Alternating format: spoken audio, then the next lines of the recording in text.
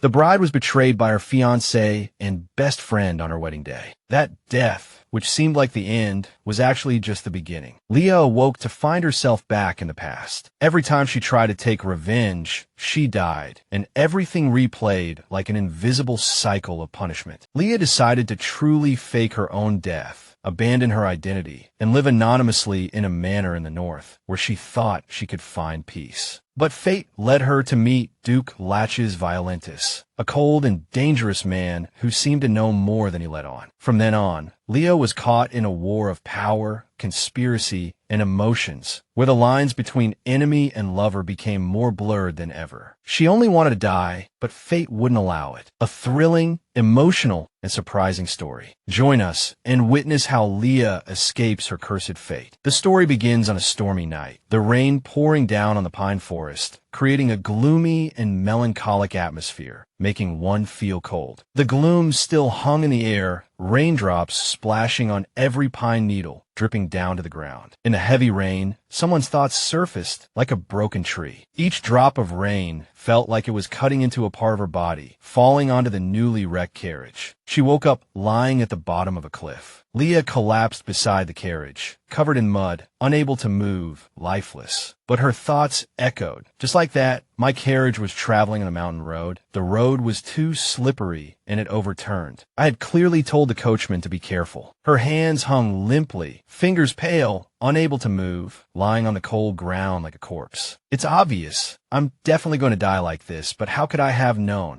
The smell of blood filled the ground, mixing with the rainwater into a thick liquid, spreading where Leah lay. The wreckage of the broken carriage surrounded her. At this moment, her consciousness gradually faded. Death, for me, is truly a tragic scene. Rain poured down from the trees like a waterfall. The sky was pitch black, and everything became blurry and gloomy. Leah recalled memories of the past. This wasn't the first time. In stark contrast to the present, it was a beautiful day, a day she thought would be filled with beautiful things. A voice called her name, Leah, startling her slightly. Clutching her bouquet, she watched in surprise as Dileia entered the room and announced shocking news. I'm pregnant. Leah remembered herself at that time. This tiresome curse all started at my wedding. At this moment, Leah asked in surprise, what? Faced with Dileia's, her longtime friend's, sudden confession, Dileia replied with a joyful face, "You'll congratulate me, right?" Dileia continued chattering, and Leah listened unhappily. The child's father had already decided to marry her after confirming their relationship. Leah looked at her, thinking, if not now, there will never be another chance. Watching Dileia pour out her heart like a machine gun, a feeling of unease washed over her. Dileia gently stroked her belly and asked, "Will you be my bridesmaid? After all, we're best friends." She continued to listen, her heart filled with worry. Regarding the father of the child in that girl's belly,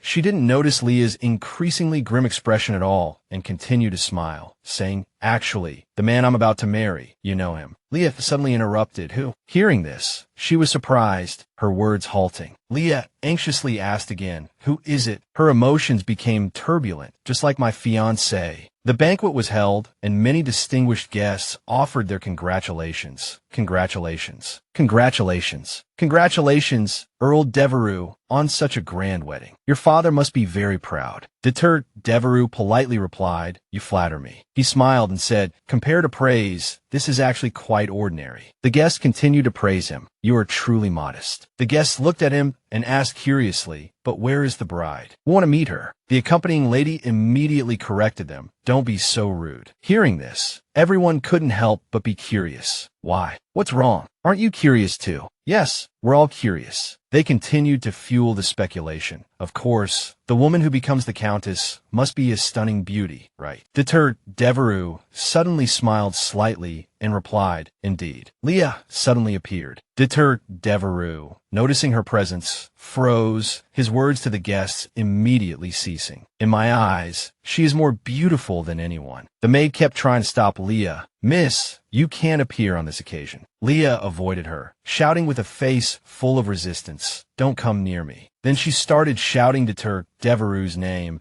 completely ignoring the gazes of everyone at the banquet. Deter, where are you? Deter, faced with her uninvited guest. Demoraz couldn't help but feel embarrassed. Leah continued to plead, let me see Deter. He looked at her, his eyes full of surprise, and softly called, La Florencia. Then he immediately ran over and said loudly, why are you suddenly here saying these things? The crown prince will arrive any minute. Leah reached out, trusting, wanting to touch him, to confirm if this was real, if Dileia's words were true or false. Demorazin rushed over and grabbed her hand, his expression serious. Leah, calm down. Go to the bridal waiting room. Leah ignored him, completely consumed by the urge to uncover the truth. She gently caressed his cheek. Leah gently stroked his cheek, her heart surging with indescribable emotions. Demorazin's eyes widened in surprise at her sudden action. In that instant, a black and white memory flashed in her mind. The way he looked at her, the thought she had kept hidden. His memories flooded into her mind, distant memories, his lies to her, all appearing clearly in monochrome. Every instance laid bare, each one a fresh stab to her heart, all the emotions in his eyes as he looked at her. Leah saw the betrayal, her best friend and her soon-to-be husband deceiving her. Immense pain and hurt consumed her, the cruel truth threatening to shatter her. Even the dirty ambitions and the crudeness she didn't want to know. Leah abruptly released his hand. Demorazin looked at her, bewildered. Leah, what are you doing? Didn't I say no physical contact before we're married? She interrupted him in a low voice. I see. A fragmented sentence, leaving him even more confused. Leah, wait. Demorazin shouted. Their shadows stretched across the marble floor, his reaching out to hold her back. But Leah lifted her skirt and ran, resolutely turning away from him. Where are you going? I was wrong. It was a mistake with Dileia. Leah, he yelled after her. Despite his cries, Leah continued to run, as if fleeing from this place. A bitter tear rolled down Leah's cheek. I was so naive, she thought sadly. No matter how naive, Dileia and Demorazin would never betray me. I was so sure, just like those happy times, the three of us could be together forever. Just then, a suspicious figure appeared behind Leah. Still consumed by her pain, she was completely unaware of their presence. The stranger stared intently at her, eyes bloodshot and gleaming with malice. While Leah was unguarded, a hand shoved her from behind, sending her tumbling forward. Before her was a long, endless staircase. Just as Leah fell, Demorazin caught up, but he couldn't reach her. Leah, he cried out in helpless despair. Leah fell. Blood-stained shoes lay silently on the stairs, a testament to her fate. How ridiculous, Leah thought dryly. That was my first death. After the first death, all the sounds seemed to disappear. Then Leah felt a maid gently shaking her. She was lying in bed. Miss Leah, the maid whispered softly. Leah's eyes snapped open, and she gasped. The maid looked at Leah with concern, speaking as gently as possible. Madam has been disturbing you since morning. I'm so sorry. You should get up slowly and get ready so you won't be late. Leah vaguely remembered the first time she opened her eyes again. Leah leaned against the bed and slowly sat up. The maid stood straight, ready to attend to her. I thought the heavens favored me. Leah clasped her hands together, touching her heart. The heavens didn't want me to be unhappy anymore. She smiled happily, her eyes filled with hope for a different future. So the heavens clearly gave me a second chance. But that was the beginning of death and an endless cycle. Pretending to know nothing, going through with the wedding, then someone would poison me, and I would die vomiting blood. Telling those who betrayed me that I would forgive them, then a fire would break out, and I would die again. In that life, where I was afraid to run away the moment I opened my eyes, I was stabbed to death by strangers again and again, time constantly resetting. Life repeated itself countless times, and at some point, only one thought remained in my mind. That is, I want to escape the pain of death. I want to live. Even so, death still came again, as if it were fate. I've struggled until now, but it's all meaningless. This life will end the same way. Leah lay weakly on the cold ground, the rain pouring down. No one will know that I'm dying here slowly. Even if someone knew, no one would come here specifically to find me. Just as Leah was thinking this, a foot stepped onto the muddy ground, splashing water, slowly approaching her. How could this be? A languid voice said. Leah opened her eyes blankly, looking at the approaching foot. Someone's here, she thought. The stranger spoke again. She's still alive. How pitiful. He stood there with a tone of pity, looking at her like the Grim Reaper. Staring at the target, Leah could no longer hear clearly. She vaguely felt someone beside her. The stranger whispered in the rain, "I don't want to see such a miserable sight either." Leah asked in confusion, "Who's talking?" He reached out a hand, covered in mud, her limbs broken. She couldn't even move a finger. Leah silently wished, "I can't hear very well, but please save me. I don't want to go back at all." Leah tried to plead with her eyes. The stranger's hand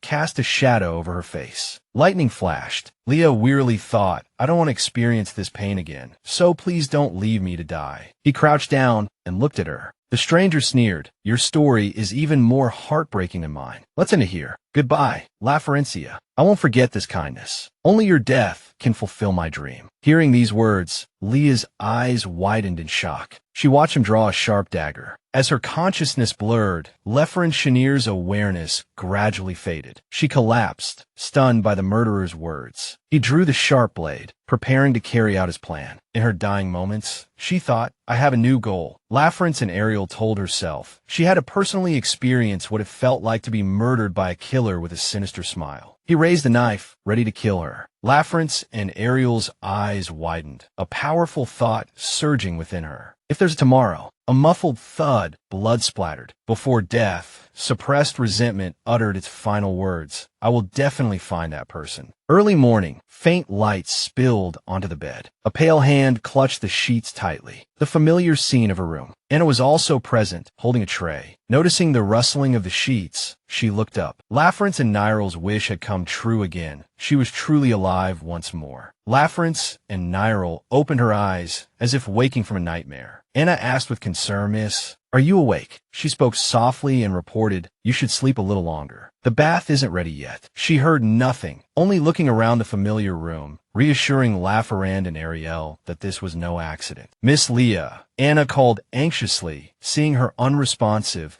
just sitting blankly, as if her soul had left her body. Seeing Lafrentia-Nero's pale face, Anna asked with concern, "Are you all right? You look very pale. Did you have a nightmare?" She remained lost in her thoughts, gazing out the window. Lafrance and Riel processed the information, believing that the past deaths were all caused by that person. Outside, the sky gradually brightened. Her resolve was no longer just a thought, but a realization as piercing as the light. Laurent Chenier pondered for a moment, then said to Anna, "No." The thoughts in her mind still surfaced in this endless cycle. Outside, Lafrance and Ariel confessed, "It's been a long time since I had a new dream." Those thoughts kept appearing. Why have to do? In the distance, the sound of hooves splashing in puddles came. This thought didn't just stay in Lafrance and Ariel's mind. It was more like a message to those who had killed her, a message to those who wanted her dead. From afar, a man in a black robe appeared, a stern face beneath his hood. Lafrance and Ariel silently told herself, "I must have revenge." That night, by flickering candlelight, she sat down to record the important events. The process of retracing had certain rules. It always began 3 months before the wedding, on an early morning, and always ended with her death. Lafrance and Nero wrote, "Pondering further, that guy always persistently comes to kill me. Even if he fails, he doesn't give up and tries a different method." She silently berated herself for not noticing sooner. It had repeated so many times. Why haven't I realized that existence until now? In the beginning, she never thought someone would be so persistent in wanting her dead. Nightlight filtered through the window into the room. Lafrance and Neria sat alone, thinking, "At least there's no one around me who has such deep hatred or motive against me." At this thought, something suddenly flashed through her mind. Lafrenchenier blurted out, "Motive." She recalled the murderer's words to her, "Only when you die can my wish be fulfilled." Suddenly, a crash. The candle was knocked to the floor by Lafrenchenier. She stood up, breathing agitatedly, pondering resentfully, who is it? What do they want? Why threaten my life like this? Thinking of this, Lafayette and Neria resolutely blurted out, "This won't happen again." She calculated that the person would definitely appear again. Lafayette and Neria crumpled the book in front of her. The erupting anger made her decisively choose, "If I can't escape, then there's at least one way to sever this terrible bond." Leferani Nerial's eyes reflected the determination of someone driven to desperation, with no choice but to find him first and kill him. A new day began, sunlight streaming into Lefferny Nerial's room. Anna's voice came from inside. "Excuse me, Mississippi." She continued, "I brought the doctor, as you requested." A kind-faced man with a gentle demeanor was brought before her. He greeted Laferentia Nairo, who was waiting. "It's been a while, Miss Laferentia." Her voice was soft as she expressed her gratitude. "Please come in. I apologize for the sudden summons, but I'm very grateful you could come so early." He politely placed a hand on his chest, nodding slightly with a warm smile. "Not at all. I happen to be in the neighborhood." This man was Phaser, the Nairo family physician. Phaser inquired about her health with concern. "Are you feeling all right? I heard from a maid that you're showing signs of a cold." Looking at him, Laferentia Nairo's expression was serious, her thoughts churning. While he's known as a capable doctor, he's even more renowned for his kind heart. It was precisely because of this that she hesitated. She wondered if this was his weakness. Lost in thought, Laferentia Nairo felt the need to speak with Phaser privately, so she softly addressed Anna. "Anna, could you excuse us for a moment?" Anna looked surprised, but quickly replied, "Of course, Mississippi." She opened the door and slowly walked out. As she slowly walked out, she glanced back, her face filled with worry. "What's going on?" Even for regular checkups, she always wants me by her side. Could she be seriously ill? He slammed his hand on the table, shocked, and asked loudly, "What?" At that moment, her voice was serious as she confirmed, "Yes, the amount of time one can live after being diagnosed with a terminal illness." He gasped again upon hearing it a second time, still in disbelief. Phaser asked, worried and curious, "Miss, what exactly happened?" Laferentia Nairo didn't answer directly. She gestured with her hand and instructed him, "You, the Nairo family doctor, will spread a rumor." Then she placed her hand on her chest. Laferentia's expression remained neutral as she stated seriously, "I'm dying." Her casual words startled Phaser. He stood up, somewhat uneasily adjusting his glasses, his voice flustered. "This joke is a bit much. This is clearly illegal. There will be bad rumors about false illnesses. About you." Laferentia Nairo's expression remained calm. "There's not much to think about." Phaser suddenly heard Laferentia and Nairo whisper, "You've prescribed painkillers without permission before. You know very well whether or not that's illegal, don't you?" Her tone was still gentle, but it carried a threat. It stopped him in his tracks. She tapped her fingers, her tone soothing, as if her previous words were just casual, without any malice. "Don't worry, I'm not planning to report you."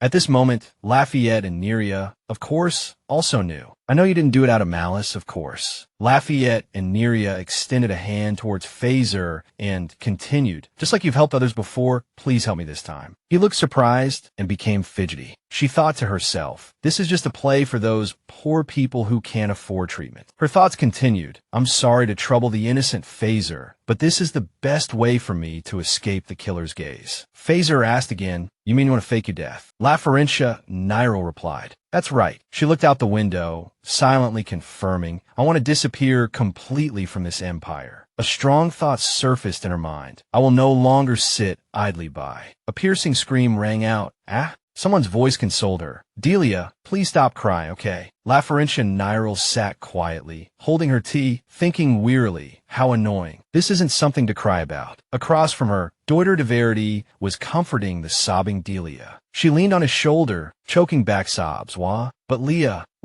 Laferentia Nairo began to console her. "All right, stop crying. It's not like I'm going to die right away." Dileia continued to sob. "Leah, how much longer did the doctor say you have?" She set down her teacup and calmly replied, "About 6 months. It's enough time to arrange everything, so it's all right." Deuter de Verity immediately turned and retorted, "Don't say that, Laferentia. I'll definitely find a way before then. Our engagement will never be broken off just because you're sick." Dileia froze, forgetting to cry. He continued firmly, "From the beginning, even if I could do it all over again, I would only love you, so you will always be mine." Laferentia Nairo's face was expressionless. She found it laughable, watching Deuter de Verity perform in front of her. It was as if she could see through all his tricks and intentions. Her thoughts continued. "Anyway, when the time comes, someone like me with a terminal illness will eventually die and disappear, so this is probably his way of trying to leave a good impression. If you marry Dileia, after a suitable amount of time has passed after my death, no one will point fingers." Dileia hurriedly said, "Besides, I hate the violinist family." Leferentia thought in surprise. What are you suddenly saying? Dileia said pitifully. Leah is so sick, and yet her family doesn't even come to visit her. If Leah dies, they won't even come to the funeral, will they? Laferentian Nairo listened to her in silence. Listening to her express her thoughts, she secretly laughed inside.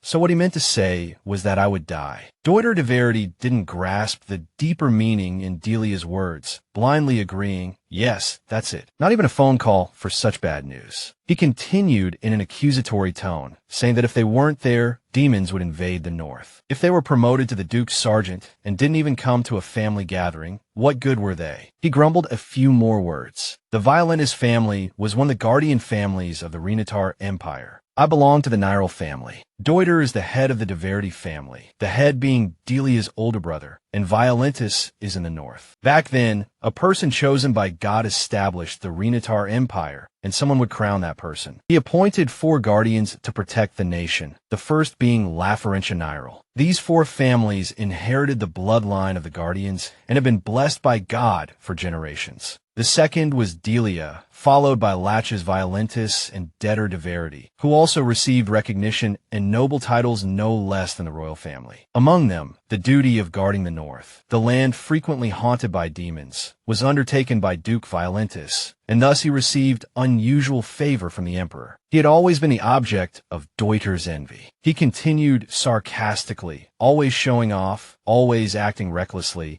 Just because his physical abilities are a little better than others, he was entrusted with the north. Laferentia Nairo was still lost in thought. I see. So I haven't met Violentus's heir even now. She spoke. It seems my news hasn't reached the north yet. Laferentia Nairo slowly continued. More than that, I have something to ask you two today, which is why I prepared this. The 2 people opposite looked at her blankly. She hesitantly continued. I'll just be blunt, you two. Have you 2 been dating for a long time? The 2 suddenly stopped, speechless. Delia stammered nervously, Leah, what are you talking about? Laferentia Nairo slowly took off her gloves and replied, there's nothing to deny, because I know very well, Deuter. Deuter de Verity was silent for a long time, then asked, perplexed, you wouldn't have. He asked, angrily and somewhat fearfully, read our memories with that ability. Delia fearfully nestled beside him. Laferentia Nairo looked thoughtfully at the 2. The reason I was able to discover Phazer's secret was also because of this ability, an ability I've struggled to hide my whole life. She calmly replied, that's right. She calmly removed another glove and continued, now, this ability has become my weapon. Laferentia Nairo clasped her hands in front of her chest and solemnly declared, with these hands, I have seen everything. A thought flashed through her mind, the ability to see all the thoughts of others, and old memories surfaced. At that time, Deuter de Verity was kneeling, saying softly, Laferentia, he said somewhat sullenly, can't you understand me? She looked at him, her cheeks flushed with an expectant look. Laferentia Nairo nervously clutched the hem of her skirt, thinking, the ability to obtain other people's memories with just a touch of the fingertips is truly terrifying. Someone proposed to Laferentia Nairo with a ring box, coaxing her with sweet words. Even in a romantic relationship, there's no need to know everything about each other. If you've already obtained all my memories, she put all this behind her, only one thought remaining. Even so, I still strive to see only happiness. Deuter de Verity knelt down, took out a small, round blue box containing a sparkling ring, and said sincerely, so I can't surprise you like this. Laferentia Nairo recalled herself at that time, covering her mouth, speechless with joy and self-reproach. Because she had always lived in a fantasy of her own making, the romantic and warm proposal scene still lingered in her mind. Back in reality, Deuter de Verity buried his head in his hands and complained, why are you doing something that's not allowed so casually? He continued to complain, no, you misunderstood from the beginning. I don't remember touching you. Are you imagining things? Laferentia, why are you saying that about our relationship? She continued to watch him silently justify himself, thinking wearily. That's right, I knew this would happen. If it were Deuter, he would definitely shift the blame on me no matter what, and try to smooth things over. Laferentia Nairo turned to Dileia, preparing to say something, thinking, but Dileia, if it were you, you would never let this opportunity go. She anxiously clutched the hem of her skirt. Laferentia Nairo concluded, because this is your chance to take Deuter from me. As she expected, Dileia abruptly stood up and declared loudly, that's right, Deuter and I have been in love for a long time. Deuter de Verity exclaimed worriedly, Dileia. She turned to him, placing her hand on her chest, and said sincerely, but since Leah has already discovered it, as long as our feelings remain unchanged. He asked in confusion, are you all right? Dileia stopped and said directly, Leah vidi anive. Laferentia Nairo was stunned by the sarcastic remark. Deuter de Verity, unable to bear it any longer, stood up and shook her forcefully, shouting angrily, Dileia, stop it. Why are you saying these things now? Laferentia Nairo silently agreed. You're right. She declared, let's break off the engagement. It's for the best. He stopped what he was doing and stared at her in surprise. Laferentia Nairo slowly stood up, looking at their bewildered expressions, and added, as you said, I'm dying. What's the point of talking about love or friendship now? Laferentia Nairo continued wearily, this is enough. She said soothingly, it doesn't matter what anyone says about our relationship anymore. Let's end it here. Standing at the door,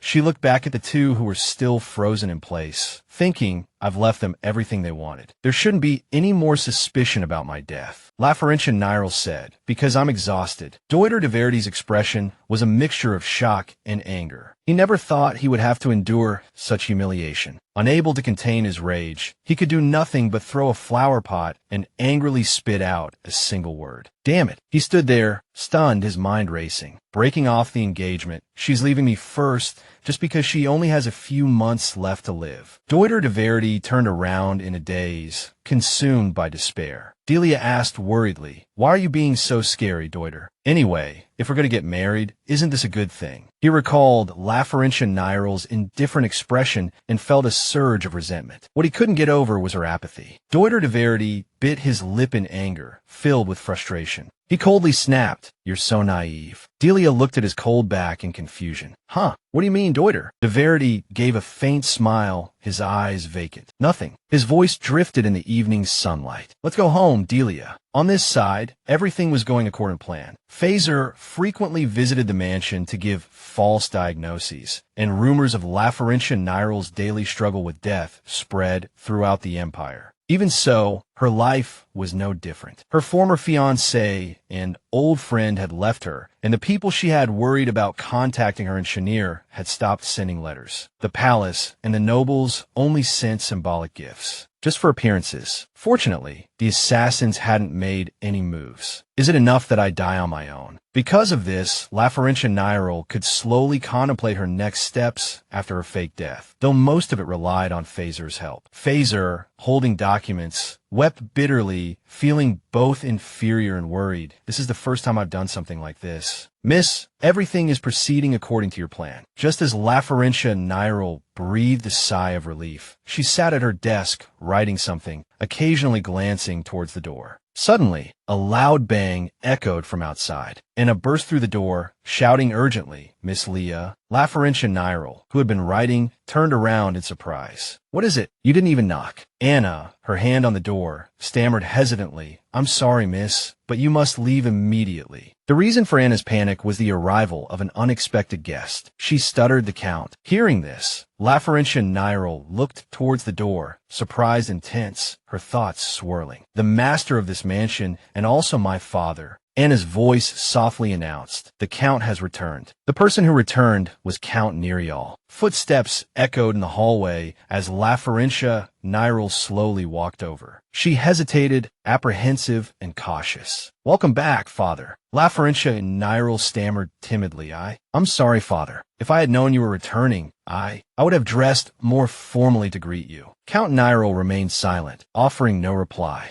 She nervously twirled a strand of hair, her mind racing. I didn't expect father to return to the mansion because of the rumors about my impending death. After a long silence, he finally spoke. You look thin. Laferentia Nairo clutched her cloak tightly, her mind filled with thoughts. Father, towards me. Her voice was hesitant. Since when? Unable to look at him directly, she lowered her head, her voice filled with sadness and loneliness. Since when did you start caring about me? Laferentia Nairo felt a pang of disappointment, as if I never existed. Count Nezuko, my father. Memories flashed before her eyes like a slow-motion film, painful recollections vividly replaying in her mind. He was a cold man, always regarding my abilities as a curse. To be more precise, ever since Mother passed away, for some reason, Father wouldn't even dine with me, even though we lived in the same mansion. On the rare occasions we crossed paths, he would confine himself to his room all day, deliberately avoiding me. Just like that, a year, 2 years, time passed by. When I reached the age to attend the academy, Father arranged for a nanny and tutors, allowing me to manage the mansion on my own while he willingly left. Count Nairo stood at the doorway, turning back to call Laferentia in a low voice, cherishing her small hands as if they were precious jewels. Facing young Laferentia, her eyes bright, Count Nairo carefully reiterated his instructions. She must never leave the mansion, and she must never reveal herself to anyone. Her gaze dimmed, complex emotions swirling within her. Hearing these words, she understood this was her father's final request. That was the last image I remember of my father. Back in the present, she lowered her head, sadly clenching her hands, her heart seemingly trying to conceal those complicated feelings. I suppose Father must have heard the rumors about me. Laferentia kept her distance from her father, his face almost completely obscured by darkness. She addressed him, "If you've returned because of this, I will prepare a memorial service for you, so you needn't worry." As if sensing the detachment and coldness in his daughter's tone, he softly called her name, Leaf. Laferentia lowered her head slightly, placing a hand over her heart, seemingly struggling to suppress the resentment welling up inside. Her words poured out like a long-suppressed accusation. "You don't care whether I live or die. I've been close to death countless times, and you've never protected me once." Count Nairo remained silent in the face of his daughter's accusations, offering no rebuttal, his expression and features lost in the shadows. He could only respond in a low voice, "What do you mean by that?" Laferentia's eyes widened, her gaze fixed in a daze for a moment, as if she had just realized something. "Until now, Father has never come to see me, not once." Her violet eyes narrowed slightly. In countless loops, he was never by my side. They stood on the stairs, facing the family portrait of 3. Only her face was clear in the painting. Laferentia and Count Nairo were expressionless, while the other 2 figures seemed swallowed by darkness, their expressions indiscernible. "That's right, this is..." She pressed her hands to her chest, beads of sweat forming on her pale face, her eyes wide with surprise. "This is the first change in all of my deaths." Count Nairo concealed his expression in the dim night, finally making a silent decision. "Call another doctor." He lowered his head slightly. "An incurable disease, cause unknown. Your personal physician may have misdiagnosed you. It's not certain that you're dying. I'll stay at the mansion while we await the results." Laferentia listened to her father's words in silence, offering no resistance. Her eyelashes lowered, her hand tightly gripping her skirt. "I understand." Laferentia pretended to be an obedient daughter, complying with her father's arrangements. "If this will ease Father's burden, I must do as he says." She murmured to herself, "I have to hurry." Laferentia tiptoed across the red carpet. The door opened slightly. "If I just sit here and wait for the new doctor's diagnosis, as Father wishes." She packed her clothes into a suitcase. Laferentia picked up the brown suitcase she had already prepared. Phaser's lie will soon be exposed. She finally made up her mind. Before that happened, she had to leave here as soon as possible. Laferentia donned a black cloak,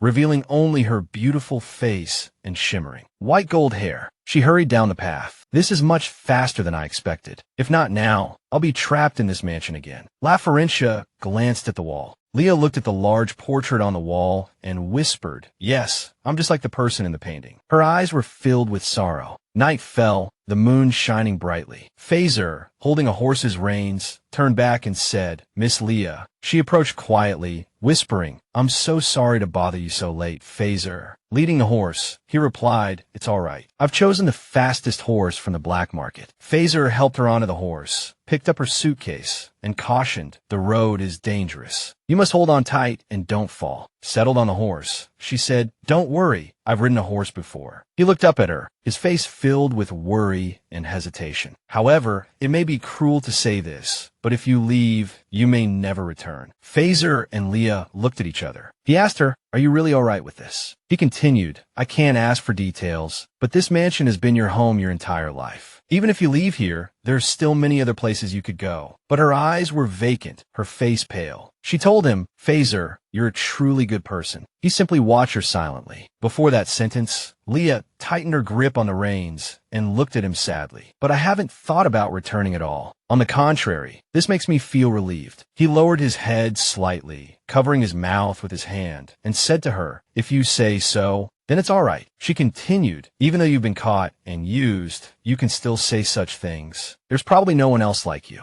Under the bright moonlight, Leah's hair fluttered in the wind as she smiled faintly. "Then, let's say our goodbyes here. I'll contact you soon. Thank you for taking care of the rest." Phaser tearfully agreed. Moonlight spilled into the forest as he followed behind her. "Please take care, Miss Leah." Leah released the reins. "Father." Leah's voice, reading the letter, echoed, a hand reaching for the letter on the table. "My life has no meaning anymore." Her face was filled with sorrow. "Only my life will end." Her hair fluttered in the night breeze. "It's just for this reason that life will end prematurely." Phaser, holding the letter, his face darkened. So this was her final wish. He looked at the letter in surprise. "From now on, please let me go." Phaser stood in front of Leah's family portrait, still clutching the letter. It was her suicide note. Leah's letter ended there. A week later, in the castle, papers flew everywhere as people bustled in and out. Inside the castle, a coffin lay in the center, surrounded by mourners. Leah thought, "My funeral is being held grandly in the Empire, the cause of death being attributed to illness. The white coffin is surrounded by white lilies sent by the guests. Of course, according to my will, my family will consider it a suicide. But if news spreads that Muriel's only heir took her own life, both my father's and the family's reputation would be tarnished." The guests were sorrowful, mourning her death. After the funeral, the memorial service continued, and the protagonist of this ceremony was me. Now, she handed a white lily to each mourner. "This is a flower for Miss Nerio."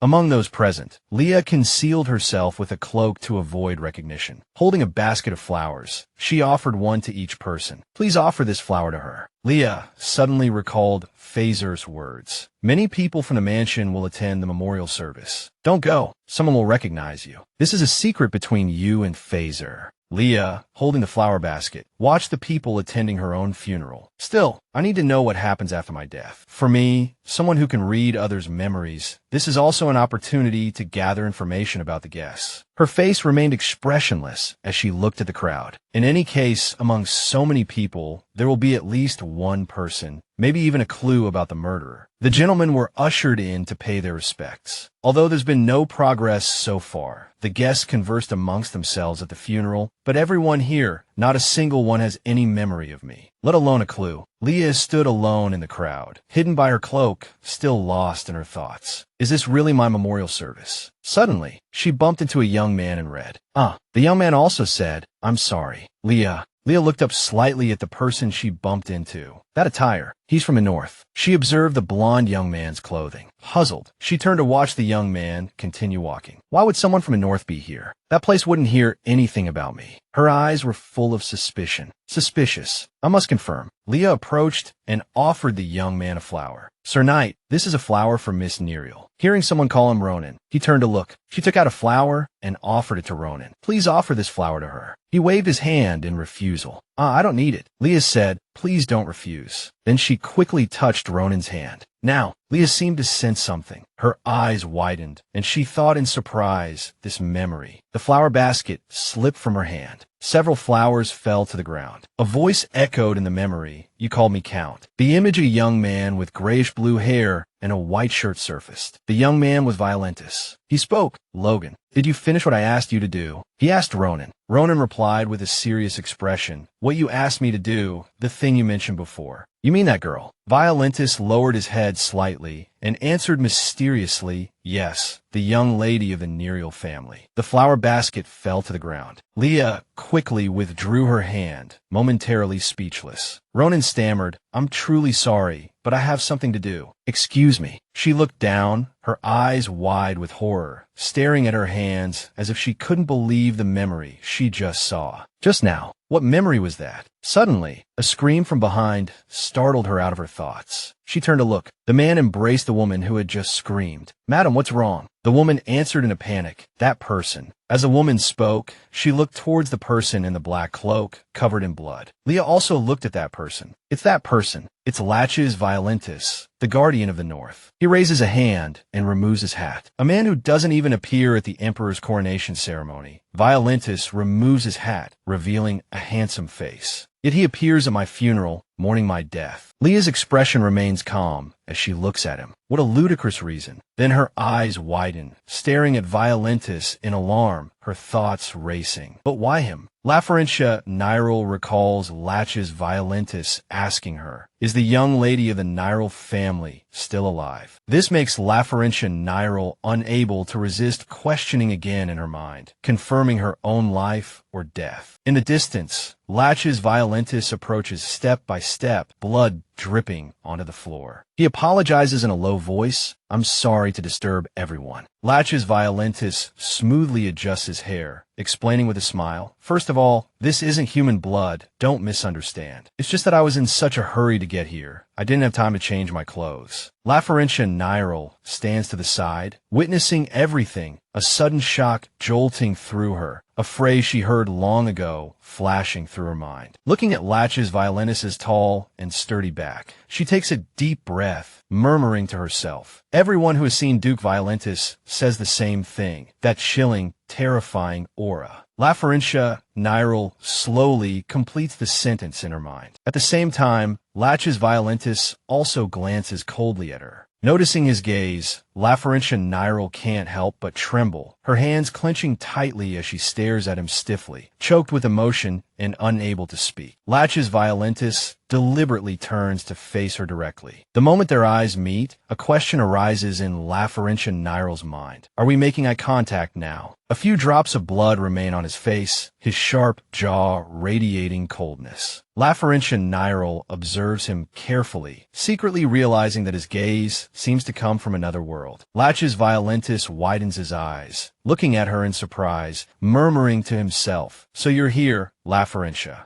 Nairo continues to stare blankly at him, slowly realizing that the way Laches Violentus looks at her is as if he could easily kill at any moment. That instinctive fear spreads to every fingertip. At this moment, Laches Violentus slowly walks towards her. Just making eye contact with him makes Laferentia and Nairo instinctively panic. Seeing him approach, she can't help but step back. Like prey encountering a predator, her whole body stiffens. Finally, Laches Violentus stops a short distance in front of her. The two silently stare at each other, sending a jolt through Laferentia Nairo's heart. The suffocating feeling makes it almost impossible for her to breathe. She stands still, breathing rapidly, thinking, "I've definitely felt this feeling before." Following the winding stream of her memories, Laferentia Nairo suddenly recalls the horrific scene of her encounter with the assassin. Yes, just like the first time she met the assassin. At this moment, a slender hand suddenly reaches out and tightly grasps her wrist. Phaser is extremely surprised to see Laferentia Nairo like this. He looks at her and stammers softly, "Mississippi." He looks around, confirming that no one is paying attention to them, then lowers his voice and asks in confusion, "Why are you here?" "I begged you, no matter what, not to come here." Before he finishes speaking, Laferentia Nairo also stammers, "Phaser." But Phaser interrupts her worriedly, murmuring to himself, "I don't know if anyone has noticed us. Let's go outside and talk." However, she hesitates and stops him. "Wait, over there, Duke Violentus." Laferentia Nairo looks towards the spot where Laches Violentus was standing and is shocked to find him gone. Where? Where did he go? A moment later, she goes outside and tells Phaser what happened. Phaser asks repeatedly in surprise, "You said Duke Violentus was following you." He tilts his head, looking at Laferentia Nairo, full of suspicion about their relationship. "But aren't you completely unrelated? You don't even know each other's faces." She also corrects him seriously in a low voice, "No, that's not it. In the memories of that night in the north, there's my name." Phaser is startled by these words and hesitantly whispers, "Memories." Laferentia Nairo gently raises her hand, pondering and speculating. That means the Duke may have been watching me even before my fake death. Her heart is turbulent and uneasy because of Laches Violentus's sudden appearance. Today he came here, and he knows I'm still alive. If he directly confirms. Nairo lowers her head slightly, her expression obscure and difficult to read, thinking, I don't understand at all how this man knows these things. It's so strange. A moment later, she closes her eyes and sighs softly, hesitant to make a decision. As expected, I still have to read that Duke's memories. When the next second, a low, cold voice suddenly rings out, I've finally found you. Nairo instinctively turned her head, surprised to find the newcomer was none other than Lachesis Virentis, Duke Virentis. Flustered, she turned away, covering her face with her hand, her mind racing. How did he know I was here? Did he follow me? Beside her, Father immediately greeted Lachesis Virentis. Your Grace, it's been a while. He approached slowly, responding politely. It has been a while, Father. I happened to be in town and thought I'd pay my respects. How are you doing? Father quickly approached Lachesis Virentis, exchanging pleasantries. I didn't expect you to attend this memorial service. The North is nearing harvest season. You must be very busy. He lowered his head slightly, a hint of weariness in his voice. Even if it weren't for those matters, I have enough headaches. We're severely shorthanded. Meanwhile, Nairo continued to ponder him, Lachesis Virentis glancing over repeatedly at a face he was supposedly seeing for the first time. She discreetly observed Lachesis Virentis, puzzled. If that's true, then what is this sense of familiarity? He acts as if he doesn't know me, yet he seems to understand me so well. Lachesis Virentis smiled faintly, his gaze deep as he looked towards Nairo, then slowly declared, Regardless, I believe it's time to open our hearts and welcome new members. She slowly realized something, her heart skipping a beat. Wait, why am I hiding behind Father? What's the point of being afraid, if that person has already come in person? With that thought, Nairo gently clenched the hand beside her, reassuring and encouraging herself. Get a grip, Raferentia. You've already decided not to run anymore. She took a deep breath and exhaled slowly, mustering her courage and firmly stating, I'll go. Lachesis Virentis, hearing her voice, slowly raised an eyebrow and looked at Nairo. She wondered to herself, what is this strange feeling? Who is this person? He seems to know me very well. Nairo took another deep breath, slowly stood up, closed her eyes, and resolutely decided, I have to confirm it myself. With that in mind, she immediately raised her hand to her chest, trying to compose herself, and offered, Please allow me to accompany you as your maid, Your Grace. A flicker of surprise crossed Lachesis Virentis' eyes. Then, Nairo vowed with fervent conviction, If you accept me, I will do my utmost, no matter what happens. He raised an eyebrow, seemingly intrigued by this girl, and asked curiously, What is your name? She pursed her lips, thought for a moment, and hesitantly offered the false name, Leah. It was a name her parents often used, wishing for a peaceful life. Lachesis Virentis gently raised his hand again, offering a compliment, the sincerity of which was unclear. Leah, a lovely name. Nairo widened her beautiful eyes, observing his actions with a bewildered expression. Lachesis Virentis slowly lifted his hand, tilting up the brim of the hood that concealed her face. Looking at her beautiful features, a hint of a questioning smile played on his lips. But Leah, are you truly just a maid? Lachesis Virentis' gaze was thoughtful as he studied Nairo's face. What gave her such beauty? His eyes swept over her neatly braided long hair, a soft sigh escaping his lips, hair as black as the night sky. Lachesis Virentis lowered his head,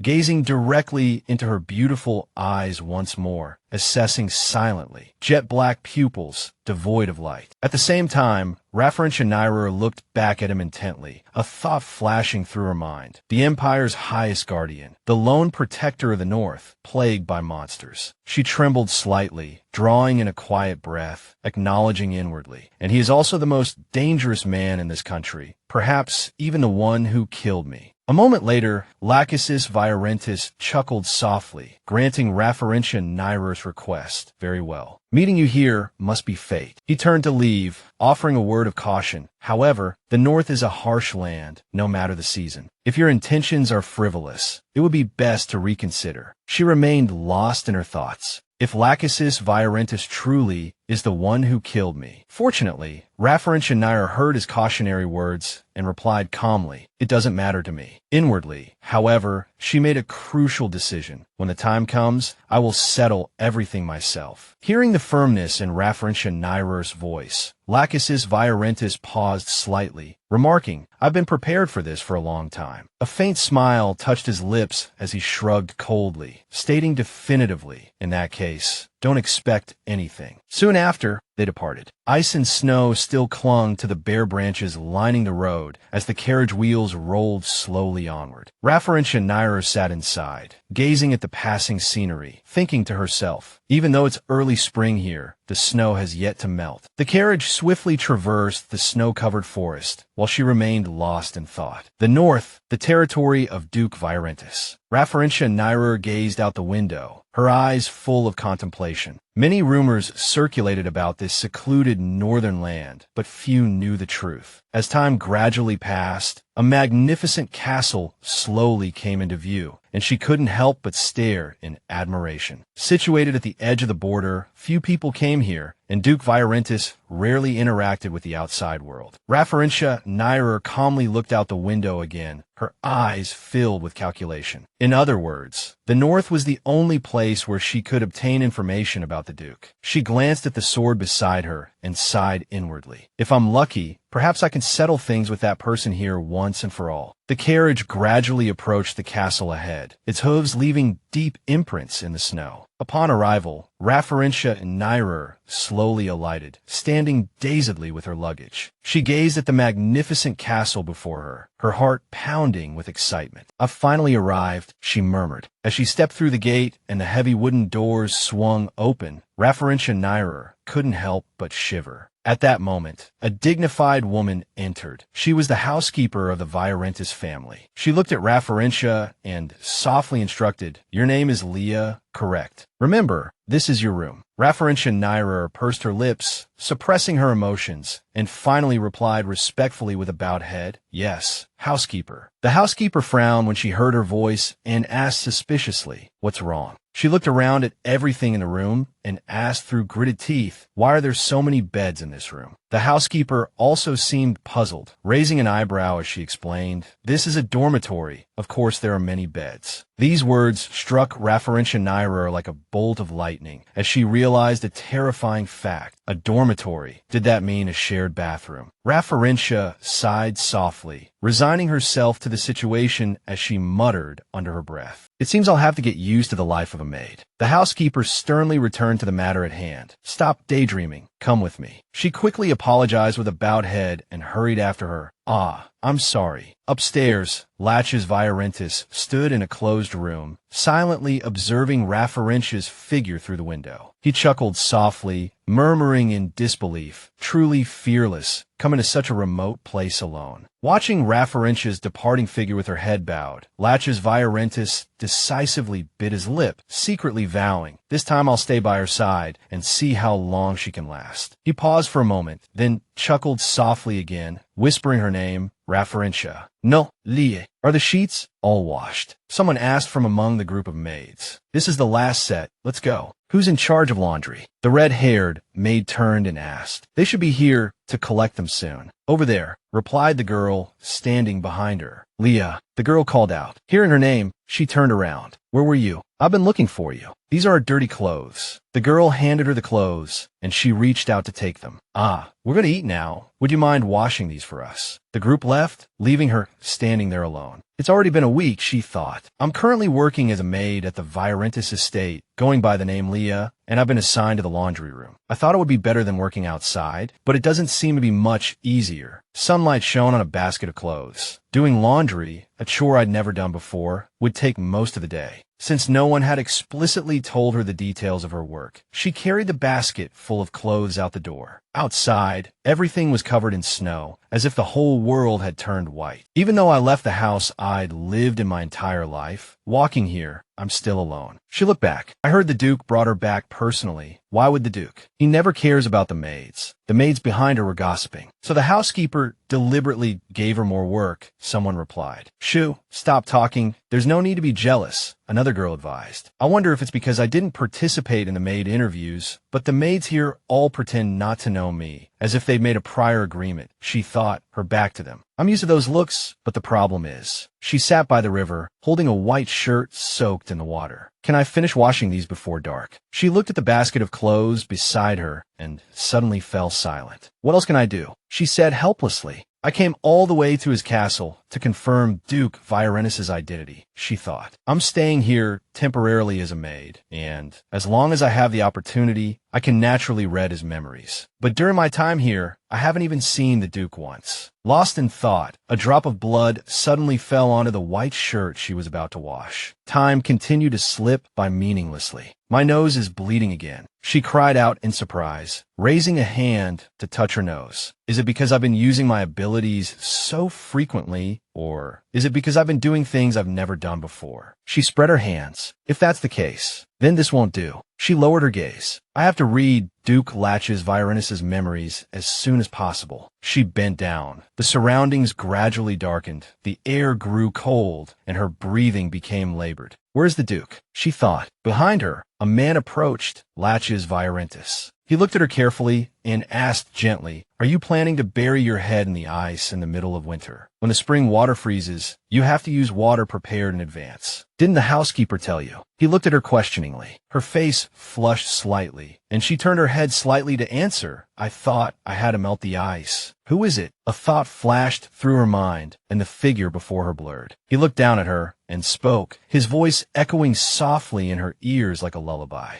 I tried to push away the stranger's embrace, but this body, limp as waterlogged cotton, wouldn't obey. He held her in his arms. I could only close my eyes, unable to resist. She lay quietly in his arms.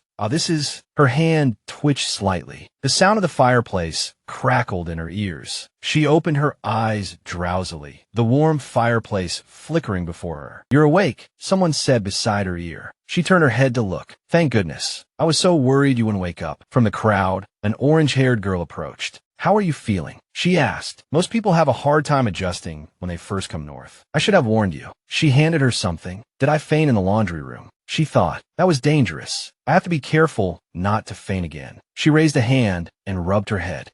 Everyone else has gone to eat. You can rest easy, she added. But you are... She turned to look at her and asked. My head. We live in the same room, but we haven't properly introduced ourselves yet. She replied, my name is Sally Walker. Just call me Sally. You're Leah, right? What's your last name? She countered. Just Leah is fine. She answered. Anyway, thank you. I'm Fina. You can go. She finished with a simple Hearing this, she continued, Leah, actually, I'm sorry. I've been pretending not to see you. She walked in front of her and bowed her head apologetically. Actually, I know it's hard for you to adjust to the north, but because I had to be mindful of the housekeeper, I couldn't help you. She continued. Hearing this, she turned her head to the side. A maid who loses the housekeeper's favor is quickly dismissed, and if there's no reason for dismissal, it's hard to find new work and their livelihood is threatened. It's only natural, she thought. Showing kindness and enduring losses is foolish. Why are you apologizing? Referentian Nairo asked. Sally Walker looked up slightly, startled by her roommate's sudden question. Her eyes widened in confusion. She clasped her hands on the blanket, her eyelashes lowering slightly. It's my fault for not being able to adapt. You have no obligation to help me. Seemingly surprised by Referentian Nairo's indifferent attitude, Sally Walker asked, what are you talking about? She walked over to Referentian Nairo, her eyes full of concern and sincerity. Sally Walker said firmly, we live together. It's only natural to care for each other. Seeing Referentian Nairo's still stiff and bewildered expression, she winked playfully and rested her right hand lightly on her chin. Ahem, Leah, seeing you reminds me of my younger sister. It's like I have to take care of you. Hearing Sally Walker's words, she felt a little confused. She said, it's only natural to care for each other. Referentian Nairo looked at Sally Walker in bewilderment. Anyway, even so, I want to do better, she said. Sally Walker smiled and asked, starting tomorrow, Let's eat together and work together, okay? She didn't know how to respond and just nodded. I understand. The snow continued to fall outside, blanketing the rooftops. Referential Nairo suddenly wondered, but who brought me back? Sally Walker hesitated slightly before answering, that. Referential Nairo rested her chin in her hand, her brow furrowed slightly. I thought it was someone else, but it turned out to be the Duke. Referential Nairo sat in the chair by the bed, gazing out the window in thought. How did he know I was in the laundry room? And how did he show up? He must have been watching me from somewhere. She seemed to suddenly realize something, her pupils constricting slightly. If that's the case, could he be right now as well? Directly below, there was the figure of a black-haired man, looking familiar. Referential Nairo's hand lightly touched the window frame, a thought surfacing in her mind. Wait, that person. She abruptly pushed open the window, her expressionless face a testament to her surprise. The man looked up, revealing a handsome face. Wasn't that Duke Latches Virentis? Referentia Nairo froze, her already pale face draining of what little color remained. A cold sweat broke out as realization dawned. Our eyes met, and a flicker of confusion appeared in Referentia's violet gaze. Why is he here at this hour? Has he been following me? She spun around and hurried back into her room, a sudden thought flashing through her mind. Whatever the reason, this is my chance. Just the two of us and so close. This is the perfect opportunity to read his memories. Referentia opened a drawer, revealing a comb and a pair of silver scissors. If I miss this chance, I don't know when I'll see him again. She gripped the scissors, hesitation and determination warring in her purple eyes. If I'm lucky, it might only take once. Referentia finally emerged from her room and approached Latches Virentis, who was leaning against a tree. Her voice reached him from a distance. Your Grace, were you waiting for me? He stood with his arms crossed, gazing thoughtfully in her direction. It seems you intend to stay out here. She kept the sharp scissors clutched tightly in her hand, hidden behind her back. Unaware, Latches, his face partially obscured by the romantic fall of his hair, asked, It's been a while. Are you settling in well? Referentia carefully maintained her distance. Just doing the usual, she replied hesitantly, wondering, is he pretending not to know I was in the laundry room? He remained where he was, then suddenly asked, Now that I think about it, before you enter my mansion, I never asked what you did before. At his words, she quickly responded, I used to help the young lady at the Nairo household. Latch's face was filled with disbelief. Really? But why did you have to come all the way here? He pressed, incredulous. Referentia stared at him, a look of confusion on her face. The night deepened around them as they stood facing each other. As a maid in the Nairo household, she explained earnestly, I could have chosen a more comfortable place. I didn't have to come to such a cold and remote place in the north. Her answer seemed to do little to quell his suspicion. He persisted, Why did you have to come to my mansion? Backed into a corner, Referentia evaded the question. It's a personal reason. It's a bit difficult to say. Latches gave a faint smile, his eyes, shadowed by his hair, seeming to hold a hidden depth. She saw it, her expression hardening in surprise at his unexpected reaction. He chuckled, seemingly aware of her suspicious gaze. Lowering his head slightly, he said softly, I apologize. It's just that your answer is quite amusing. Latches slowly closed the distance between them, his tone laced with reproach. A mere servant claiming personal reasons. Is that how you address your master? Face to face, a silent battle of wills, tinged with killing intent and a hint of magic, hung heavy in the air. He spoke coldly, each word precise. In my mansion, you're nothing more than my possession. She returned his gaze with open defiance, her tone stiff and self-serving, devoid of any deference. Latch's gaze, sharp as a blade, bore into Referentia. It was a warning, a reminder that he could do anything to her at any time. Her grip tightened on the scissors, her resolve hardening. No matter what, I won't be looked down upon here. Their shadows stretched across the ground. I ran away, Referentia stated bluntly. What? Seeing Latch's impassive face, cold and devoid of emotion, she inwardly grumbled. If he really is an assassin, he should have reacted. I can't read this man's expression at all. Anyway, you don't have to worry, Referentia offered reassuringly, because I'm adapting well. His hand landed on her shoulder. Though, it seems you're still having trouble adjusting to the weather here, he observed softly. Her face paled, a tremor running through her, as if he had caught her in something. You're still shivering, aren't you? Overwhelmed by a sense of impending doom, Referentia's hand went limp and the scissors clattered to the ground. Latch's expression darkened as he loomed over her. She glanced back nervously, a cold sweat breaking out. No, she thought frantically. Referentia quickly averted her gaze. If he finds me in my night clothes with scissors, he'll be suspicious. He seemed unaware of the scissors, a puzzled look on his face, as if he sensed something had fallen. Desperate, she reached out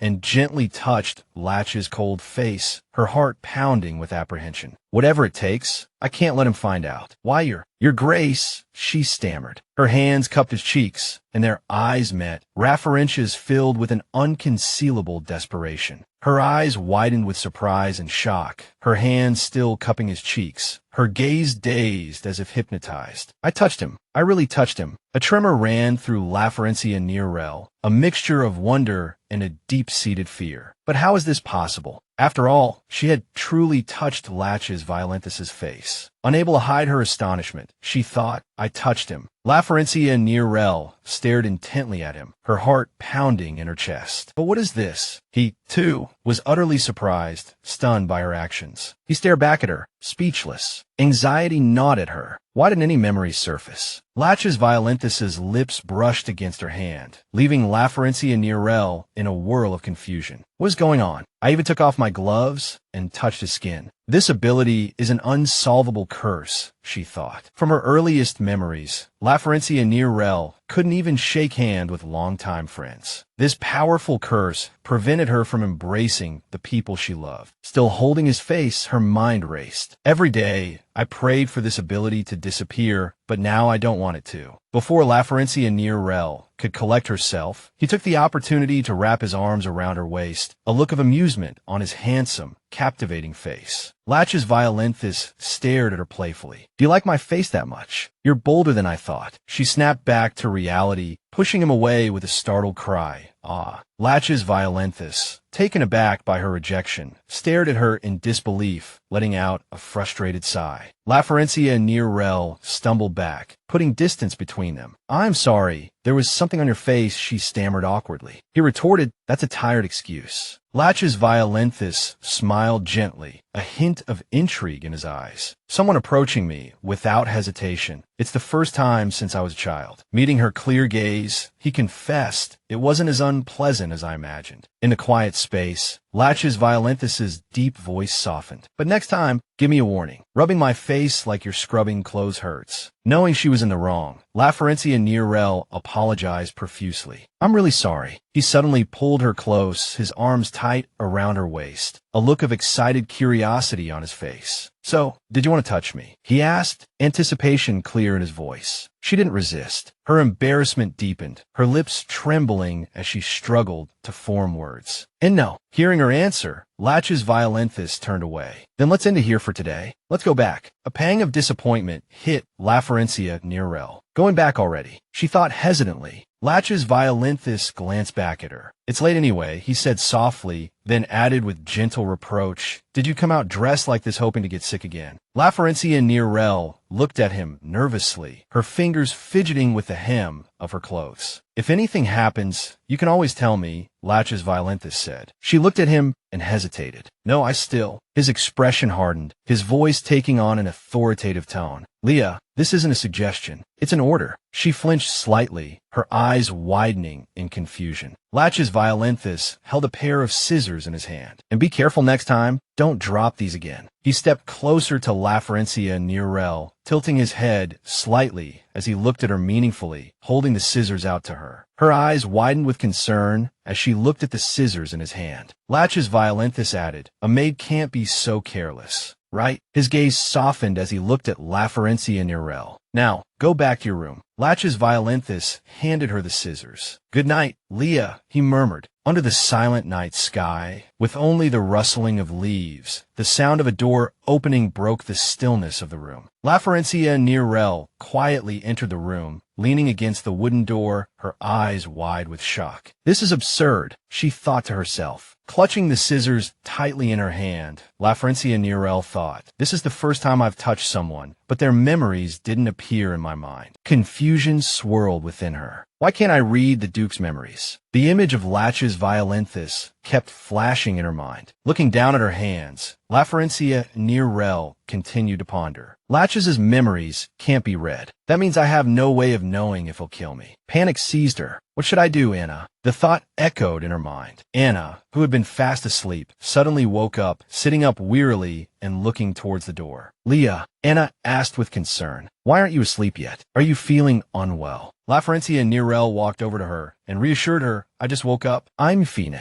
Go back to sleep. Anna yawned sleepily, her voice laced with tiredness. Leah, you should rest too. We'll be busy tomorrow night. Sitting on the edge of the bed, Laferencia Nearel stared at Anna, a dazed expression on her face. The nights. Laferencia Nearel paused, a thought flashing through her mind. Wait, why did I forget about that person? The blonde knight I met at the memorial service. In her memories, since Latches assigned the task directly to him, he must possess a great deal of useful information. Her eyes lowered slightly, a flicker of thought in her violet pupils, and a name surfaced in her mind. Ronan, wasn't it? Laferencia Nairel's hand tightened around the scissors, her resolve hardening. Very well. After the intermission, I'll go see that knight again. The next morning, in the bustling main square, in a corner of the corridor, sharp spears were neatly arranged on a weapon rack. Then a voice called out, excuse me. Laferencia Nairel entered the training room, carrying a basket of laundry, hesitation in her eyes, thinking, I've arrived at the training grounds. But as she looked around, she worried. There are more people than I expected. How will I find that knight? A knight in the crowd noticed her and said, oh, you're the maid from the laundry, right? Laferencia Nairel replied, ah, yes. But the knight interrupted her. Perfect timing. Since you're here, help us collect the dirty laundry. She replied in surprise, what? The knight took off his shirt and said softly, just a moment. Laferencia Nairel instinctively looked in the direction of the knight's voice. Her face flushed crimson, dazed and confused by the sight before her. Laferencia Nairel thought shyly, what is happening right now? The knight, bare-chested, said, ah, feels like I can live a few more years. I thought I was going to suffocate in my own sweat. Clutching the basket filled with clothes, her heart pounded in her chest, her face burning. The surrounding men continued to joke. Oh, take mine too. Here's some more. Want to take our pants off too? Laferencia Nairel stood in the middle of the room, blushing furiously, watching these strong knights laughing and joking, thinking, men, northern men, do they all take their clothes off so casually? Then, a teasing voice rang out. Haha, looks like you're a bit surprised. Cedric walked up to Leah and asked, first time seeing you. Are you new here? You're very cute. What's your name? She looked at the man before her, flustered, thinking, Leah didn't answer, and he continued, sorry, please understand, we just finished hunting demons, it's really hot. She turned her face away, replying softly, ah yes. Leah thought to herself, I don't even know where to look right now. Suddenly, someone shouted, what are you doing? She looked up, and the first thing that caught Leah's eye was a head of smooth, golden hair. She thought, golden hair. The night she met at the memorial service was Ronan. Ronan said, this isn't a changing room. It's embarrassing for her to see this. Put your clothes on quickly. The red-haired knight replied, oh, what's the big deal? Let's rest for a bit, Ronan. He sighed, exasperated by his senior's words. Cedric, uncomfortable under Ronan's gaze, blurted out in annoyance, what? You're sighing. How dare you be so arrogant in front of your senior? Leah watched the scene unfold, thinking to herself, the atmosphere seems to have become strange. He added, oh, now you have knightly pride. Cedric continued, arrogance lacing his tone. When you were little, you used to follow me around like a puppy. Ronan gripped the sword at his waist, retorting softly, you're hiding behind a less experienced knight, yet you speak so self-righteously. He continued, you still want to be treated as a senior. Instead of idling around, you should spend your time improving your knightly skills. Don't just talk, prove yourself with actions. Ronan's words left Cedric momentarily speechless. Cedric, furious, lunged forward to shove Ronan, yelling, you bastard. Ronan watched his actions with indifference. The red-haired knight quickly rushed forward to stop Cedric. Hey, stop it. If the Duke finds out, we're finished. Afterward, although being dragged away by the red-haired knight, Cedric still asked loudly and unwillingly, are you just going to let him off like that? The red-haired knight chuckled and persuaded him, all right, let's go. He then turned back to remind Ronan, you can be quite harsh sometimes. We're all adults here. Cedric glared back, looking as if he wanted to curse, shouting, you just wait, you bastard. Leah watched the two leave, thinking to herself, it seems like this person isn't very well liked. Ronan watched their retreating figures and sighed softly. She was still lost in her thoughts. I didn't expect him to be this kind of person. Just then, Ronan seemed to suddenly remember someone was beside him and turned to look at her. Ronan bowed his head apologetically. I apologize for the scene you just witnessed. I will leave the training equipment by the door. As usual, please come and collect them later. He finished and said, then I'll take my leave. Hearing Ronan was about to leave, Leah's heart raced. I finally managed to see him. She grabbed Ronan's hand and called softly, wait, hold on. He turned to look at Leah, and she tentatively said, could you do me a favor? Ronan softly asked, his voice trailing off, what do you mean? Leah hesitated. She looked down, suddenly noticing the laundry basket from earlier, thinking to herself, I have to seize this opportunity. With that in mind, Leah somewhat awkwardly made her request. There are too many clothes. I can't carry them all by myself. Ronan asked, where do you want to move them? She softly replied, I just want you to help me move them to the drying area behind the annex. Before Leah could even finish her request, he agreed. All right, lead the way. Having said that, Ronan sighed softly and bent down to pick up the basket. Leah thought to herself, I need to be more proactive. Now's the time. Thinking this, she offered, wait a minute, let me help you. As soon as she finished speaking, Leah reached out and touched Ronan's hand, inadvertently entering his memories. Outside a door, Ronan's voice rang out, Duke, it's me, Ronan. A gentle voice replied from within. Come in. As soon as the words were spoken, Ronan pushed the door open and said, then I'll excuse myself. It was Latches, sitting there reading a book. He gently asked, how was the defense zone? Ronan slowly reported, yes, there's nothing to worry about. He hesitated slightly. About the bridge in the northwest direction, Latches closed his book and said gently, because the trees are gradually withering, you're considering whether or not to repair the bridge, right? He placed the book on the table and instructed, even so, I've already hired a very skilled carpenter in the village. Take him with you. Ronan acknowledged,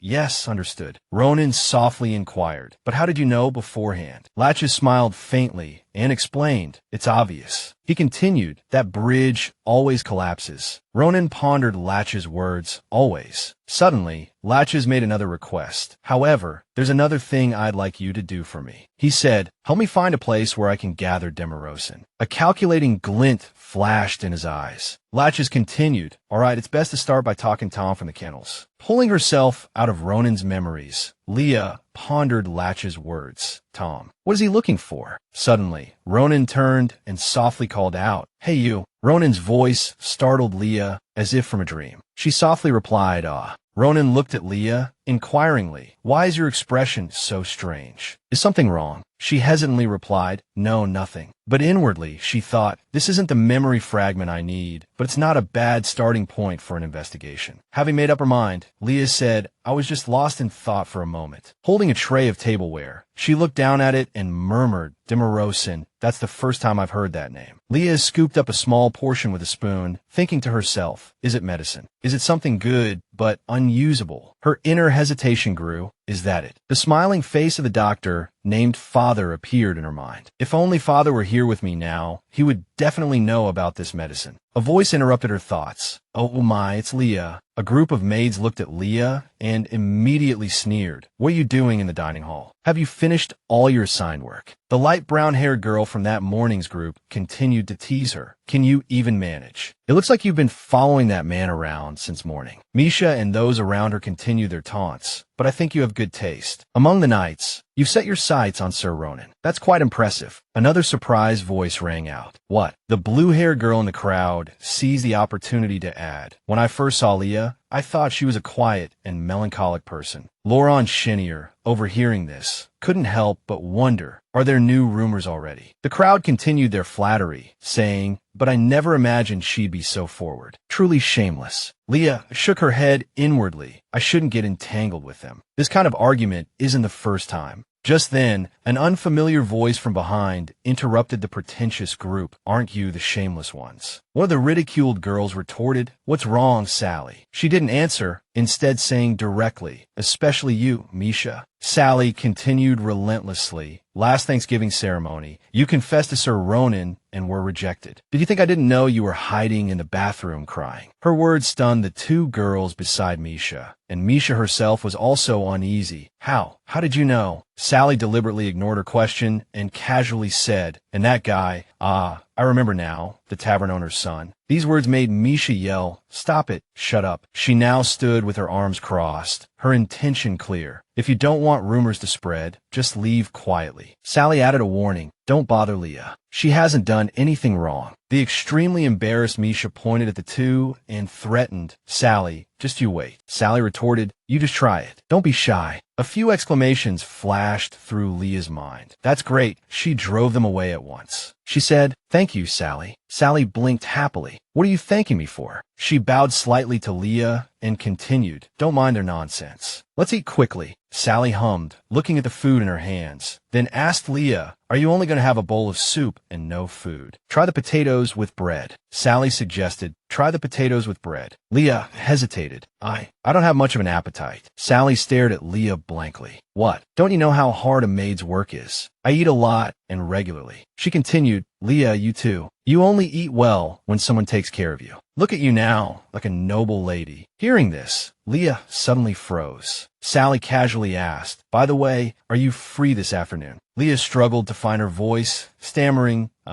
yes. Sally exclaimed happily, great. I'm free today too. She clapped her hands with delight, her face full of anticipation. Let's take some snacks and go to town. Although it's not as big as the capital, but it's quite lively. Sally asked, if you don't mind, I'll show you around. Leah thought for a moment, then suddenly remembered something and cautiously said, there's somewhere I want to go. But Sally was already walking forward with Leah. She said excitedly, you're quite special. On such a rare day off, you actually want to go to the kennels. Leah thought to herself, because I want to inquire about Demorazin as soon as possible. She made up an excuse to deceive Sally, because I like animals. Sally looked at her. Really? The two arrived at the kennels. Sally pointed ahead. Here we are. All the animals are kept here. They looked inside, and Sally, seeing someone, called out, oh, is anyone in there? Tom, come out for a moment. A voice came from inside. Just a moment. Leah quietly observed the person. Tom raised his head. Oh, Sally, come in. Leah, I made a mental note. Tom is the head huntsman. It's him. Sally walked over and introduced. Hello, this is Leah. She's new here. Tom smiled amiably and approached them. Nice to meet you. I heard about you from Sally. You're Leah, right? Leah bowed politely. Hello. Sally asked, you seem busy. Are you still training that dog? Tom looked behind him.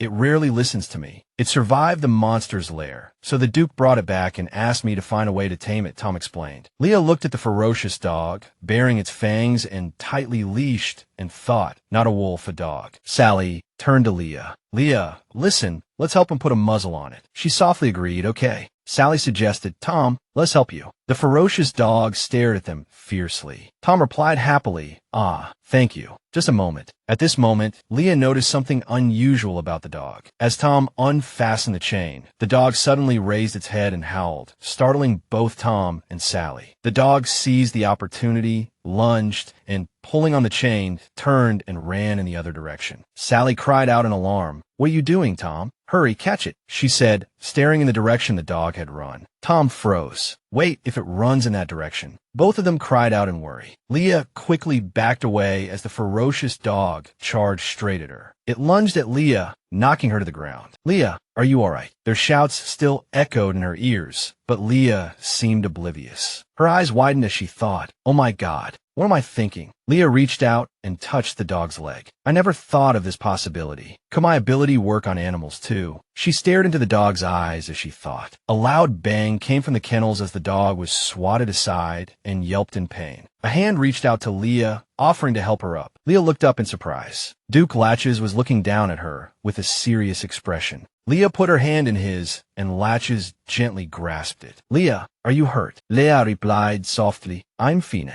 Latches breathed a sigh of relief. Thank goodness. What happened? Tom rushed over, flustered. It's my fault. It suddenly ran off. I couldn't do anything. Latches turned around coldly. No excuses. With your skills, you can't even tame a dog. Tom and Sally hung their heads in shame. I'm sorry. Tom glanced at him furtively. But, my lord, I don't know if it's too presumptuous of me to say, but I don't think this one is suitable to be a hunting dog. These words forced Latches, who was helping Leah up, to look at Tom seriously. Tom continued to explain, It's not the kind of dog that can be tamed because it grew up in the environment of monsters. Its wild nature is too strong. Why don't we bring a sheepdog to train instead? Hearing this, Latches gave a cold order. Then kill it. Both Tom and Sally were startled. What? He stammered. I didn't mean that. Latches said calmly, I want a hunting dog, not a disobedient beast. Leo was shocked by Ratch's Virenus's cold indifference. I don't need anything that doesn't obey its master. If it's useless, it should be discarded. She had inadvertently read the hound's memories, and she couldn't bear to see it die like this. Hesitantly, she called out, wait. Leah quickly added, it's because of the puppy. Her disjointed words brought a confused expression to his face. He uneasily asked what. Leah grabbed Ratch's arm, her face full of anxiety. There's a puppy in the monster's lair, she hurriedly explained. Both of them looked at the hound. Leah guessed that it had acted that way because it had grown up in a monster's lair and was simply worried about its abandoned pup, which was why it tried to escape. The hound, seeming to understand she was helping it, obediently lay down. Leah thought to herself, the hound lunged at me because of the bread Sally gave me. Fragments of memory surfaced. She had been surprised to learn its intention, to bring the food to the pup that wasn't there. The memory flashed. The hound with bread in its mouth, beside a small yellow puppy, the young pup it desperately protected. The mother hound offered the small piece of bread to her child. Leah's mind was filled with the image of the dog and worry for its pup. At that thought, her heart tightened and a melancholic expression appeared on her face. It's strange. This reminds me of father. Even animals understand the bond between mother and child. But Leah thought of her father, the man who always looked at her with cold indifference. Even though I've died countless times, father has never cared about me, Count Nairo. Leah reached out and stroked the hound, whispering, but this year is different. As if understanding the hound's sorrow, she sat beside it and softly comforted it. Don't worry, I'll help you.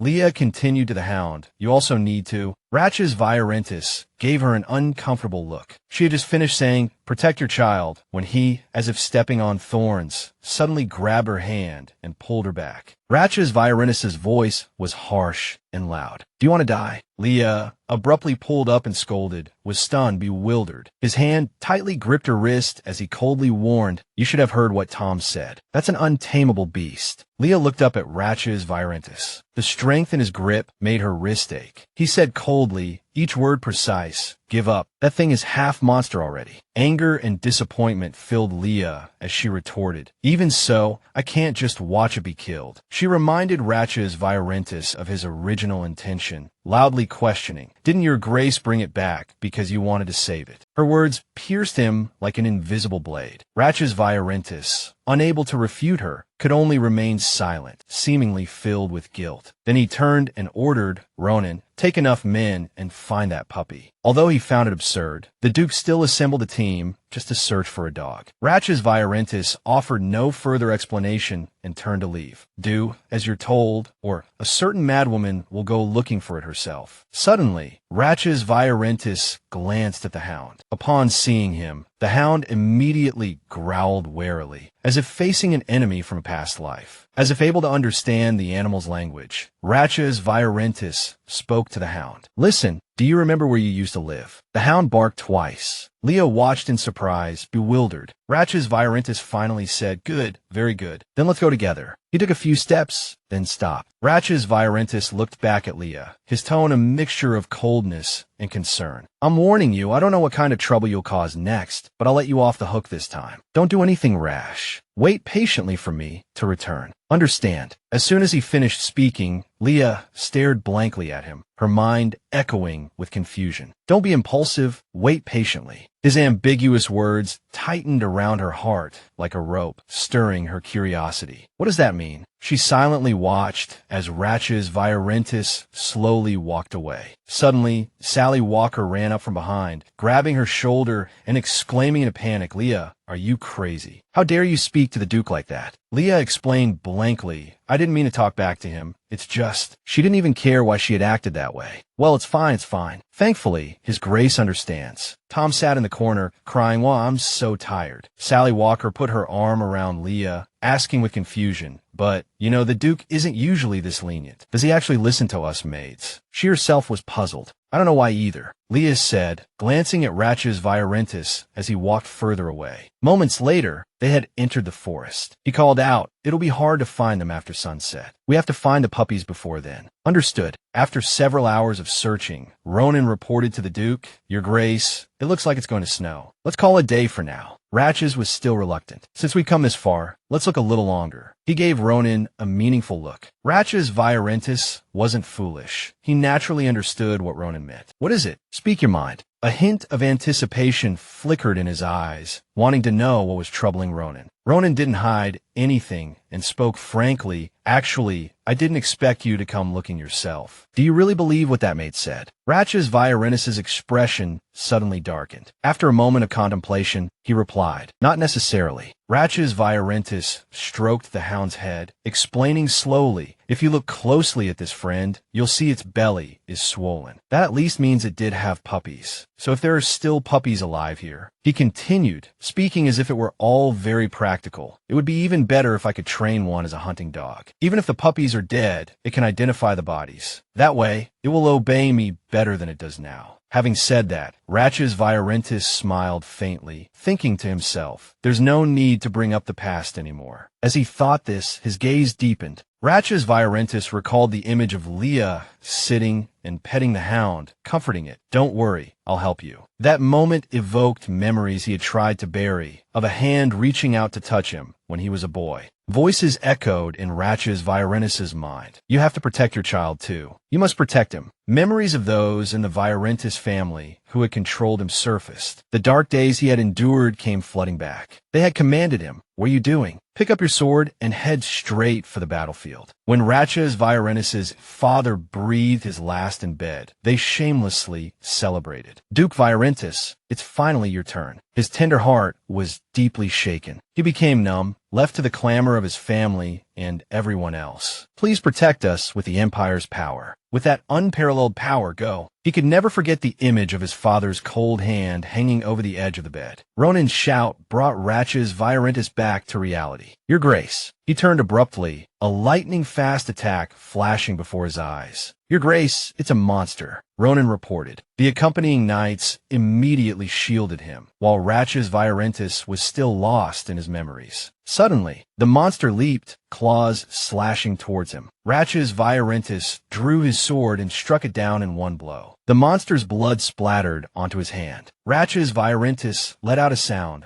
"I see." Looking at the dead monster, he spoke apologetically to the knights. "Sorry, I haven't thought about the past in a long time." Ratch's Viorentus collected himself, quickly regaining his composure. "I was negligent. That's not like me." After the fight, he wiped the blood from his sword. Ronan, worried about Ratch's Viorentus' lapse in concentration, which had nearly led to disaster, asked, "Your Grace, are you all right?" He spoke bluntly. "You seem a little off lately. You've been showing a lot of openings." Ratch's denied it softly. "Off? Don't be absurd. I'm the same as always. Stop nagging." Suddenly, a knight called out urgently, "Duke Ratches." "Your Grace." The earlier incident had left him somewhat weary. Too many people had sought him out today. The knight turned back and reported loudly, "Your Grace, I found them. It's a nest, and there are puppies." The knights had truly found them. The puppies were huddled in a nest made of twigs, and the mother hound was sniffing them, confirming their presence. A while later, Leah made her way alone to Ratch's Viorentus' room. Someone had told her, "His Grace is looking for you. Please go to the Duke's office." She wondered, he's back so soon. It hasn't even been half a day since he left. So, Leah speculated, it seems he couldn't resist going to look for the puppies after all. She slowly pushed open the door. The room was bathed in golden light. Leah hesitated at the doorway, cautiously looking around, and spoke nervously, "Excuse me, Your Grace. They said you were looking for me urgently." Leah didn't see Ratch's Viorentus. She mustered her courage and stepped inside. It seemed this was Leah's first time here. "This is Ratch's office," she thought, looking around for him. "Your Grace." She assessed her surroundings, feeling a little surprised. This room is so large, yet there's so little furniture. It's even more austere than I imagined. Leah approached his desk, her attention drawn to a book lying atop it. In the flickering candlelight, she examined it closely, a growing sense of familiarity stirring within her. That book." "Leah, searched her memory. Suddenly, she recalled seeing it in Ronan's memories. She vaguely realized it was the same book Latches had read in Ronan's memories, wasn't it? Her gaze remained fixed on the book, as if trying to see through it. I've seen this kind of book before. It feels very familiar. Curiosity overwhelming her, Leah made a decision. I should get a closer look. She walked to Latches Violenthus's desk and reached for the book. A flicker of worry about being misunderstood crossed her mind. I hope no one comes in before Latches returns. Just as Leah's fingers brushed against the book, a drop of water landed on its cover. She sensed someone behind her. Her heart tightened, but she forced herself to remain calm, lifting her eyes to tentatively look back. To her surprise, it was Latches Violenthus. She hadn't heard him approach. Perhaps she had been too focused on the book. "Hello, Leah," Latches Violenthus said in a low voice. He picked up the book from beside her hand, his tone slightly disingenuous. "I was taking a bath. Did I keep you waiting long?" Whether intentional or not, he had taken the book away from her. Startled, she stammered, "Ah, no, I just arrived." Inwardly, she couldn't hide her fluster. Latches Violenthus turned and walked away. His voice sounded slightly tired. "What are you doing?" "There's nothing much to see in my room." Whether testing her or with some other intention, Leah couldn't tell. She calmly replied, "I just noticed you have a lot of books." Leah skillfully changed the subject, breaking the unspoken tension. Glancing at the bookshelf beside her, she asked softly, "Does your grace enjoy reading?" Latches Violenthus replied indifferently, "I just skim through something before bed, then I go to sleep." Leah didn't beat around the bush. "Is there something you need this late?" If she hadn't asked, perhaps he would have forgotten. "All right." Latches Violenthus casually sat down on a chair, his chest exposed like some domineering executive, a sly look on his face. His tone was suggestive. "Leah, come here." She felt awkward, frozen like a statue. But she couldn't just stand there forever. Leah hesitantly walked over, her heart pounding with fear, yet trying to reassure herself. "There's nothing to worry about. The Duke's people and Sally know I'm here." She sat down beside Latches Violenthus, her mind racing with countless possible scenarios, forcing herself to believe nothing would happen. Countless questions swirled in Leah's mind. Why wasn't he saying anything? He simply rolled up his sleeve, revealing a long wound on his arm. Seeing the injury, she ventured to ask, "Your Grace, how did you get that wound?" He looked at the wound, his expression indifferent. A pang of guilt struck Leah. "Did you get injured while looking for the puppy?" Latches Violenthus didn't hide it. "Yes." He leaned closer to her, ordering directly, "What are you waiting for?" "Treat my wound." Leah froze, wondering if she had misheard. If it was about treating a wound, surely he should call for a doctor. Latches Violenthus replied calmly, "There's no doctor in my castle." He sighed, a hint of displeasure in his voice. "Besides, I went out and got injured because of you. You should take some responsibility." She glanced at the wound again. "It doesn't look that serious." Leah couldn't understand what Latches Violenthus was up to. Could this really be the only reason he called her here? Racking her brain, she couldn't think of any other explanation, so she decided to go along with it. Opening the medicine box, she said softly, "I'll disinfect it first." After treating the wound, Leah carefully bandaged it. Throughout the process, she replayed Latches Violenthus's earlier actions in her mind. Based on her judgment, she silently confirmed, Latches's reaction is quite obvious. What Leah was referring to was the book from earlier. She carefully recalled its appearance. There were no words on the spine, and the cover bore a large imperial crest. Based on these characteristics, Leah was certain this is definitely the Emperor's forbidden book. All information regarding the four families' guardians was considered top secret, tightly controlled by the Emperor. The ostensible reason was to prevent the spread of the Empire's deification ideology to other nations. But the true reason remained unknown. Even to me, a daughter of the Nairo family. Its presence here puzzled her. All forbidden books should belong to the royal family. Why is it here? Leah involuntarily stopped her work and looked at the book. Latches Violenthus noticed her unusual behavior and followed her gaze. Suddenly, he spoke tentatively. "Do you care about that book?" His words put her on high alert. Latches Violenthus slowly explained that it was a relic of the four great families, inherited along with the Violenthus family heirloom, and was said to have originally been in the Emperor's office. Hearing this, the gears in her mind immediately began to turn, paying particular attention to the four great families' relics he mentioned. In other words, different powers passed down to each family. The four people standing in the outer circle guarding the magic circle, were symbols of the families who inherited that power. No one was curious or questioned it, simply because it was the greatest secret among them, one they wouldn't even share with each other. A faintly dust-covered image surfaced from a corner of her memory. Ratches Viorentis turning the pages of that book, one by one. The four great families who saved the Empire. Viorentis, de Berti, Palo, and Nairo. When he discovered that several pages were missing from the book, his fingers seemed to hesitate slightly, but strangely, there was no story about Nairo in it. Whether out of curiosity or some other intention, Ratches Viorentis suddenly wanted to ask Leah, "So, what kind of person do you think Raffarencini Nairo was?" As he spoke these words, hearing the question related to herself, her eyes widened, and her face seemed to freeze for a moment. Raffarencini Nairo hesitantly replied,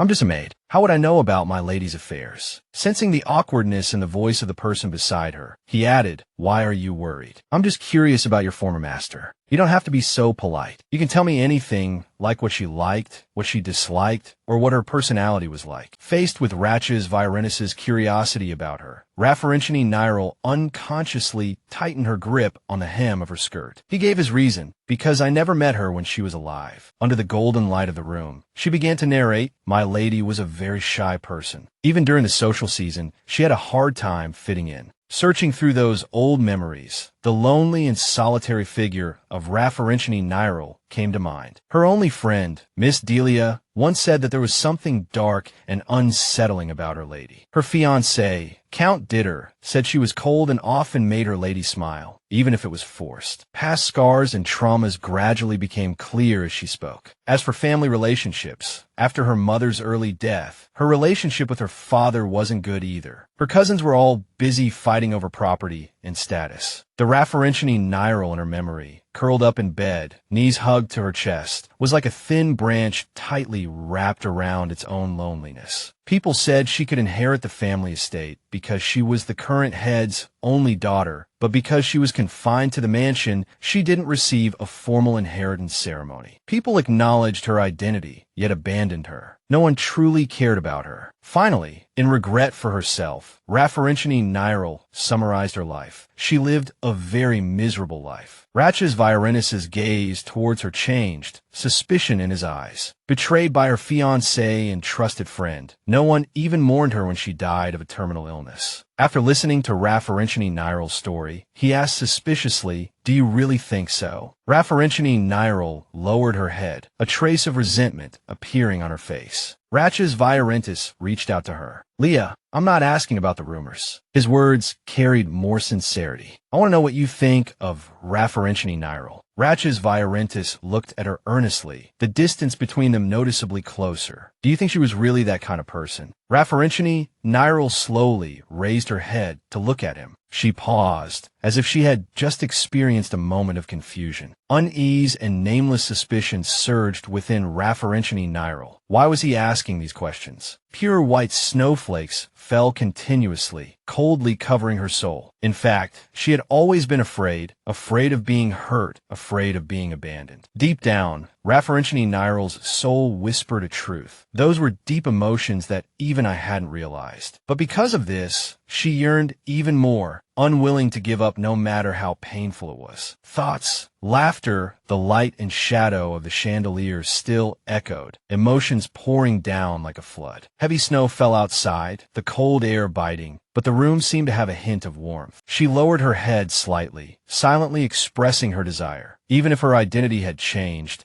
she hoped to live an ordinary life one day. Deep down, Raffarencini Nairo thought, I didn't really want to say these things. Ratches Viorentis, through the scattered light, seemed to soften inside. At least in front of him, she said to Ratches Viorentis, Raffarencini Nairo was that kind of person. The wind and snow continued, the blue chill covering everything in pure white. The scene returned to the Nairo family mansion. Under the golden light, several paintings hung on the wall. A few calls came from outside the door, Count. Two people, a man and a woman, Anna, and the Nairo family butler stood outside. She called out, Count Nairo, are you in there? Anna's voice echoed in the room. Count, please eat something. You haven't had a proper meal in days. She continued, seemingly truly worried about her master. If this continues, you'll collapse. He then said, Anna, let me tell you. In the room, Count Nairo hunched over, his face buried in his hands, his expression utterly haggard. The butler's voice whispered in his ear, "My lord, I know you can hear me. Please come out." Miss Lafferlancini wouldn't want. Hearing his daughter's name, he stirred, his hands falling from his face. Seeing the count's state, he cried out, his voice laced with doubt and unease, "Lafferlancini." Count Nairo paused, then as if suddenly remembering something important,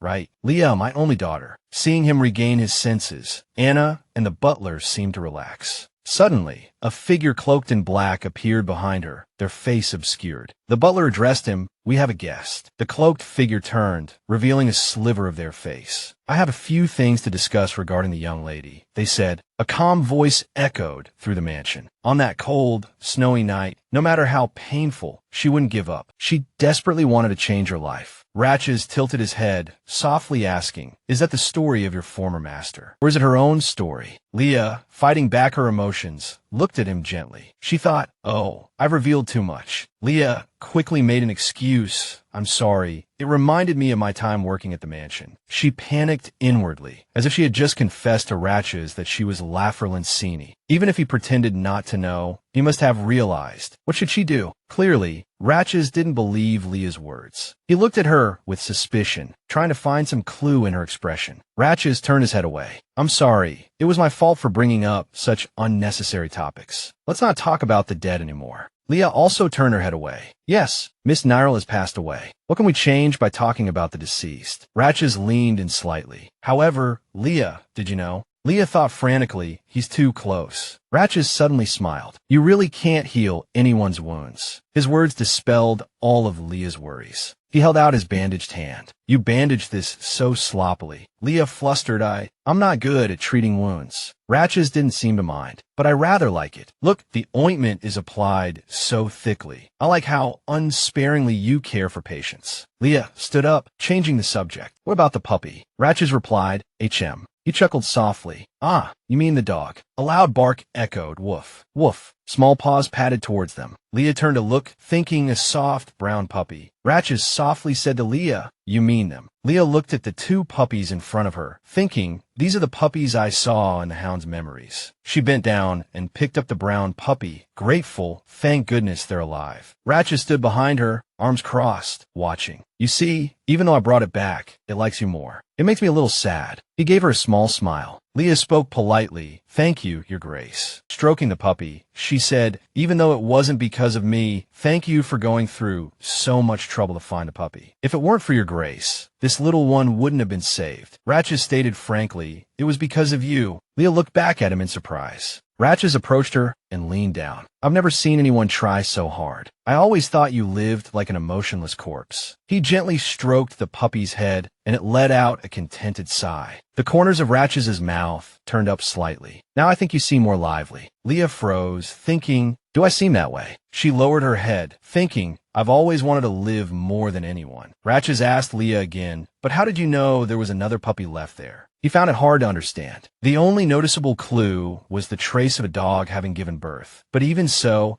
it was impossible to know the exact location. Even Tom didn't know. Was there another way to find out? Hearing the question, Leah softly said, She continued with a clumsy excuse. "Back at the mansion. Oh no, when I was young, I had a dog." Ratches asked suspiciously, "Is that so?" He stood up. "That's good. You name them. From now on, you'll be the one taking care of them." Leah was taken aback. "What?" Ratches explained, "Since I brought them back, they'll be living in this castle from now on. The mother looks like she'd make a good hound. We'll have her work as a guard dog." He gave Leah a new task. "Consider this a job change. Your laundry duties are over. Starting tomorrow, your job is to take care of these two." Leah was bewildered. "What is this?" She weakly protested, "But I didn't come to the north to do this kind of work." Hearing this, Ratches chuckled softly. He deliberately pressed, "Then what are you doing here?" Leah couldn't answer, remaining silent. She patiently replied, "Nothing. I will do as you command." Ratches instructed, "Feed them carefully 3 meals a day and take them for walks. Also, when you've chosen names, let me know." Leah respectfully answered, "Yes, my lord." His Grace held a wine glass in his strong, bony hand, placing it on the table. Ratches looked towards his desk, then tilted his head slightly in confusion. Ratcha's Virentis recalled Raffrin chaining Nairo diligently bandaging his wounds, her serious and painstaking efforts to treat him. I'm not good at healing. Raffrin chaining Nairo had once firmly and quietly corrected him. Miss Nairo is deceased. What can we change by talking about the dead like this? Her past words made him contemplative, a smile unconsciously gracing his lips. Someday, I want to live an ordinary life. Ratcha's Virentis carefully looked at his haphazardly bandaged hand and murmured, I want to live as Virentis, the guardian of the North. His descendants would be blessed by the Empire, possessing healthy, agile bodies, far surpassing ordinary people. Because of this, his hand healed quickly, the wound disappearing, the medical bandages gradually loosening. His solid back carried a loneliness others couldn't understand. Ratcha's Virentis muttered to himself, I hope I can too, Leah. He possessed a special intuition to perceive unseen signs and the ability to self-heal, inheriting the power of Virentis, protecting the Empire alone. People called him the Sword of the Empire. Meanwhile, Sally Walker asked with a puzzled face, so from now on, you're taking care of these dogs. She spoke with envy and admiration. This is a huge promotion. Finally, no more maid work, laundry, or cleaning. I'm so jealous. Raffrin Cheney Nairo, taking the two dogs for a walk, turned and said with a smile, speaking of promotion, I'll come help on my days off too. Sally Walker's face was full of excitement and curiosity. Have you named them yet? She shyly lowered her head, looking tenderly at the puppies.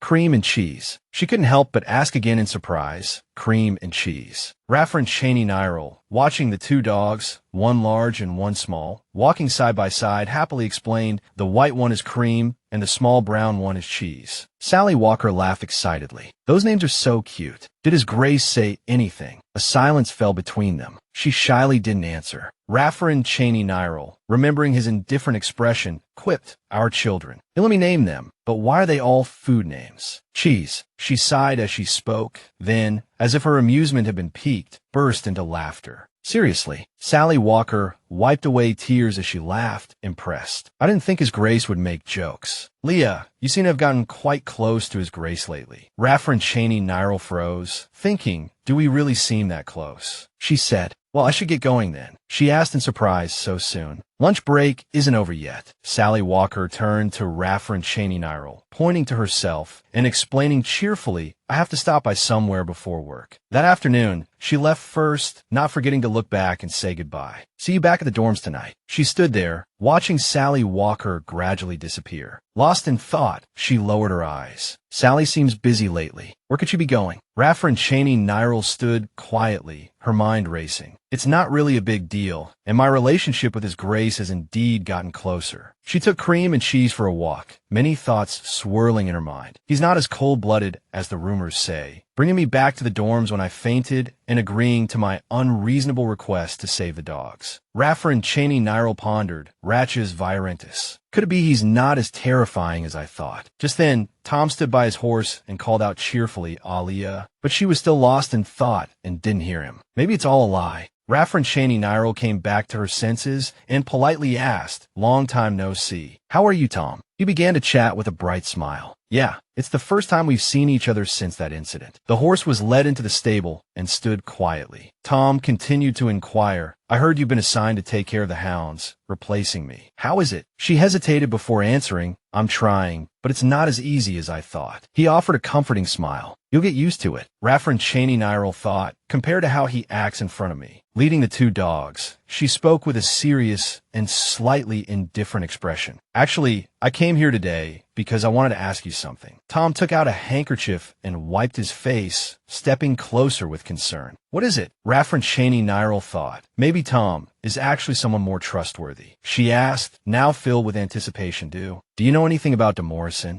He checked, bewildered, a vague realization dawning on him. Demorazin. You mean that medicine. A lot of people have been asking for it recently. Raffrin Nairo's expression was cool, her gaze thoughtful as she stared ahead, seemingly lost in contemplation. Ronan came here too, it seems. Looking at the two dogs, her voice held a note of worry and a touch of sadness. It's banned now. It's hard to find even in the capital. I heard they stopped importing the raw materials. Tom bent down solicitously, examining carefully. Are you all right? Where does it hurt? Watching the two dogs playing happily together, Nairo blurted out in disbelief, injured. He explained in detail, it's a medicine for pets, Demorazin. She pondered silently, repeating the word thoughtfully, medicine. The image of a bottle of purple liquid surfaced clearly in Nairo's mind, filling her with confusion and contemplation. Demorazin was for healing, not poison. She wondered, why would Latches be looking for something like that? Tom added, puzzled and curious, why would Master Ronan need Demorazin? Nairo responded awkwardly and vaguely, well, I'm not entirely sure why either. Hearing their conversation, the two pets turned their heads, watching them intently. Suddenly, Cream dashed off as if she had seen food, completely ignoring whoever was holding her leash. She had been let go. Panicked, she chased after her. He stood beside her, looking bewildered, unsure how to react. Nairo turned around apologetically, embarrassed. I'm so sorry, Tom, Cream. Before she could finish, Tom interrupted her with a smile, easing the tension. It's all right. Go after her. Looking at the happy and excited Cheese, she said gently, I'll come see you again next time. Okay, Cheese. Cheese seemed to understand, barking happily at its owner. Woman and dog ran happily across the green grass. As she ran, Nairo's thoughts raced. I thought Demorazin would be an important clue. As if realizing her mistake, her eyes widened in disbelief. Could I have misunderstood him? Nairo and Cheese reached where Cream was standing, gazing into the distance. She called out worriedly, Cream.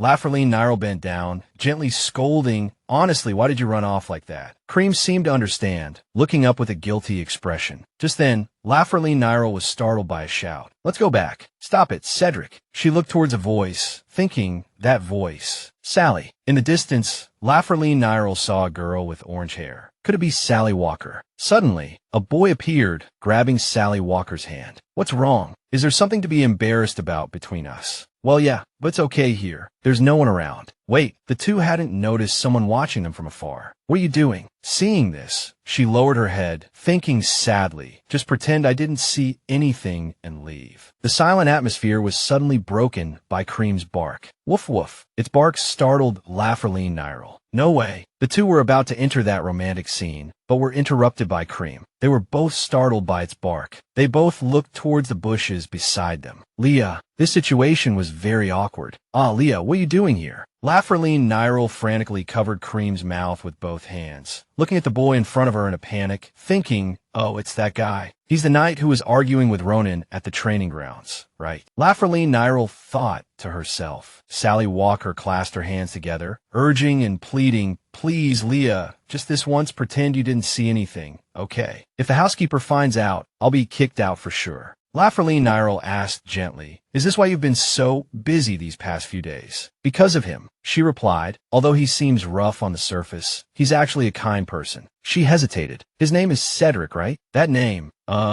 it's the knight who was with you that day. That's right, Cedric. Cedric Helios. Nairo exclaimed, oh my, that name sounds so familiar. She recalled him having fun with the girls around him. The second son of Viscount Helios, the owner of a famous trading company, beating servants, stealing. His name was mentioned every day for various misdeeds. Since the Viscount's eldest son disappeared, there had been no news of him. She hadn't expected him to become a Knight of the North. Sally, you know he's not a good person, right? Nairo asked. She froze, unsure how to respond. Nairo suddenly changed her tone. It's nothing. I just wanted to say be careful around him. These warnings made her flustered. A voice echoed in the lamplit room. So you'll keep this a secret from me, right? Yes, Leah. Yes, thank you, Leah, really. Then let's go to sleep. Yes, I shouldn't meddle in unnecessary things. Relationships between men and women aren't my business. She thought to herself. Rafferenchini Nillel was about to get into bed when she heard the call again. Leah. She glanced at Sally Walker sleeping beside her. She thought something urgent had happened, but it was just a good night. Good night. Looking at the bright face, the words in her heart surfaced. I thought it would be easy to let go, but it seems I was wrong. Cedric Helios appeared out of nowhere, saying cheerfully, what a coincidence to meet you here. He walked over to Rafferenchini and extended his hand in greeting. Your name is Leah, right? I hear Sally talk about you often. Why does he? Cedric Helios reached out to help with the basket, taking the opportunity to strike up a conversation. Let me take this. Girls shouldn't carry heavy things. Why does he always? Leah, when are you off? Want to go out together? We can have dinner. She closed her eyes in exasperation. Even without an answer, he shamelessly followed, trying to persuade her. Come on, you can come back tomorrow. She still didn't speak, only saying silently in her heart. Now he's flirting with me, right in front of her. I thought you were just a loafer, but I didn't expect you to be a playboy. In the blink of an eye, Raffarinchini and Ariel were gone, leaving Cedric Helios to search for them. Leah, where are you? Leah. She opened her eyes slightly and said, I finally escaped. At that moment, Lachesis Violentus appeared beside Raffarinchini Nil. She turned and asked, Your Grace. He replied, I heard from the other maids that you were pursuing Ronan, but now it seems to have changed to Cedric. These are all rumors. Violentus asked with concern, Why do you look so pale? If you're not feeling well, go inside and rest. I'll tell the headmaid. Raffarinchini Nil replied, I haven't even started my morning work yet. Your Grace, why do you always care so much about me? He said, Put yourself in my shoes. How could I not care? She looked at Violentus, her face full of confusion, not knowing what to say. Then, Raffarinchini Nil turned her head 90 degrees again. Or are you worried about something else? Tell me, are the maids bullying you? He asked doubtfully. She denied, No. Violentus asked, Then what is it? Raffarinchini Nil looked up at him and confided, I'm worried about someone, but I don't think we're close enough to advise her. As soon as she finished speaking, she thought to herself, Why am I telling him this? Violentus replied, So you're afraid that person will hate you, and you think it's better to say nothing but nice things. Is that it? Raffarinchini Nil responded with a confused sound. He gently stroked her hair. If that's what you're worried about, then there's nothing to be afraid of. Just follow your heart. If that person ends up hating you, and your relationship falls apart, then I just need to drive that person out of the north. Violentus looked at Raffarinchini Nil tenderly. She said shyly, How can you say that so easily? Raffarinchini Nil's eyes widened at his words. For me, it's as easy as turning my hand. As long as I'm by your side, no one will dare to hate you.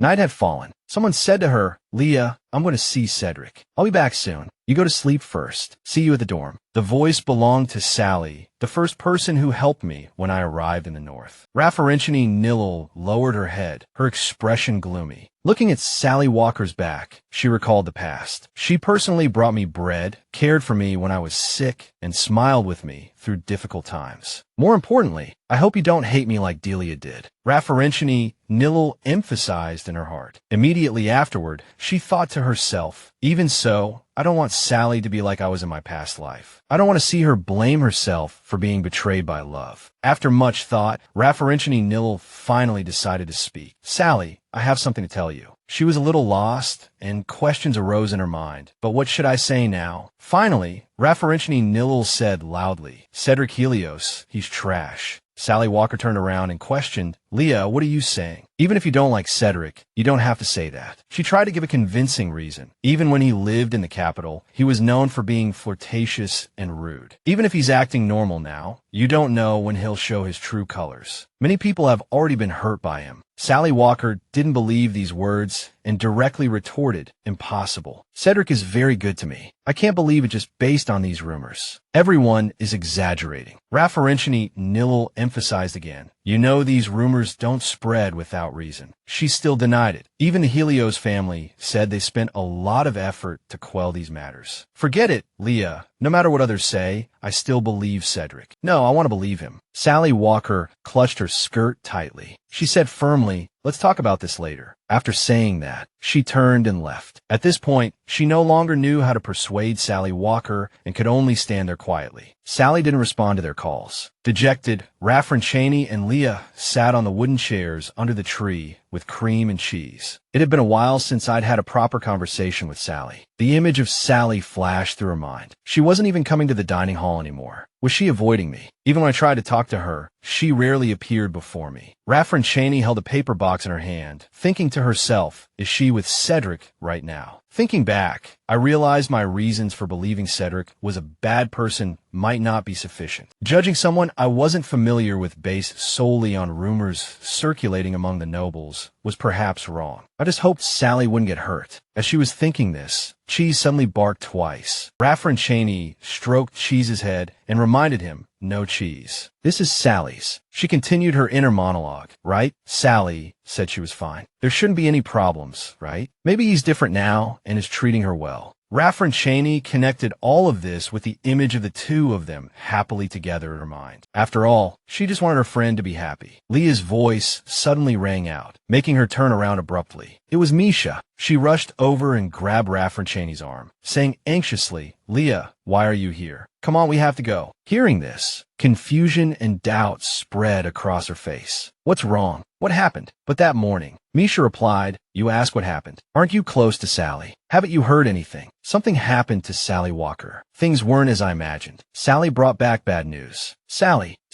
jumped from the tower. The maids were all stunned. "Oh my God, Sally." Someone hurriedly asked the butler, "Is Sally all right?" He replied, "She fell into the bushes, so she wasn't seriously injured, thank goodness." Looking at the unconscious Sally, the butler said worriedly, "However, I don't know when she'll wake up. I hope she's just fainted." He turned to everyone and asked, "Who was the first to find Sally?" A girl spoke up, "It was me." She recounted, "I went to the annex to check the hay that was delivered today, and I saw her. I immediately called the head butler." The butler continued to ask, "Was there anyone else nearby at the time?" She answered, "No, I didn't see anyone else." He then reminded everyone, "Please finish your work for today as soon as possible and return to your rooms before dawn. I will contact the doctor as soon as possible." Everyone replied in unison, "Yes." Only Leah remained motionless, a thoughtful look in her eyes. Someone asked, "Butler, what about the Duke?" He replied, "I will report to the Duke personally when I see him." Lost in thought, Leah slowly walked to Sally's bedside. It was hard to believe that someone who was fine just a while ago would suddenly jump from the tower, especially from the less frequented annex on the south side. She knelt down sadly, calling out in her heart, "Sally." Leah gently touched Sally's cold hand, her heart clenching. What on earth happened? She silently activated her ability, probing Sally's residual memories. A scene of Sally and Cedric talking appeared before her eyes. It seemed that during their argument, he suddenly grabbed her hand tightly. Then he pushed her against the window frame. Leah woke up from the vision in horror. She bit her lip, filled with rage, and suddenly stood up. Startling everyone, Leah didn't say a word and rushed out. Misha called after her, "Leah, where are you going?" The head butler told us to wait in the dormitory. Leah slammed the door shut, completely ignoring her calls. Meanwhile, Latches was confirming the injury of a maid near the annex. The butler replied, "Yes, sir. We're trying to get the injured settled in her room." He then asked, "What is her name?" The butler answered, "Her name is Sally, sir." Latches pondered, the red-haired girl who was close to Leah. He then instructed the butler, "Keep me informed of any developments." After arranging everything through the butler, he said to the two men, "Your shift is almost over. You can go home." With that, Latches left, saying, "I'll go take a look myself." Meanwhile,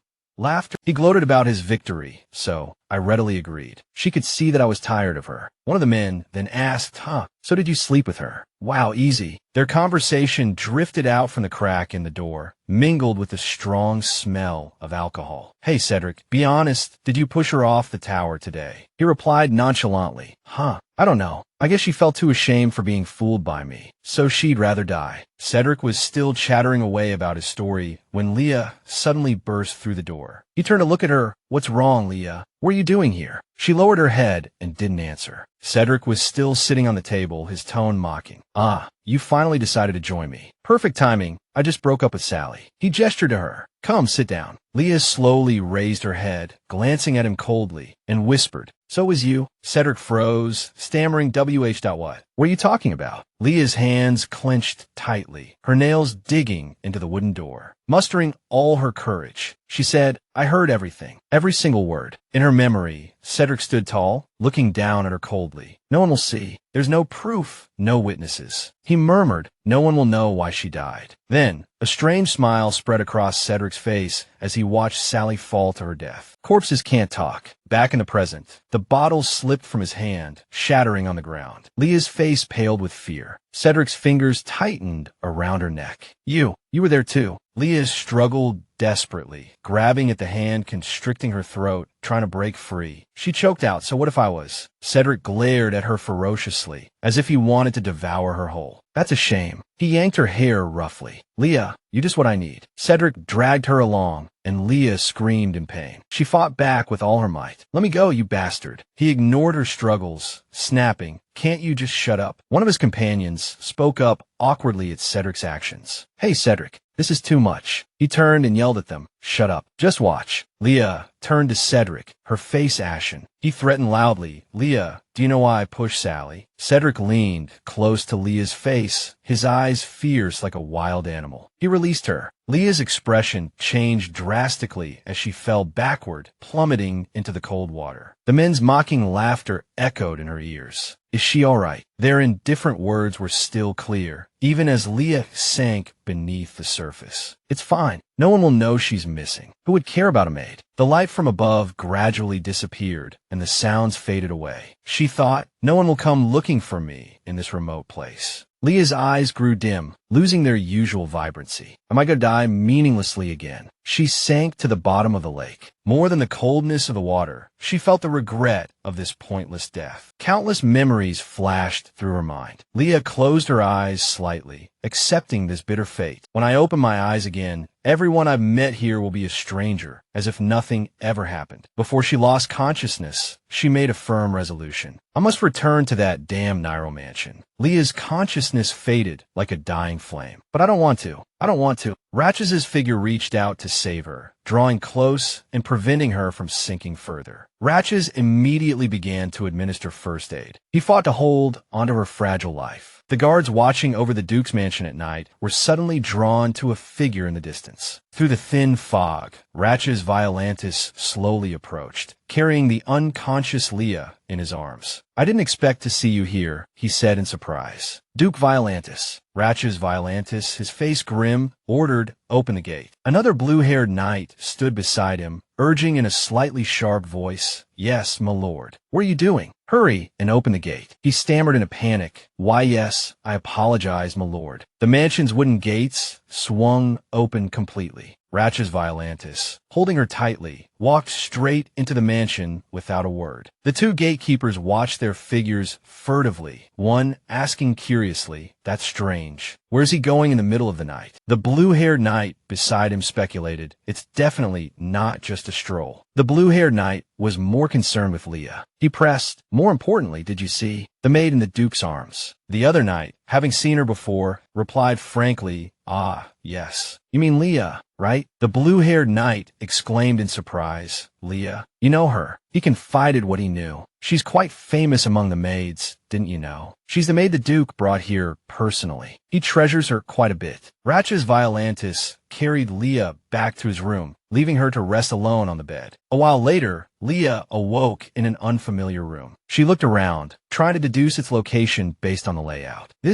She scrutinized it for a moment longer, a surprising realization dawning on her. This was Ratches's room. Leah struggled to sit up groggily. How did I get here? She wondered aloud, a splitting headache preventing her from remembering anything. She raised a hand to her forehead, rubbing it to ease the pain, and sat quietly, trying to piece together her thoughts. So I was caught by Cedric and dragged into the forest. Then he threw me into the river. As Leah thought she was about to die in the icy water, all her memories came flooding back. She resolved to return to the Nairo family. Ratches Violetus jumped into the water to save her, diving beneath the surface, reaching for Leah as she sank. Ratches Violetus caught her just in time. Leah didn't want to recall what happened after, but the important thing was that she remembered who saved her. Lost in her thoughts, thinking, Ratches, you saved me again, Leah didn't notice the approaching footsteps. Suddenly, Ratches Violetus's voice came from behind her, startling her. She turned around. It seems only I care about your life, doesn't it? He stood before her, tall and imposing, his shirt unbuttoned. Seeing Ratches Violetus reminded Leah of him rescuing her underwater, causing her some embarrassment. She stammered, Your Grace. Ratches Violetus sat on the edge of the bed, one hand resting on the sheets, his voice laced with anger and exasperation. I've been indulging you, but things shouldn't have turned out this way. Why do you always put yourself in danger? Don't you know you could die? He suddenly leaned closer to Leah, causing her to instinctively shrink back. Ratch's Violetus's voice was thick with emotion. If you died, he hesitated, as if unwilling to finish the sentence. Leah looked at him expectantly. Seeing his reaction, Leah couldn't help but feel concerned. Why do you always care so much about me? It's so strange, like you consider my life very important. Leah thought, this is more than just gratitude. At that moment, Ratch's Violetus slowly raised his hand and touched Leah's face. The way he looked at her made Leah's heart tremble. The way he looks at me, it wasn't concern, but something more akin to resentment. Ratch's Violetus glared at her, his eyes filled with unresolved anger. He gripped her chin tightly, staring directly into her face, his expression serious. In a low voice, he said, "By the river where I found you, I discovered several drunken knights loitering nearby." His face was grim, his eyes full of displeasure. Ratch's Violetus suppressed his anger. They lied and claimed they were patrolling. It was clearly those men who did this to you. He gritted his teeth. You would never have jumped into the river yourself. Hearing this, Leah avoided Ratch's Violetus's gaze. He continued in a low voice, his tone unforgiving. "Tell me what happened. Tell me, and I'll have them dragged here and executed immediately." Leah hesitated for a moment, then chose to conceal the truth. "No," she whispered, "it was just an accident." Your Grace, such a clumsy lie couldn't possibly fool Ratch's Violetus. He let out a disbelieving scoff. How could that be? Seeing that Leah refused to accept his help, Ratch's Violetus took matters into his own hands. "Fine, then we'll do it my way." With that, Ratch's Violetus turned to leave, issuing his command without a trace of warmth. "This is an order, Leah. Return to your quarters and pack your belongings." Worry clouded Leah's eyes. She thought despondently, is he really going to banish me from the north? Panic seized Leah at the thought. No, if that happens, Sally will. Thinking of this, she pleaded urgently, "Please wait, Your Grace." Leah left the bed and stood up, beseeching him earnestly. "Please give me a little more time." Faced with her plea, Ratch's Violetus remained silent. Leah had no choice but to confess her reason for wanting to stay. "There's a maid named Sally who is still bedridden. She's a very important colleague to me." She pleaded sincerely, willing to bear any consequences, hoping only that Ratch's Violetus would change his mind. "Please allow me to stay by her side until she wakes up. After that, I'll accept any punishment." Ratch's Violetus closed his eyes, pondering for a long time. Finally, in a low voice, he granted Leah's request. "I'll give you 1 week. I can't wait any longer." She clenched her hands nervously, listening intently to every word, not interrupting. After Ratch's Violetus finished speaking, Leah looked at his tall figure, her voice drawn out with gratitude. "Thank you, Your Grace." Ratch's Violetus pursed his lips, silently listening to her thanks, his gaze deepening, his brow furrowed. Ratch's Violetus clenched his jaw, his eyes cold as he delivered his final verdict. "This is the last time you'll escape my grasp." After he left, the butler hurried out, unable to contain his curiosity about Leah's identity. "Your Grace, what happened? Who is that maid in the room?" But Ratch's Violetus didn't answer his question, instead issuing a cold command. "Butler, quickly imprison all the knights I just mentioned." The butler clasped his hands, standing ramrod straight, listening respectfully. Then, hesitantly, he offered a reminder. "Yes, but one of them is Earl Heloise's son." Watching Ratch's Violetus's grim, retreating figure, the butler, unsure of what had transpired, lowered his voice and pleaded helplessly. "Your Grace, you must tell me what happened." With that, the butler also fell silent, hugging himself tightly, watching his master's back, waiting for an answer that would explain everything. But Ratch's Violetus simply walked away grimly, saying nothing, leaving him alone to face a mountain of unanswered questions. What was going on? Meanwhile, Leah, dressed in her maid uniform, walked slowly with her head down, her solitary figure illuminated by the light filtering through the doorway. She stared at the burning candle in her hand, coldly calculating. If I tell Latches about Cedric, he wouldn't even have to lift a finger to get rid of him. At this thought, she froze, realizing another cruel truth. Leah clutched the candlestick tightly, staring down at the cold floor, lost in thought about the consequences of accusing Cedric Heloise. If I accuse him, Sally will be punished as well. That leaves me no choice but to confront Cedric myself. Her steps were slow but determined as she walked toward the room. Lifting her head, she entered with a hint of pride. As a maid, expelling a Viscount's son would be no easy task, but that didn't mean there were no other options. She sighed softly, deciding to check on Sally first, and gently pushed the door open. First, I need to make sure Sally is all right. The door creaked open, and Leah stepped inside. The room was unlit and eerily dark. She looked around. The empty bed was unoccupied. Leah called out uncertainly, "Sally." Looking around, she couldn't find Sally Walker. She stood frozen, various possibilities flashing through her mind. Where did she go? Could she have woken up while I was gone? Leah hesitated again, worried by her disappearance. But where could she have gone at this hour? Her expression suddenly hardened as a thought slowly surfaced. Could she be on the stone steps? By the high balcony, a pair of bare white feet stood motionless on the stone railing. Sally Walker, her bright orange hair loose, stood at the edge of the balcony. The strong wind whipped her skirt around her, but she remained still. Looking down, a sudden, frightened cry startled her, making her look up. "Sally, what are you doing?" It was Leah. Sally Walker turned her head slightly, looking at her with a hint of uncertainty. Leah.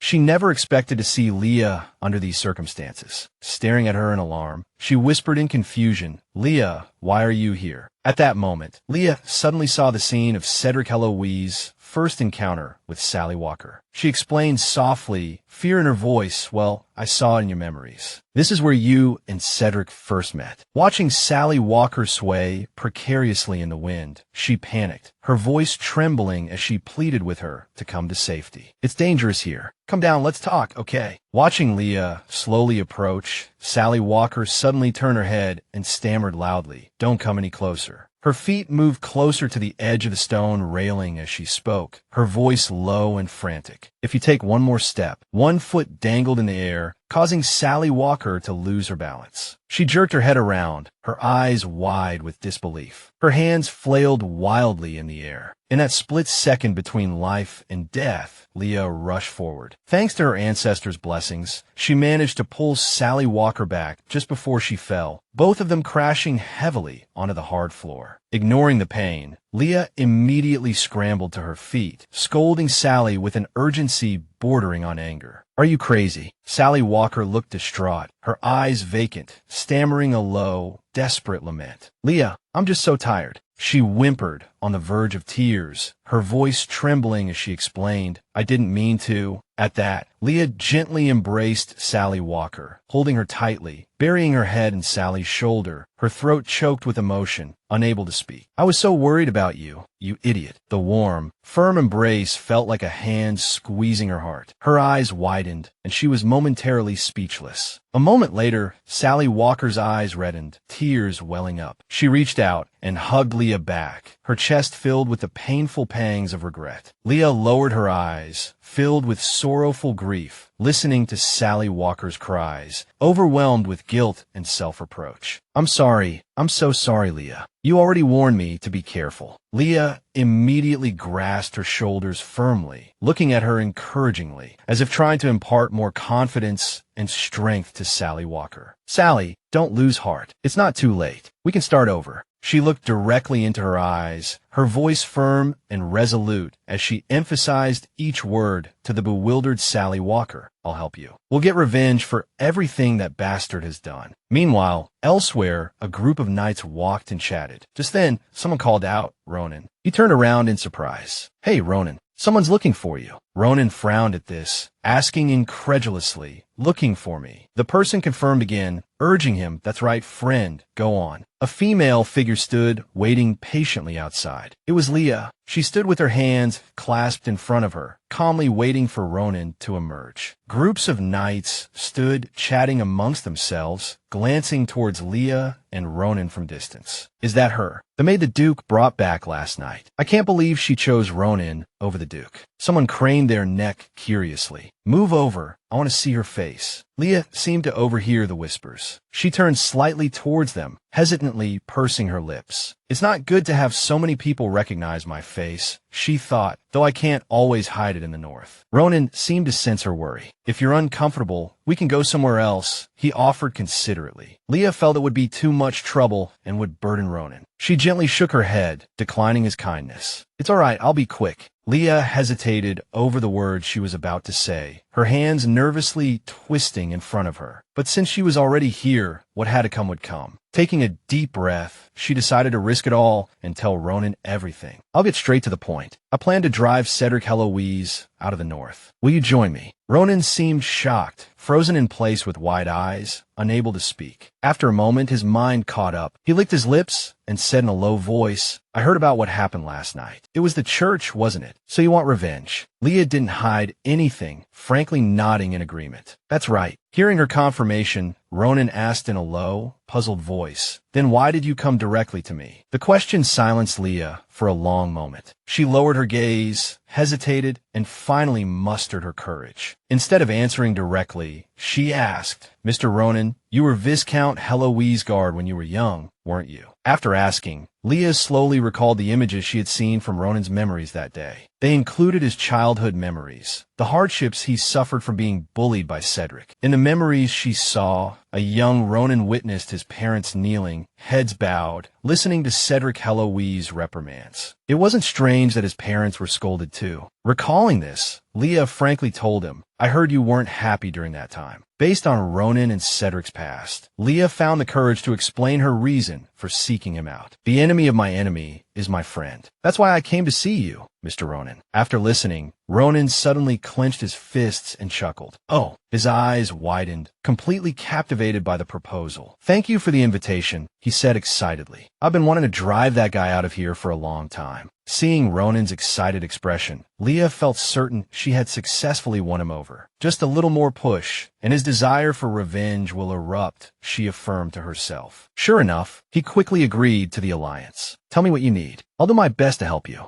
Leah smiled inwardly and immediately assigned the first task. First, Cedric's father, Viscount Heloise. Please bring him to the northern castle. Remembering the moment she was nearly choked to death, she explained her reasoning to Ronan in a somber tone. I happen to know some of Cedric's secrets. I want to talk to the Viscount directly. Leah raised an eyebrow slightly, her tone mysterious, laced with a hint of crazed anticipation. At this point, she suddenly remembered something and quickly raised a hand to silence him. Ah, and this must be kept secret from the Duke. Understood. Not long after, in a dark, cold room, Lachesis Violenta sat with his legs crossed, leisurely reading a book. Lachesis Violenta's gaze standing midway down the stairs. Lachesis Violenta addressed the person below. I've been hearing a commotion in the castle. It seems we have an unexpected guest. He looked at the man below. It's been a while. Viscount Heloise. The man addressed, as Viscount was silent for a moment, then spoke respectfully. I apologize for coming so late, sir. I'm here for my son, Cedric. Where is he? Lachesis Violenta continued down the stairs as he spoke. I'm sorry, that's not possible. Cedric is currently being detained. In the isolation room, Viscount Heloise looked up at him. There's been an unfortunate incident in the castle recently, and your son is one of the prime suspects. My son is innocent, he stated. Lachesis Violenta lowered his eyelids, a sly smile playing on his lips. Well, we'll have to see about that. After speaking to Viscount Heloise, he instructed his subordinate, You've come a long way. Please stay the night. Ronan, show him to the guest room. Ronan, addressed by Lachesis Violenta, bowed his head respectfully. Yes, sir. He waited until Lachesis Violenta left before looking up at Viscount Heloise, who was being led away. This way, Viscount Heloise. I'll show you to your room, he said. Heloise heard him, but didn't respond, only glancing back. Ronan reached the door and opened it. Just as he was about to enter, a voice called out, Welcome, Viscount Heloise. I've been waiting for you. Heloise looked at the woman standing before him, scrutinizing her. You must be the maid Ronan mentioned. Leah straightened, composing herself with the proper demeanor of a maid. Please have a seat, Viscount. I have much to discuss with you regarding your son. After they were seated, Heloise began, I heard something happen to Cedric, so I came right away. But it doesn't seem serious, does it? It was just a normal quarrel between husband and wife. Does it really require my involvement? Leah remained rigidly upright, her voice sharpening slightly as she reiterated, You say it's nothing serious, but this so-called quarrel almost took someone's life. Heloise shook his head. Isn't it just you who thinks Cedric harmed that maid? Even if it's true, it was just an accident. Cedric has a peculiar personality, but he's not the type to kill anyone. He continued, as if such incidents were commonplace, unsurprising. The maid Cedric is involved with is called Sally, isn't she? I heard her family is in debt. Please tell her I'll help. I don't want this to cause unnecessary rumors. Leah placed her hand beside a paper on the table. It seems you just want to brush this matter aside. But the paper she placed on the table wasn't an ordinary document. It was a complaint. Do you really intend to dismiss this so easily? Ronan stood outside the door, listening to the heated conversation within. Leah's voice echoed out. He's just a steward managing barren land that can't even be cultivated. So what? Her voice rose, probing, accusatory. The atmosphere in the room grew tense. I heard your eldest son went missing a few years ago. You must be desperately searching for him, right? He's in that very place. Leah continued, although he might be a corpse now, buried underground. Didn't Cedric borrow a large sum of money from you before your eldest son disappeared? Leah's words, confirming her suspicions, drained the color from Heloise's face, rendering him speechless. That money must have been used to buy back that land. He needed a place to hide the body. The image of his two sons flashed through his mind. Cedric killed Theo. He blurted out, his hand trembling. Do you know what you're saying? If you're fabricating these lies for money, you'd better be prepared to face the consequences. Leah shook her head, her expression impassive. No, of course not. I just want to show you how dangerous Cedric is. She continued, in noble families, it's not uncommon for siblings, even parents, to be killed. Is it? Please be careful, Viscount. Heloise's face paled at Leah's words. Should I say you're lucky? Even if such a thing happened, it wouldn't harm the foundation of the family, because Cedric isn't your biological son. The Viscount's mind conjured the image of his younger son's face. He stammered, what do you mean? Leah's voice remained cold. You really don't know. Like an icy machine, Leah laid out all of Heloise's doubts and suspicions. Cedric is actually the illegitimate child of your mistress and another man. In fact, the mistress was carrying someone else's child and later passed the child off as yours. She continued to delve into the secrets of the Heloise family. Perhaps that's why he killed his elder brother, Theo. After all, a cuckoo always pushes other chicks out of the nest to monopolize it. Leah watched as Heloise collapsed, staring at her in disbelief. Leah thought, it seems he still doesn't believe me. Seeing his skepticism, Leah stood. If you find my words hard to believe, you can go to the land Cedric manages and confirm it yourself. She turned her back to Heloise, then glanced back at him. Or, if you prefer, there's a faster way. Leah led him to where his younger son was being held alone. She knocked on the door. A girl's voice came from inside. Cedric. She peered in. Sir Knight, I brought you your meal. Just then, the sound of a book being thrown echoed from within, followed by a man's harsh voice. I don't need it. Cedric was speaking when he suddenly saw a familiar figure and froze. Stop bringing this trash. We're my father. Cedric exclaimed in surprise. Leah. He stared for a moment before finally managing. Why you? Aren't you supposed to be dead in the river? Cedric's eyes were filled with panic. Leah immediately retorted, what's wrong? Have you seen a ghost? The food on the tray clattered to the floor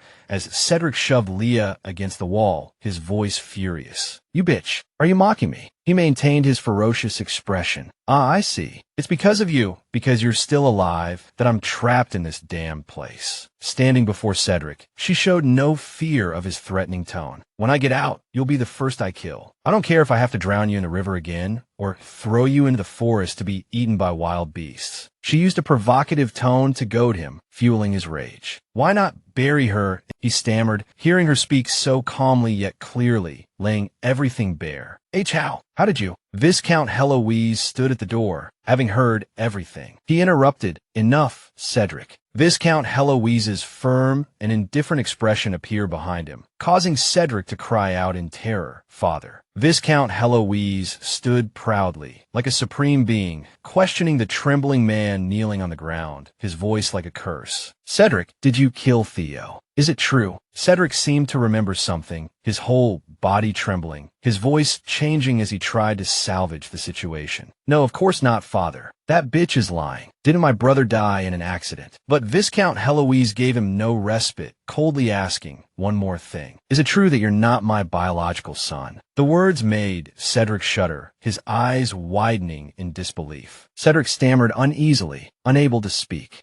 That. Finally, he could only utter words that further displeased Viscount Heloise. Could it be? Mother. He gritted his teeth, showing no mercy. His arrogant voice was full of authority. I've heard enough. He coldly ordered, Ronan, apologize to Duke Violinus for me. I had to leave without prior notice. His face was hidden in the shadows, his expression completely unreadable. After a pause, he coldly turned and left. And tell him the punishment is his to decide. Whether it's severing his limbs or banishing him from the north, it's up to him. Cedric, hearing Viscount Heloise's icy words, knelt on the ground in shock, his eyes full of disbelief. He desperately tried to plead, his voice trembling. "Father, what are you saying? I am your son, your proud son, Cedric." Viscount Heloise, enraged, his face contorted in the darkness like a demon from hell, roared, "You're not my son." Leaving Cedric with no hope, he coldly declared, "Cedric, from this day forward, you are banished from the Heloise family." Cedric felt as if he had fallen into an icy abyss. His eyes wide, he stared blankly in the direction Viscount Heloise had left, filled with remorse, yet heavily burdened. "I was wrong to entrust you with the sword and the qualifications of a knight. I will have someone thoroughly investigate everything you have done. Be prepared." Cedric's voice choked, each sob trembling as he pleaded, "Father, please listen to my explanation."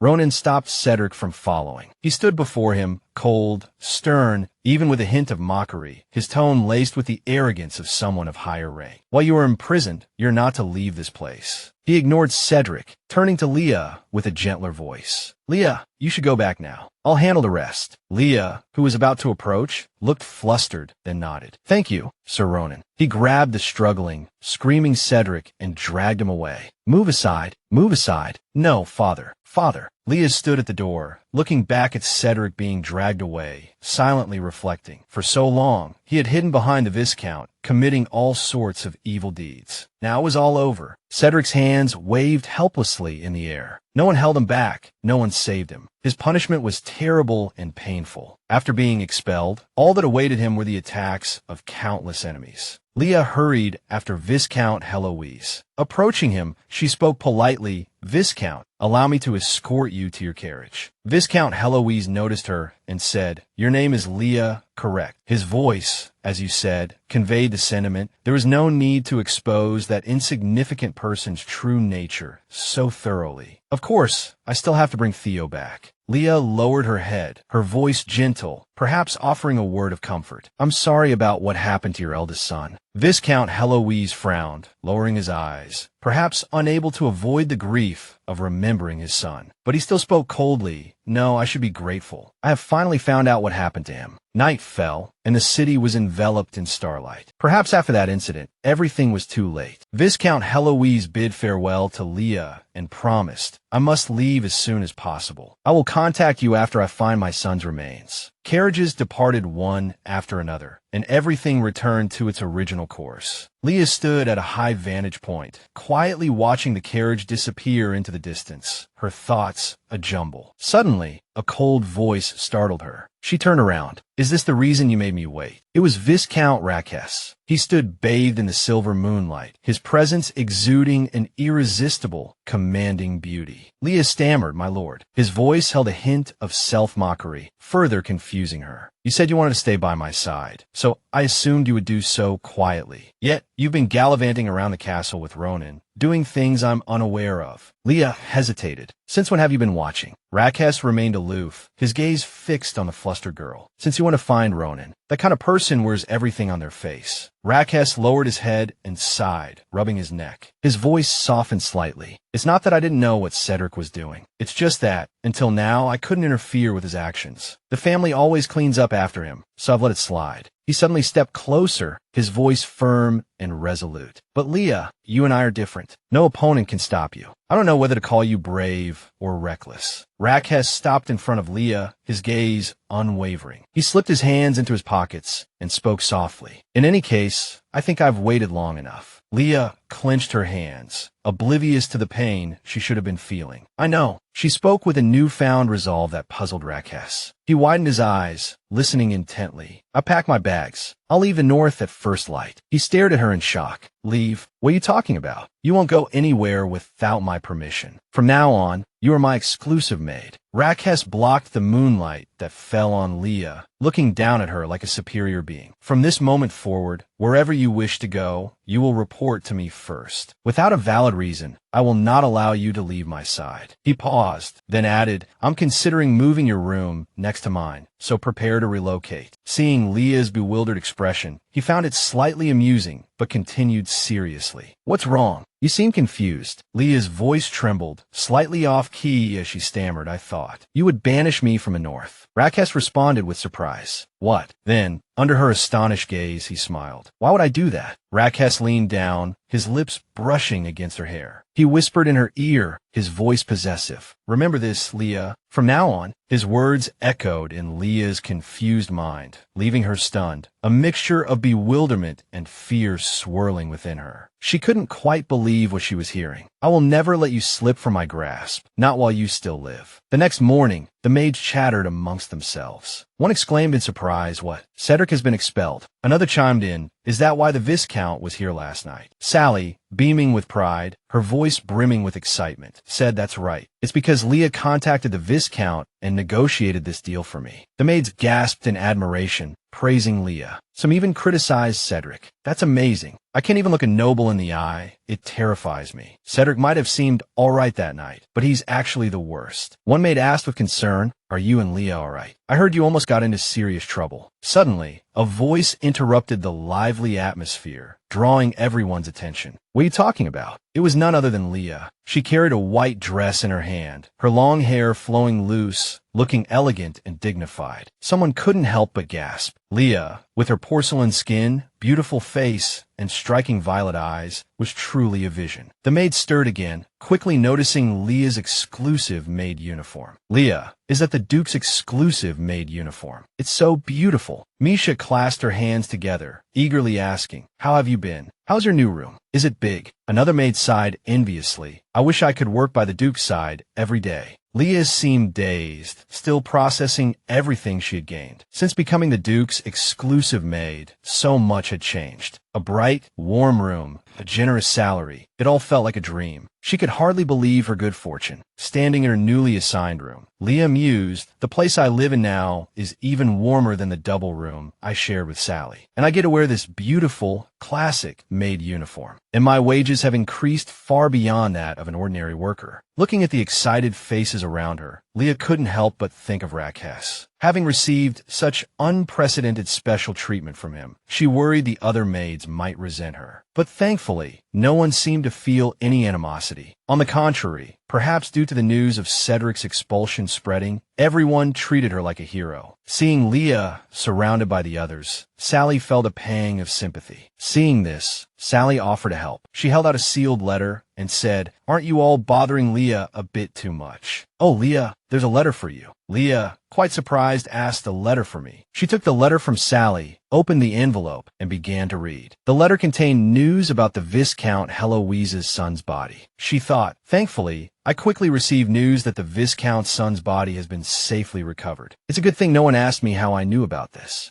Not only that, but the letter also mentioned Cedric's crimes and the punishment he had received since that day. Cedric's misdeeds were made public, and he was officially stripped of all his titles and rights. Cedric probably couldn't believe what he had to endure. He resisted in vain and ultimately had to face even harsher penalties. The testimonies of the other knights also revealed that he had orchestrated countless incidents behind the scenes. As expected, Viscount Latches decided to banish him from the north. It seems they intend to make it so he can never wield a sword again in his life. Never to wield a sword again for the rest of his life. Leah lowered her eyes, her emotions unreadable. She continued reading, pondering the contents of the letter. Sally, Ronan, Viscount Heloise, even the maids in the castle. Leah silently affirmed in her heart. Although her motivation for doing these things wasn't for personal gain, she still hesitated. I didn't do this for a reward. However, Viscount Heloise insisted that if Leah needed anything, he would certainly help. He clearly wrote in the letter, I will definitely repay this kindness. So if you need my help, feel free to come to me anytime. Everything ended with new changes. Unexpected allies appeared, and the chaos finally came to an end. Leah pondered, stroking her chin, and began to calculate the future and the benefits of becoming a personal maid. She thought, becoming Latch's personal maid is a good opportunity. The closer I am, the more I can learn. Seeing Leah's serious and slightly tired expression, Misha and Sally panicked. Misha asked Leah what's wrong. Are you feeling unwell? Leah responded vaguely, comforting them. It's nothing serious, maybe just a slight cold. Sally didn't buy it. She frowned worriedly and reminded Leah of her previous severe cold in a coaxing tone. What if you don't take care of it and get seriously ill like last time? Before Leah could answer, Sally had already made the decision for her. Before Leah could react, she said, No, Leah, you should rest in your room today. It's best to just rest. Leah felt that she wasn't at the point where she had to rest and replied blankly, It's not that serious. Ignoring Leah's objections, Sally insisted on pulling her back to her room. Along the way, she scolded and reminded her, Stop denying it. Hurry up and rest. Sally brought Leah back to her room and patiently waited for her to lie down and pull up the covers before turning to leave. Before she left, she didn't forget to remind her, Get a good sleep. I'll take cheese and cream for a walk. Leah felt she couldn't refuse any longer and sat on the bed helplessly, saying, Thank you, Sally. I'll leave them to you. After Sally left, she sat alone for a long time. Leah lay down on the bed, put her hand on her forehead, and began to recall, then muttered to herself, Strange, why am I getting sick? I haven't done anything recently. Could it be that I caught a chill when I fell into the river? Leah looked up at the ceiling, gazing at the chandelier hanging overhead, slightly lost in thought. After becoming Latch's personal maid, she thought she would be busy taking care of him day and night. But in reality, she had too much free time, even a little bored. She remembered the task she was assigned. Leah lowered her head, gently lifted her skirt, and curtsied like a maid. I was only assigned one task, to stay here quietly and wait for the Duke's orders, and to rush over immediately, no matter the reason. Leah started to become bolder in her thoughts. She pondered, thinking about Latch's appearance that day, and felt bored again. It's been a week since he's called for me. However, one thing was clear. Leah hesitated. He doesn't want me to be in danger, so he's confined me to the castle under the guise of being a personal maid. She put her hand on her forehead, her eyes wide, completely unable to understand why Latch's would do this. Why? Leah was lost in thought again, making various guesses. Could it be because he doesn't know I'm Referencia Nairo, so he's protecting me like this? But that reason clearly isn't sufficient. Leah was very confused, unable to understand Latch's actions. In her current identity, a maid, to Latch's she was just a maid, so why would he care so much about her? Leah's eyelids grew heavier and heavier, gradually closing, carrying those unanswered thoughts. Leah kept thinking, but everything stopped abruptly when she fell completely asleep. One reason unfinished, another surfaced in her dreams. Something hidden deep within her emerged. I don't even know if there's any reason left for me not to die. The door opened slightly, a sliver of light illuminating the dark room, the monologue still echoing. I didn't know it was Latch's who approached Leah gently as she pondered things that couldn't be. If I could read his memories, I wouldn't have to worry about this. Latch's reached out and brushed a strand of hair from Leah's face. His touch was gentle, and the feeling of her warmth against his hand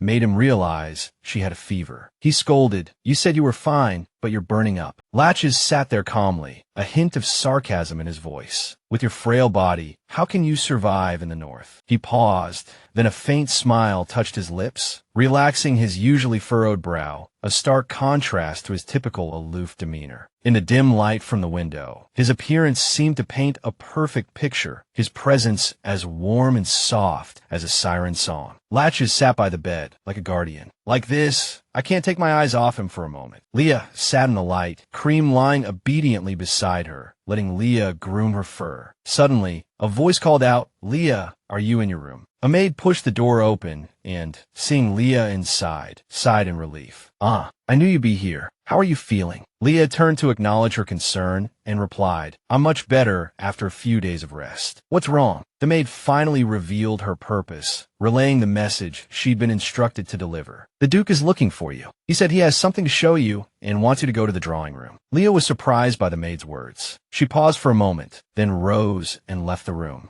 Walking down the long staircase, Leah thought, finally, the first time I've been summoned as Latches' maid. Standing at the railing, she looked down, a question forming in her mind. But why the drawing room? Doesn't he usually work in the library or his study? Another servant informed Latches of Leah's arrival. Master, Leah is here. He looked over and said with a smile, come in. Leah pushed the door open and entered, her gaze averted, her eyelashes lowered. Her expression was somewhat indifferent. After a long while, Leah finally lifted her face and softly requested, then I'll excuse myself. But when she saw the person sitting opposite Latches, Leah froze. A name echoed in her mind, Father. Father was also startled to see her. His eyes widened and his lips moved, but no words came out. Leah began to speculate, but couldn't understand why Father was here. Inside the Virentis mansion, she wondered, what is he doing here? Father appeared awkward, nervously feigning a smile as he stammered a greeting, his voice trembling. Long time no see, Leah. Latches, observing Leah's expression, explained Father's presence with a smile. I called him here. From now on, he'll be the doctor for this territory. Seeing her less than pleased expression, Latches seemed disappointed, a hint of dejection in his voice. But you seem a little disappointed. I thought you'd be happy to see him. I spent a lot of money to bring Father here. Because of you. Leah could hardly believe her ears. Because of me, she repeated, her brow furrowed in confusion, her lips pressed together, her body tense. Latches, seeing this, explained, yes, you were working too hard. That's why you collapsed. He paused, then added, he's the most suitable person to take care of you. So isn't it better to see a familiar face sooner? Noticing Leah's troubled expression, Latches spoke in a gentle tone to comfort her. I don't want to disturb your reunion. You can go for a walk, chat, do whatever you like. He didn't forget to remind her about a health checkup, adding with concern, get a preliminary checkup first, see if anything is wrong. Leah was bewildered, still processing the information she'd just received. She didn't understand what was happening, but she still asked him to leave. Her mind was a jumble, but Leah maintained her composure, bowing respectfully. Thank you. Thank you for your concern, Master. Latches looked at her, a rare tenderness in his smiling eyes. You're welcome, he replied. On the way, Father was fussy, trying to take the luggage from Leah's hands. Miss, let me carry that. I can manage, he insisted, but she refused. With so many people around, I'll carry it. Let go. Father persisted, hesitating, but it's heavy. Leah walked ahead, her gaze downcast, her voice still indifferent. I said, Father, I'm a maid now. Carrying your luggage is my job, she stated flatly, leaving Father bewildered as he trailed behind her, again reaching for the luggage. Leah suddenly turned around and whispered a reminder to Father about their current positions. And stop calling me miss. What if someone hears you? Father lowered his head in embarrassment, retracting his hand. I'm sorry, he mumbled apologetically. Leah was actually worried about Father. She sighed wearily, her brow furrowed, her gaze deep, countless questions swirling in her mind. What is he thinking? Why here, of all places? Getting involved with me never brings anything good. Looking at the delicate face with round glasses before her, a suspicion suddenly arose in Leah's mind. She thought warily, wait, could it be that Ratches brought him to the territory to keep an eye on me? Leah glanced at Father, scrutinizing him. If it were Father, he would be perfectly capable of handling Ratches's threats and persuasion. She couldn't help but doubt Father's reason for coming to the Duke's mansion, pondering what he could possibly do. Turning back to Father, she thought, so it's because of me that he was bought. Wanting to ascertain the reason for his presence, Leah said coldly, Father, let me see your hands. Father asked back, bewildered, what? My hands. Leah grew impatient, urging him in a suppressed voice, quickly, take off your gloves. Although he didn't understand the young lady's intentions, Father obediently removed his gloves and offered his hands to her. Ah, yes. Father lowered his head, looking at Leah's hands, a flicker of emotion in his eyes. Father held her hands, stroking her palms, feeling the rough calluses, completely different from the soft hand she had back at the Nairo house. He was surprised. Miss, you have so many calluses on your hands. You must have suffered a lot. Feeling a sense of security from Father, Leah lowered her guard, relieved that he hadn't listened to any of Ratches's orders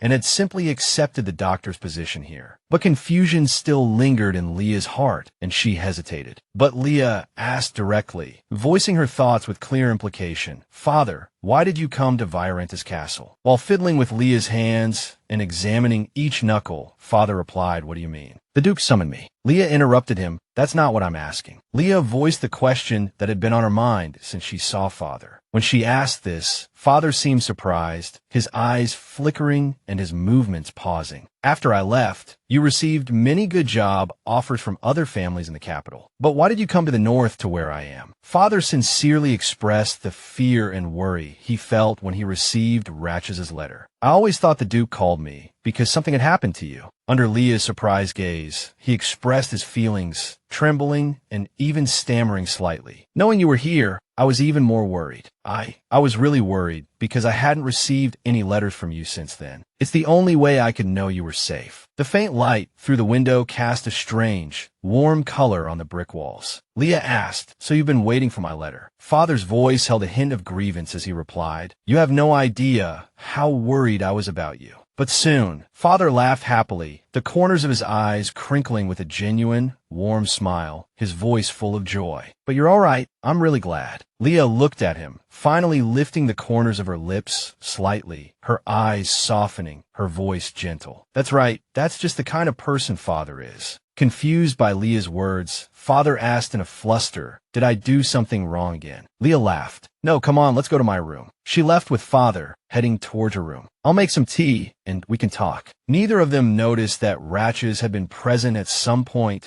standing on the stairs, leaning on the banister, watching them talk and laugh. Ratches's gaze was gentle, with a hint of relief. He murmured, "Everything should be all right now." Leah and Father returned to the room, made tea, and chatted while they drank. Leah's voice rang out. "So, nothing special happened in the capital?" Father replied, "No, everything went smoothly after the memorial service." They sat side by side, facing each other, the tea in their cups having diminished somewhat, indicating they had been talking for a while. After a pause, Father added, "However, not long after, society was abuzz because of your friends." Leah, sensing the key point, asked, "Friends? You mean Det and Dileia?" Father recounted the events in detail. The scandal surrounding the two spread quickly, the banquet seemingly perfectly reenacted. Det, head bowed, walked beside Dileia down the red carpet, enduring the scrutiny and whispers of everyone around them. Father's voice continued, "There were even rumors that the two had an affair before your death, and that Miss Dileia had a child with Count de Verdi." Leah lifted her teacup, gently blowing away the swirling steam. Watching her calm expression, Father continued, "I heard that because of these rumors, they couldn't even leave their homes." Leah wasn't surprised, mentally noting that this happened in every one of her loops. Leah thought, it's not surprising, as these things always happened before and after her death.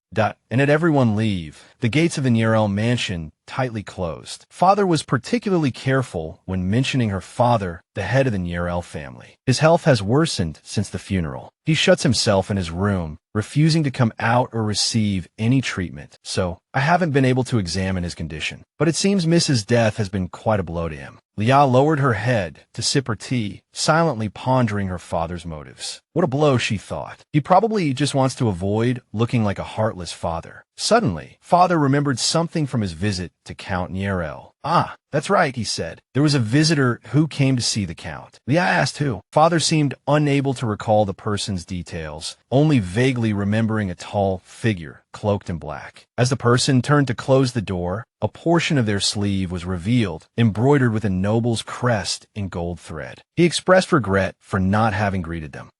I didn't see their face clearly at the time, but judging by their attire alone, I'd say they were of high status." A possibility arose in Leah's mind. Someone of such high status. Could it be a lover? Leah slammed her teacup down in anger, startling Father. "You don't need to tell me any more stories about my father. I don't want to hear them." Seeing Leah's sudden change in mood, Father dared not disobey. "I understand, miss," he said hesitantly. To ease the tension, Father changed the subject, asking with concern, "How have you been lately?" Leah stroked the rim of her teacup, watching the light shimmer in the pale brown liquid. Father continued, "Miss, you said you were going to ask Duke Virentis some questions when you left. Have you found anything yet?" She sighed softly. "There are many suspicious points, but I haven't found any evidence yet." Leah began to recount her recent investigative progress. "I've been looking into a drug called Demorazin recently, but it turned out to be just ordinary livestock medicine. A bit of a waste of time." Father asked, puzzled, "Demorazin." It was then that Leah realized, oh no, I never told Father about the murderer.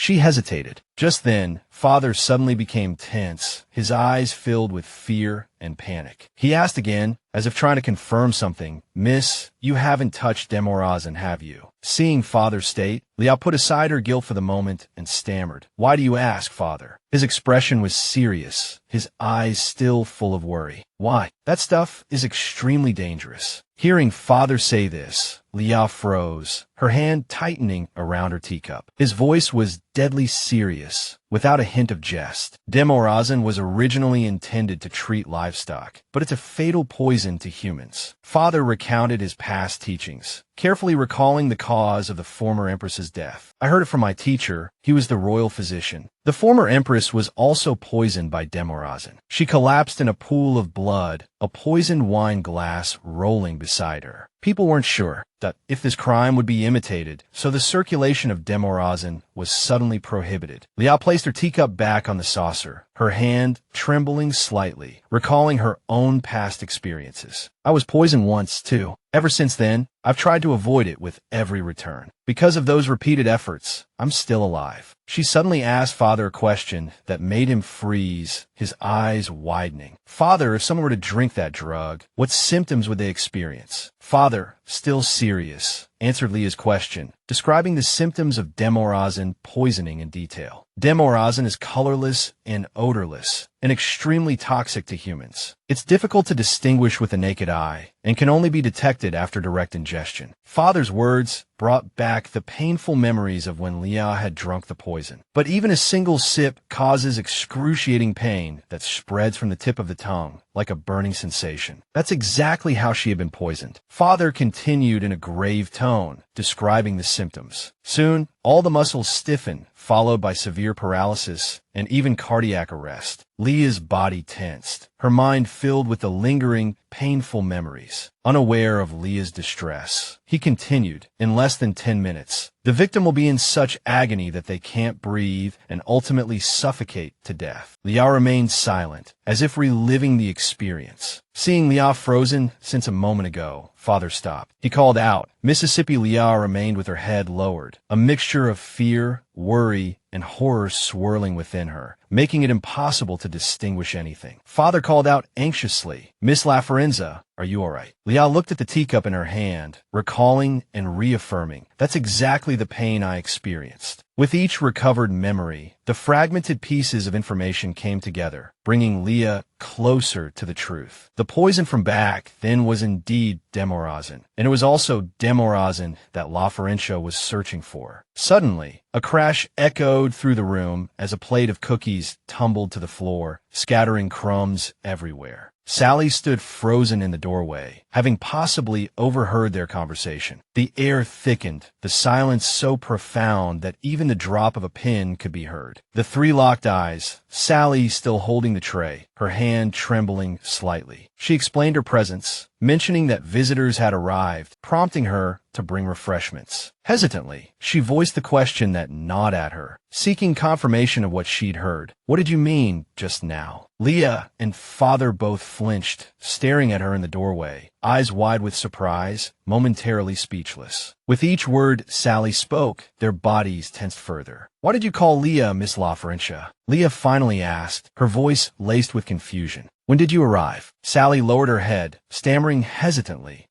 The guest called you Mississippi." But a more pressing concern weighed on Leah's mind. Did she hear us talking about Demorazin? Leah quickly fabricated an excuse. "Well, let's just say it's a story about the previous owner." She urged Sally, "Please sit down. It seems you've misunderstood something." Under Sally's astonished gaze, Father adjusted his glasses and asked, "It seems your identity has been exposed. What should we do, Miss Leah?" Leah panicked, hissing at him. "Stop calling me Mississippi." Sally jumped, startled by Leah's frantic demeanor and Father's evident tension. Fearfully, she stammered, "You called Leah Miss again." Out of pure habit, Father slipped up again. "I apologize." Mississippi Leah sighed in resignation, abandoning her prepared excuse. She realized she couldn't maintain the charade any longer. Sally, still reeling from the shock, heard Leah's voice turn serious. "Listen, what I'm about to tell you, you must keep secret." Sally paused, seemingly piecing together certain details. She asked worriedly, "So, Leah, No, Miss La Florencia of the Nerio family didn't pass away, but for some reason is hiding her identity in the north. Leah lowered her head, avoiding Sally's gaze, a faint sadness in her voice as if grieved to reveal her true self. That's right. I can't tell you the details right now, but what's important is that only you and Father know the truth. Despite her words, an unprecedented wave of despair washed over Leah. What should I do? How did Sally discover my identity? Sally sat across from Leah, trembling, and hesitantly asked, then, even Duke Viorentis. Leah nodded, finishing her unspoken question. I don't think even the Duke knows. A flicker of hope remained in Leah's heart. But if it's Sally, maybe she'll still treat me as Leah. She humbly assured Sally, regardless, I promise you won't be implicated because of this, so please keep it a secret. Leah silently speculated on Sally's next move. If it were Sally, she would probably. Suddenly, Sally scrambled up from her chair and knelt before Leah, her movements swift and decisive, her voice trembling. I'm sorry. Leah also jumped to her feet, taken aback by Sally's actions. Sally, still kneeling, said, I only just realized that someone dared to be so disrespectful to you. Leah couldn't believe her ears, awkwardly taking a step closer. What are you talking about? You did nothing wrong. It's I who kept the truth from you. Sally lowered her head, taking all the blame upon herself, stammering, No, I should have realized. For the first time, Leah was struck by the power her status commanded. She frowned, staring at Sally, still kneeling on the floor, pleading, Please forgive me, Mississippi. A hint of helplessness and disappointment colored Leah's voice, causing Sally to look up in surprise. She said, Don't be afraid here.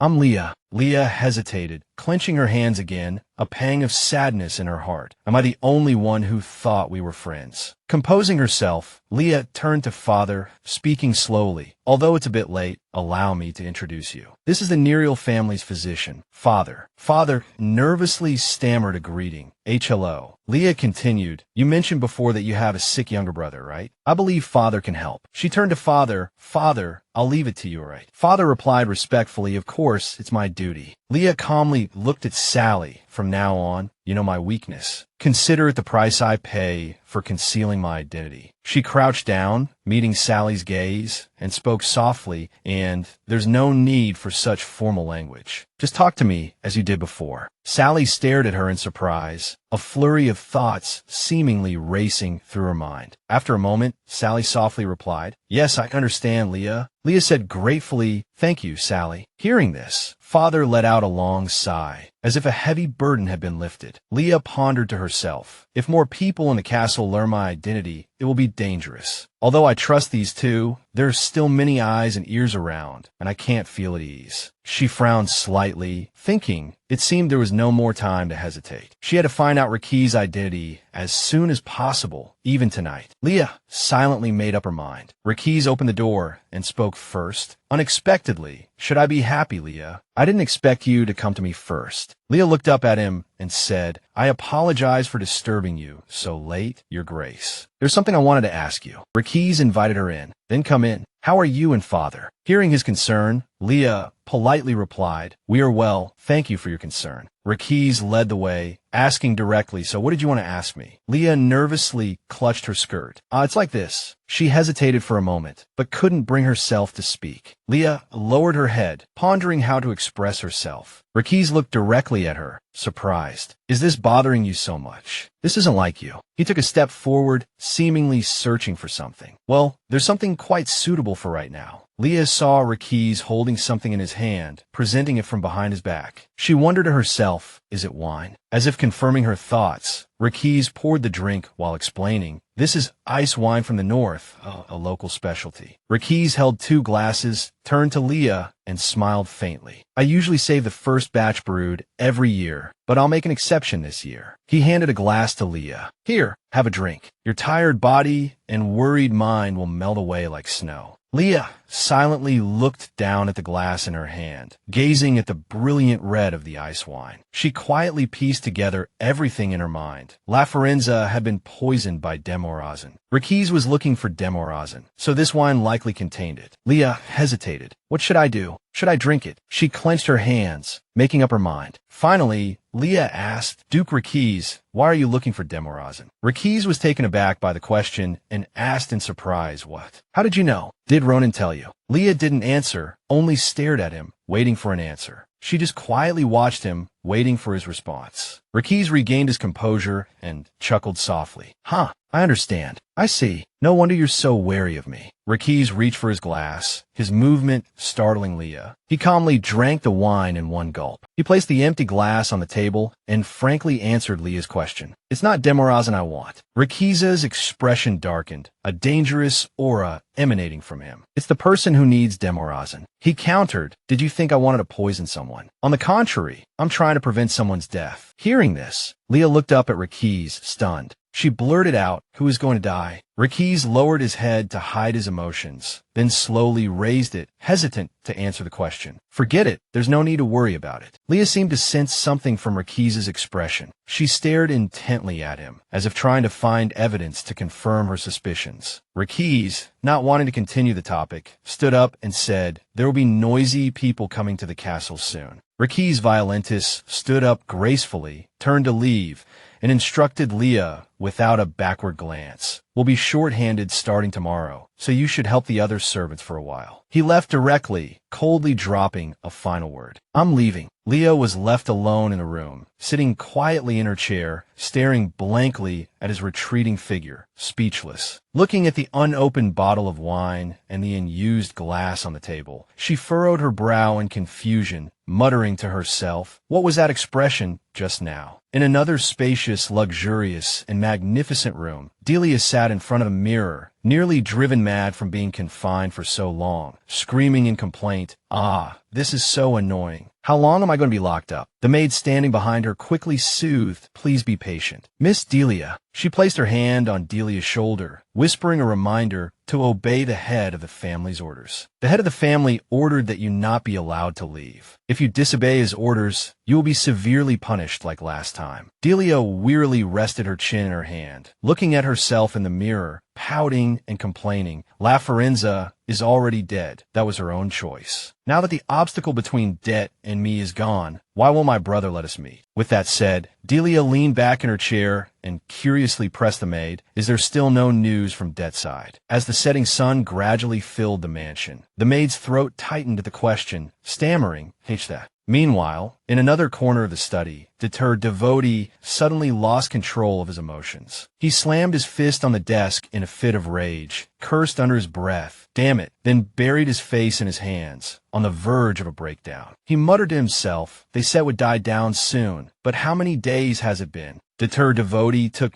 deep breaths, trying to compose himself, but his eyes remained vacant. In despair, he whispered, this can't go on. Even the nobles who promised to invest haven't been reachable because of that damned scandal. The work I've cherished my whole life is ruined. At this point, as if he suddenly remembered something, he abruptly stopped, closed his eyes, lowered his head, and fell into a gloomy silence. Then, deterred devotee stared blankly at the magical tools on his desk and murmured to himself, just like that person said, there's really no other way. I can only leave for now. A new day began, and sunlight streamed through the windows into the castle. Leah closed her eyes and took a deep breath, feeling the vitality of life. She sighed. When I was La Fiorenza, trapped in a mansion, I couldn't feel the change of seasons at all. Servants bustled about in twos and threes in the long corridor. Leah was still lost in her own world. The biting cold of the capital's winter had passed, and now the northern provinces were awaiting the arrival of spring, starting their preparations early. Watching the servants cleaning and dusting everywhere, the lively atmosphere made her unconsciously compare it to the past. I've never seen the castle so bustling. An elderly servant nearby exclaimed happily, winter is finally over. Another servant also shouted excitedly, work will be much easier now because we can wear less clothing. Leah turned her gaze to Misha and the blue-haired maid who were chatting, thinking unconsciously, it really takes a lot of people to decorate the castle. Leah tightened her grip on the broom handle, calmly observing her surroundings, then muttered to herself, I didn't realize such a simple truth, living so comfortably all this time. It's a little embarrassing. She lowered her head again and began sweeping the red carpet, looking at the busy scene around her, curiously asking herself, but who are we preparing to welcome? Who could be treated like this by Lakis? Suddenly, someone called out, Sally Walker. Sally. She quickly turned around and saw that it was Leah. Leah. Seeing Sally Walker's surprised expression, Leah said softly with an apologetic tone, Sorry, did I startle you? Sally Walker simply waved her hand dismissively and asked with concern, It's fine. What's wrong? Is something the matter? But Leah looked at Sally Walker with a hint of sadness, sighing silently to herself. Ever since that day, she's become awkward every time she speaks. Leah hesitated, pursing her lips, but her curiosity eventually got the better of her. Do you know who the guest is? Did the housekeeper say anything? Hearing this, Sally Walker repeated in surprise, a guest. She shrugged, expressing her confusion. She didn't say anything. Aren't we just welcoming spring early this year? Sally Walker finished speaking and left, while Leah remained where she was, muttering in disbelief, That's impossible. I clearly heard him say that noisy guest would come around this time. Just then, the housekeeper suddenly walked in and announced sternly, Distinguished guests from the capital have arrived. Everyone gather here. Leah and Sally Walker stood frozen, listening to her assigned tasks. Finish what you're doing and wait in the corridor. 3 people go to the kitchen to wash dishes. Hearing this, Sally Walker couldn't help but exclaim, Leah, how did you know beforehand? Leah was taken aback by the question, her throat tightening. She struggled to find the words to answer. Well. At that moment, the housekeeper suddenly looked at her sharply, raising an eyebrow and asking, Leah, what are you doing here? Leah quickly straightened up and replied respectfully, The Duke didn't summon me, so I came to help everyone clean. The housekeeper nodded in understanding, coldly relaying the order. All right, go back to your room now. He said you don't need to come out. Leah was surprised to hear this and hesitantly asked again.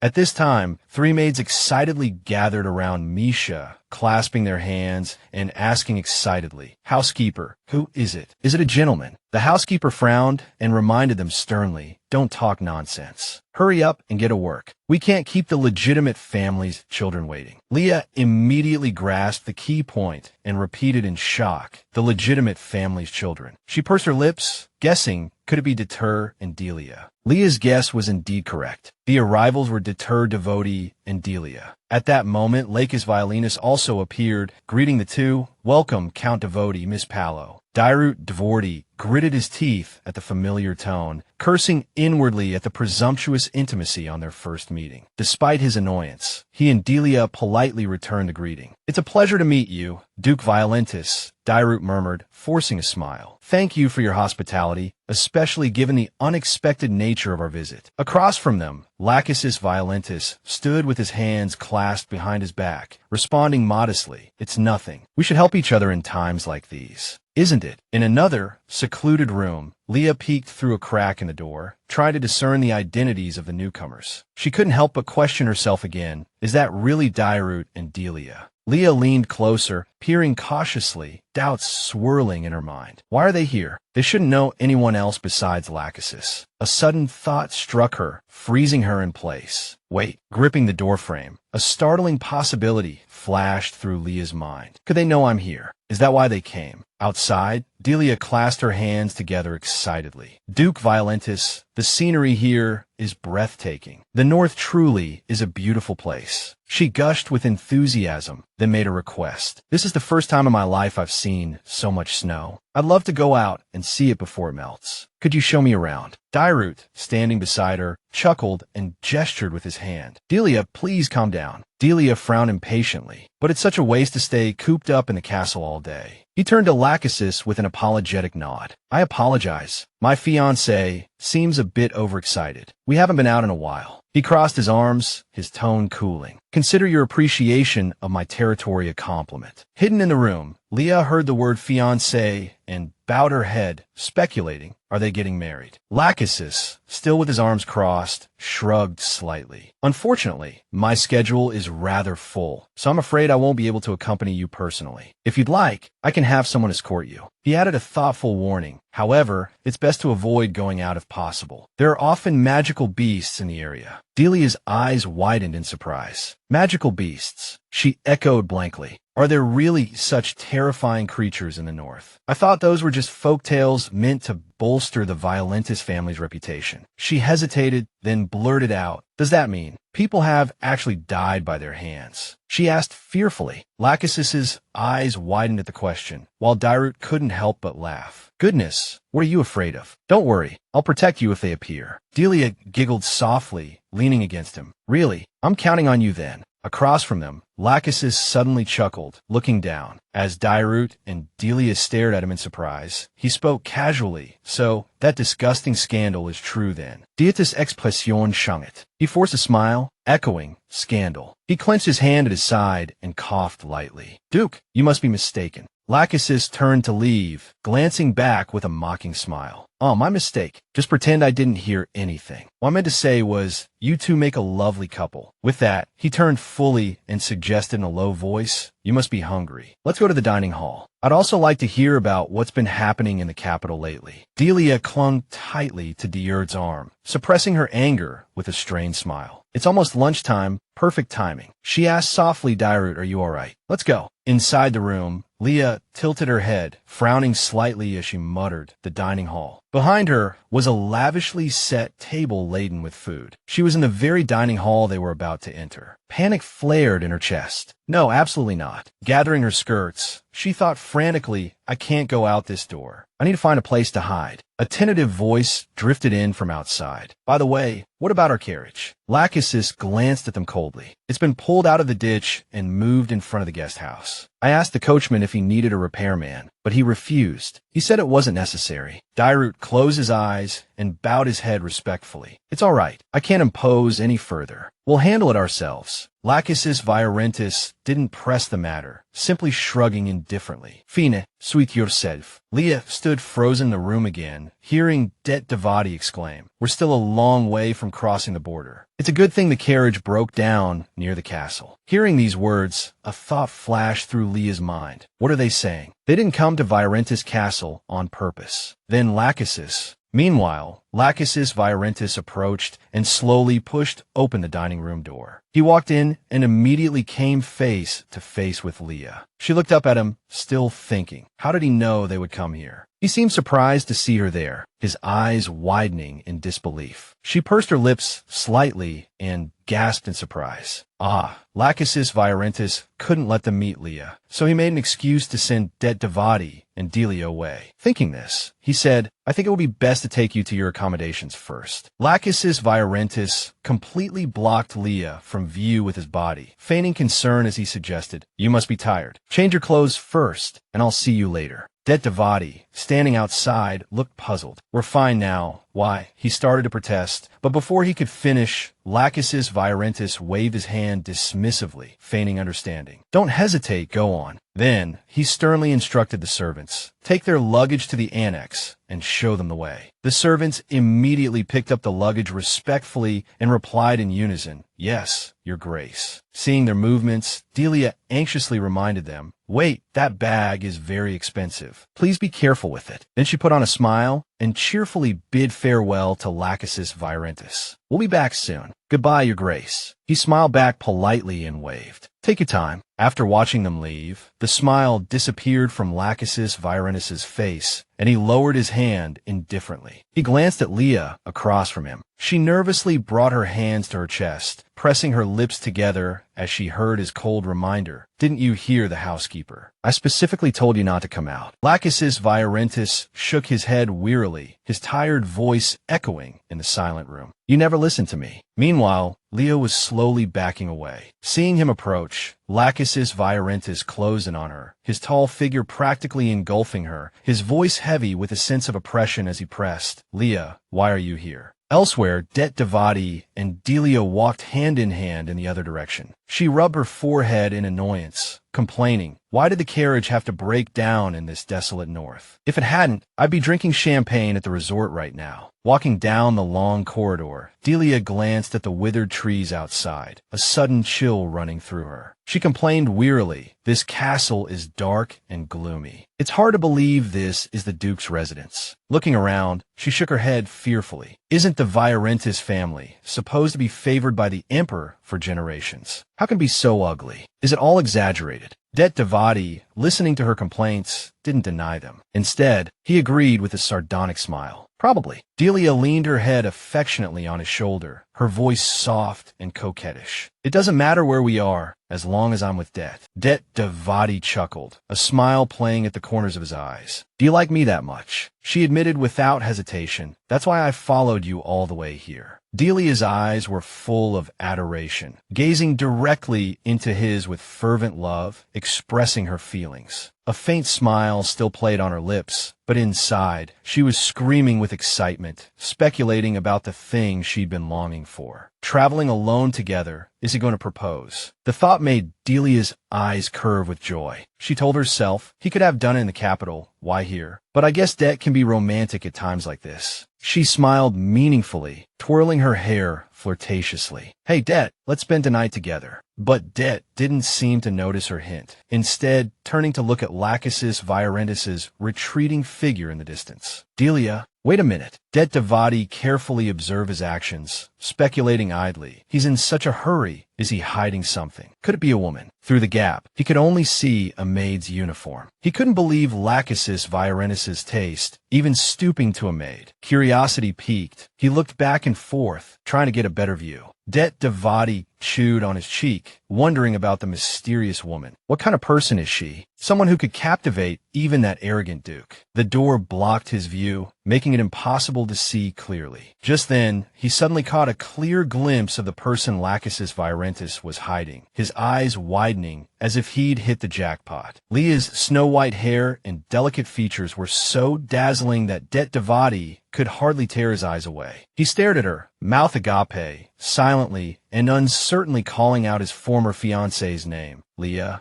Meanwhile, Lachesis Viorentis continued to scold Leah, his head lowered and his tone stern. "You should at least give me an explanation, shouldn't you?" He leaned one hand against the wooden door, his face grim as he questioned her presence. "Didn't I tell you to stay in your room? Why are you here?" But Leah wasn't intimidated by Lachesis Viorentis' aura. Instead, she coldly retorted, "You explain first. They said the carriage broke down." Recalling the sudden breakdown of Det Devati and Delia's carriage, and his earlier prediction, she asked suspiciously, "Didn't the Duke say the guests would arrive at the castle soon? How did you know this would happen?" The sudden appearance of Det Devati and Delia had unnerved Leah. Breathlessly, she reiterated, "Didn't the Duke say the guests would arrive at the castle soon? How did you know this would happen?" Lachesis Viorentis nonchalantly licked his lips and coldly doused her with a bucket of cold water. "How would I know? And it's none of your business." He raised an eyebrow, suppressing his anger with a cold laugh. "Or are you concerned about those two? Should I introduce you?"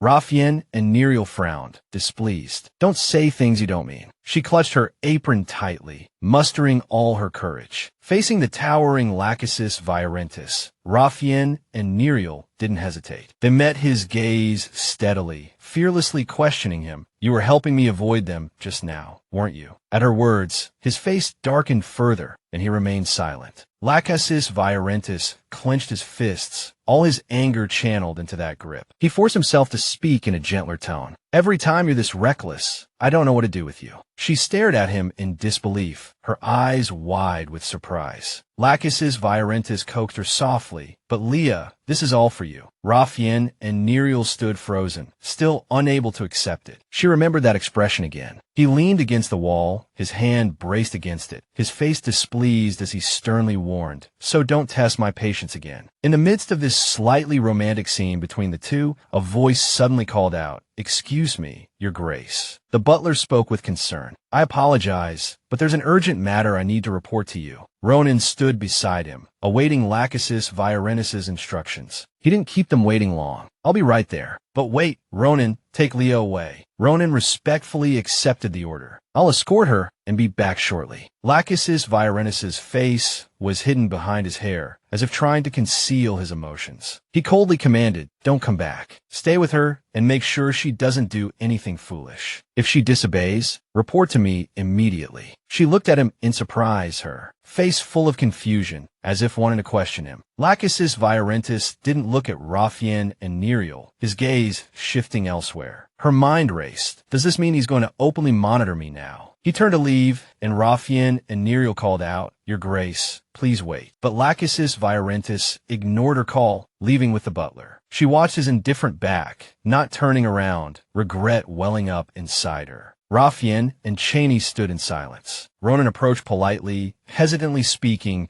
"I'll take care of you, Leah." Seeing her lack of response, he took another look and immediately sensed her curiosity and questions. "Are you all right? Have you two been arguing?" Raphael Cheney was startled, feeling guilty. Ronan asked cautiously, "Are you too close?" She reacted as if her tail had been stepped on, vehemently denying what. Raphael Cheney angrily and fiercely objected, "Impossible. That's absurd." He froze, observing her carefully. Ronan turned to watch him slowly leaving, lost in thought. But Lachesis Virenus, sunlight streamed through the window, illuminating him. Virenus, dressed in a handsome military uniform, stood at the doorway, gazing from afar. He reminded her seriously, "It's good that you feel that way. Anyway, please stay quiet for a while. If anything happens, I'll be the one scolded." Confused, she obeyed, standing still. Ronan asked tactfully, "Do you remember the day Viscount Heroes visited? I was sent to the border on a mission that day and didn't return for a month, all because I helped you." Raphael Cheney was listless, not wanting to say much. "So that's why I haven't seen you at the castle for so long." She lowered her head, her expression downcast and melancholic, lost in her thoughts. In a certain palace, someone confirmed, "I'll do my best." A table laden with exquisite delicacies, appealing to all the senses, sat before them. Someone exclaimed, "Wow, this is amazing." 3 people were enjoying the meal together at the banquet. Dileia sweetly and humbly flattered, "It's even better than I expected. I was worried these dishes wouldn't suit my taste, but I never thought I could have such a luxurious meal in the north." She shyly covered her mouth and feigned concern. Was it very difficult to prepare all this? Lachesis Virenus indifferently raised his glass for a sip and said sarcastically, "People often mock us. If we didn't entertain like this, how could we survive here?" Dileia shyly continued to joke, "Oh my, who would say such rude things?" Det Devotee also chimed in, continuing to flatter, "It's truly delicious. Do you often consult directly with the kitchen servants?" He questioned coldly and suspiciously, "Servants? What do you mean?" He seized the opportunity and quickly replied, "I mean when you were talking to that silver-haired maid in the dining hall earlier." Hearing this, Lachesis Virenus also put down his glass and looked towards Det Devotee. He lowered his head without responding, quietly staring at the glass in his hand, remaining silent for a long while. Lachesis Virenus feigned concern with an indifferent and leisurely air. "She's just an ordinary servant who arrived recently. I don't know what's so special about her that Earl Devotee is so concerned." He and Dileia both showed surprised expressions. Det Devotee smiled with satisfaction and slowly explained, "That maid reminded me of someone." He recalled the image of Raphael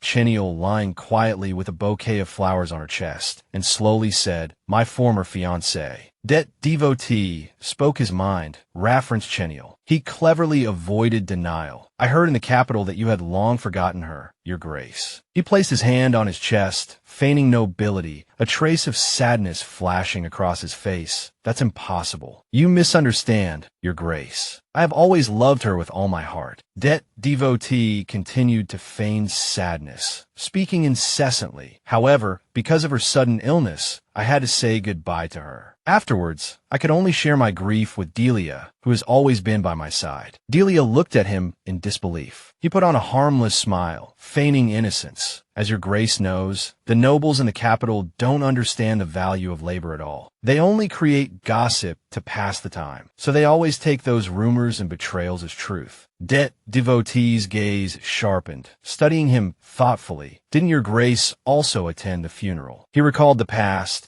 and asked suspiciously, "Indeed. Come to think of it, I don't quite understand. You never appeared at the gatherings of the four great families, yet you attended Rafferencia's funeral." Det devotee pressed suspiciously. "What exactly was your relationship with my deceased fiancé?" Lacus Violinus widened his eyes in disbelief, never expecting such a situation. He rebuked sharply, rendering the other speechless. "Earl devotee, please stop. Don't insult your fiancé." Lacus Violinus continued his sharp counterattack relentlessly, pressing him step by step. "You promised to be engaged to Miss Nerio, yet you only pretended to be interested in her. Now you have a fiancé, yet you still pursue a past lover who is no longer alive." Det devotee paled after hearing this, unable to retort. He finally concluded, "You should be ashamed, shouldn't you, Earl?" Delia, sitting beside him, also looked at him with resentment, dissatisfaction, and unwillingness. Det devotee frantically tried to explain. "Delia, I meant." She interrupted angrily. "I don't want to hear it." Lacus Violinus sat leisurely, sipping his tea, as if watching a good show. He murmured while holding his glass, his face full of worry. "What exactly was my relationship with Rafferencia?" Lacus Violinus put down his glass, his heart filled with mixed emotions. Perhaps, to her, I was nothing more than a stranger. But as he stood by his luggage, gazing out the window, Lacus Violinus recalled the image of Rafference and Nerio gently brushing her temples, his heart rippling with emotion. To him, she was everything. She was his whole world. Therefore, Lacus Violinus felt even more despair. He clenched his fists, his heart filled with jealousy. "I want her to stay by my side, never leaving me." The room was a mess. Delia shouted angrily, "When will you stop talking about Rafferencia?"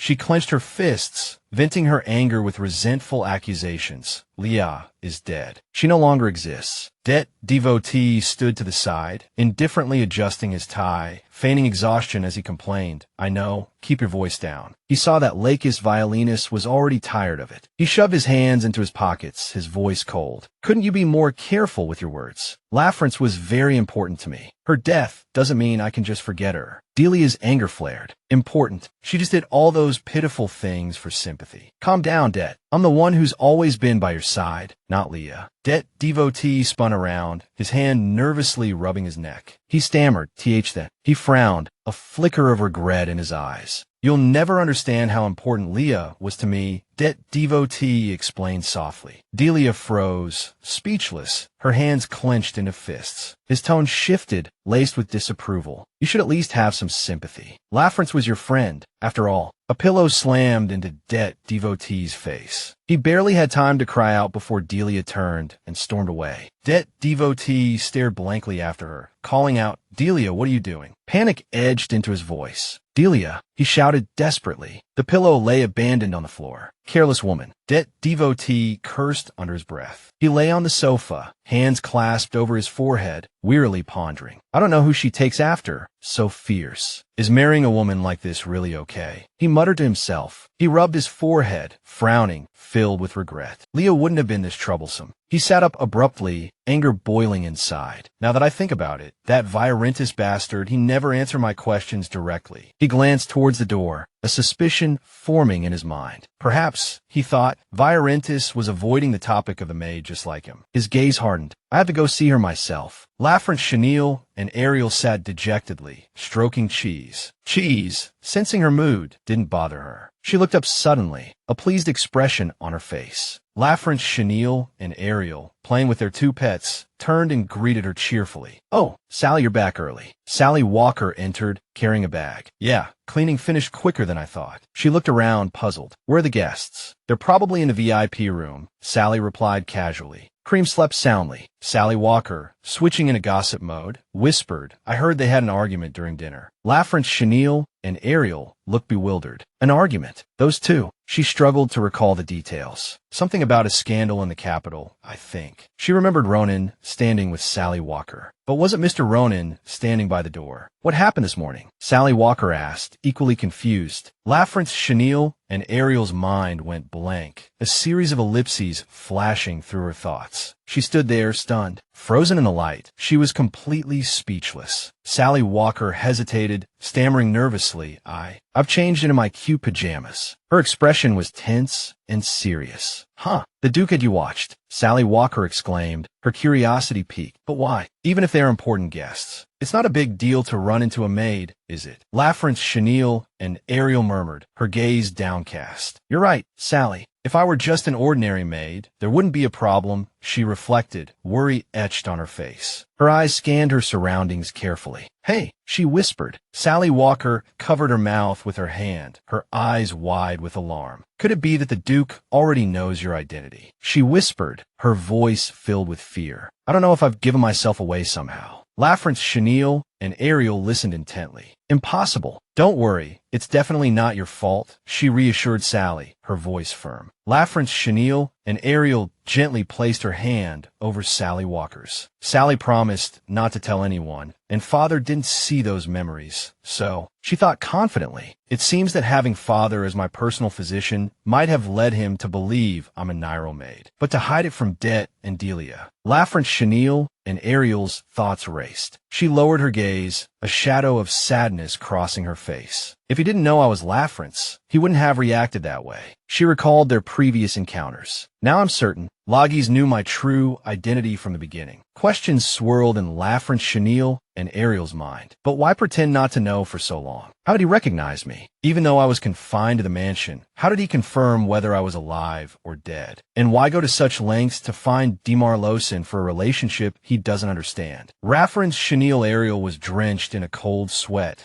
goosebumps rising on her skin, her eyes unfocused. She thought, it's as if he knows all the clues to my death. In an instant, a hypothesis that could answer all her questions flashed through her mind. The image of her standing in front of her own grave surfaced, only Raffian's and Ariel's hair fluttering in the wind.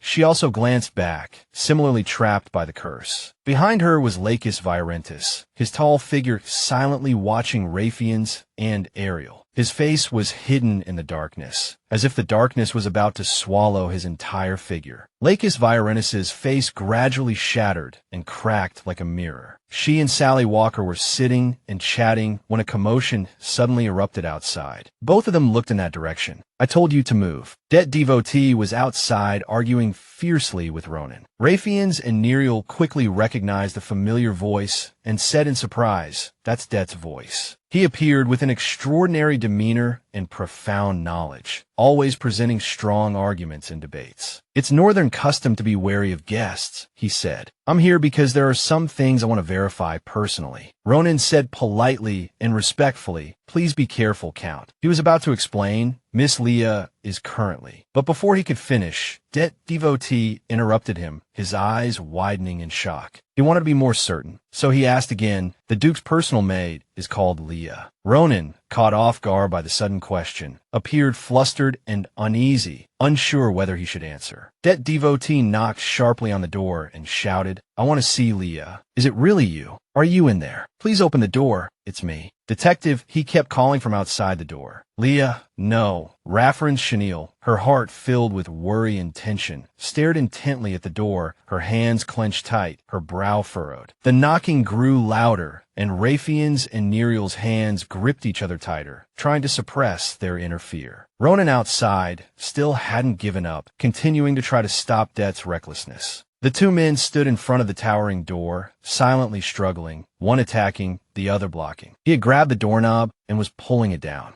Det Devotee pushed the door open and looked inside, his eyes wide with undisguised surprise, his expression tense as he stammered, unable to speak. Sally Walker, noticing her anxious expression, seemed to have thought of something. Her gaze fixed firmly on Raffian's and Nairo as a white coat flashed by. Sally Walker draped the coat over her, looking at Raffian's and Ariel with firm confidence. Raffian's eyes reddened with emotion. Sally, she was standing at the closet door, her gaze directed at him, her brow furrowed in displeasure. Sally Walker quickly bent down and said politely, Excuse me, Count, I was just about to change. The two men froze, staring at her. Det Devotee tentatively asked, Nothing, it's just, is your name Leah? Sally Walker, outside, quickly and flawlessly replied, Yes, I am the Duke's personal maid, Leah. Rafferen's chenille sat in the closet, hugging her knees, extremely tense. He didn't give up, crossing his arms and turning to question Ronan. Besides this maid, is there anyone else? Det devotee described. The maid I'm looking for has silver hair. Hidden in the closet, she listened nervously. Sally Walker forced a smile and quickly covered up silver hair. This castle is a bit dark, perhaps you saw wrong. Even in the north, that hair color is very rare. He crossed his arms, his demeanor domineering, undeterred, and firmly retorted, "Are you saying I'm blind?" "No, that's not what I meant. If you'd like, you can check the common living area." Leah sat quietly in the corner, eavesdropping on the conversation outside. "I already checked there." She was both worried and regretful. Did he see me when I was hiding in the dining room? This is bad. I should have been more careful. She pondered for a long time, various thoughts racing through her mind. The more Leah explained, the more suspicious it would become. Det was a very proud person and wouldn't easily believe others. Suddenly, Det outside noticed the room where Leah was hiding. His gaze suddenly fixed. Det turned to Sally and Ronan. "Wait a minute." Sally stared blankly as the voice continued. "That's strange." Slow footsteps trod on the exquisite carpet, the voice still continuing. "Although she's the Duke's personal maid." Leah, her back against the door, listened anxiously to the sounds outside. She couldn't possibly use two beds by herself. Det aggressively cornered her against the wall. "Hey, who are you hiding?" Hearing this, Sally stared at him blankly, not yet reacting, and innocently replied,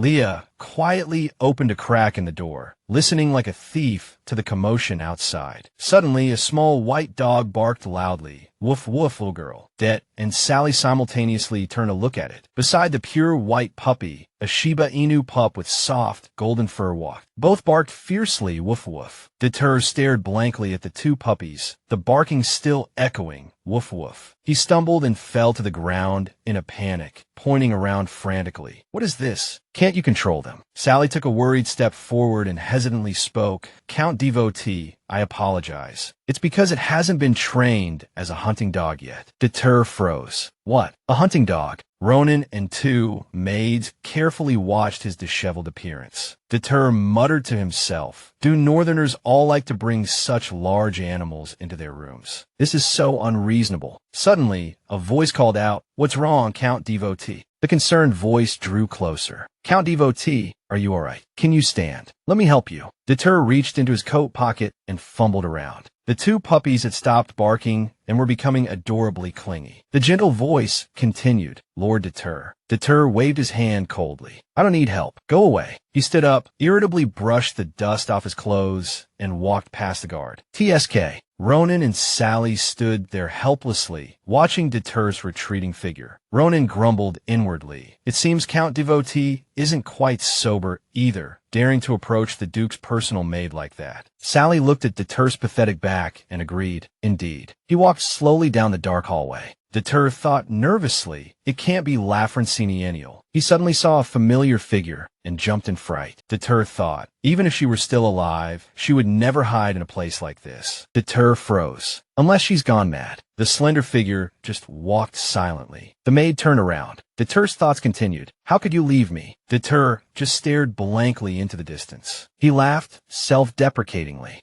Damn it, I'm hallucinating now." Ronan reminded the two whispering maids, "Stop staring. Go back to your rooms." He asked with concern, "Miss Sally, are you all right?" She replied softly, I'm fine, thank you." Sally thoughtfully inquired about Leah's condition. "Leah, are you all right too?" Leah, still shaken, hesitantly replied, Leah quickly thanked Ronan and Sally and explained, "Thank you too, Mr. Ronan. Actually, the reason I hid was because..." Ronan, ever the gentle and considerate gentleman, reassured her, "You don't have to explain. If it were me encountering that kind of person, I would have avoided him too." Suddenly Leah froze, thinking, "It seems he's still not sure I'm here. It seems he didn't come north specifically to find me either." Her thoughts continued to churn. If that's the case, then why did those two come here? This is definitely not a coincidence. Leah lowered her head thoughtfully, memories flooding back. Lakis knew beforehand that those two would come. The carriage just happened to break down. Can that be considered a coincidence? That is to say, this kind of thing has happened several times before. A lingering memory surfaced. Maybe it happened when I died. Leah kept thinking there must be something wrong here. She didn't let her mind rest, repeatedly piecing together those fragmented memories. There must be some reason for them them to come to Virentis Castle after my death, but what could it be? They couldn't have come here on their own. Leah suddenly noticed a strange detail. And what's the deal with that suspicious necklace? There were too many things worrying her. She wished silently, if only I could read their memories directly. But she couldn't rashly approach them, and Lakis wouldn't answer honestly if she asked. Ronan and Sally both looked at her curiously. Sally gently took her hand and asked with concern, "Are you really all right?" Leah politely replied, I'm fine, of course. Thank you again, Sally. If it weren't for you."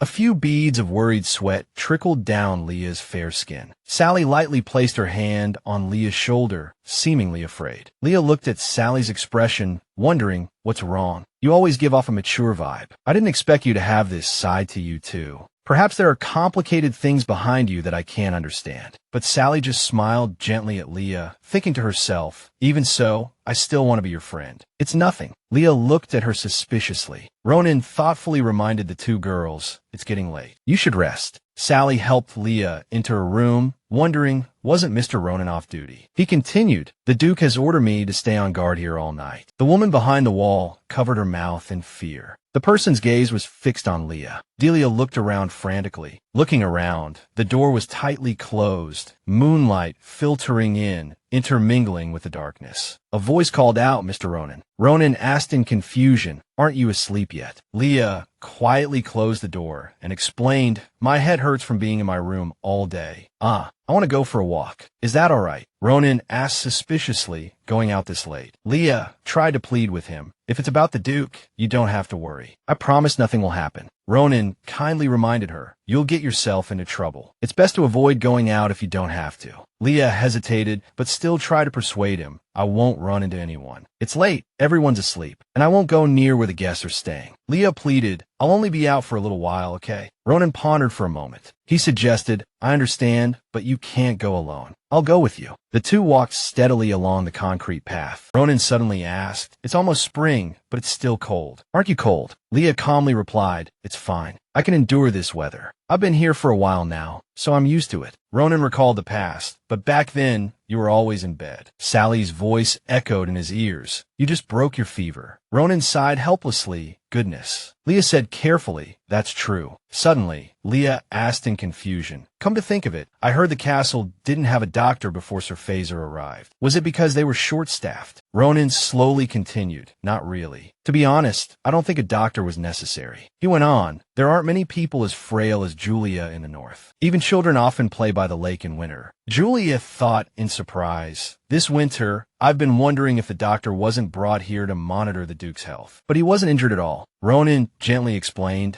no, he actually injured his hand not too long ago.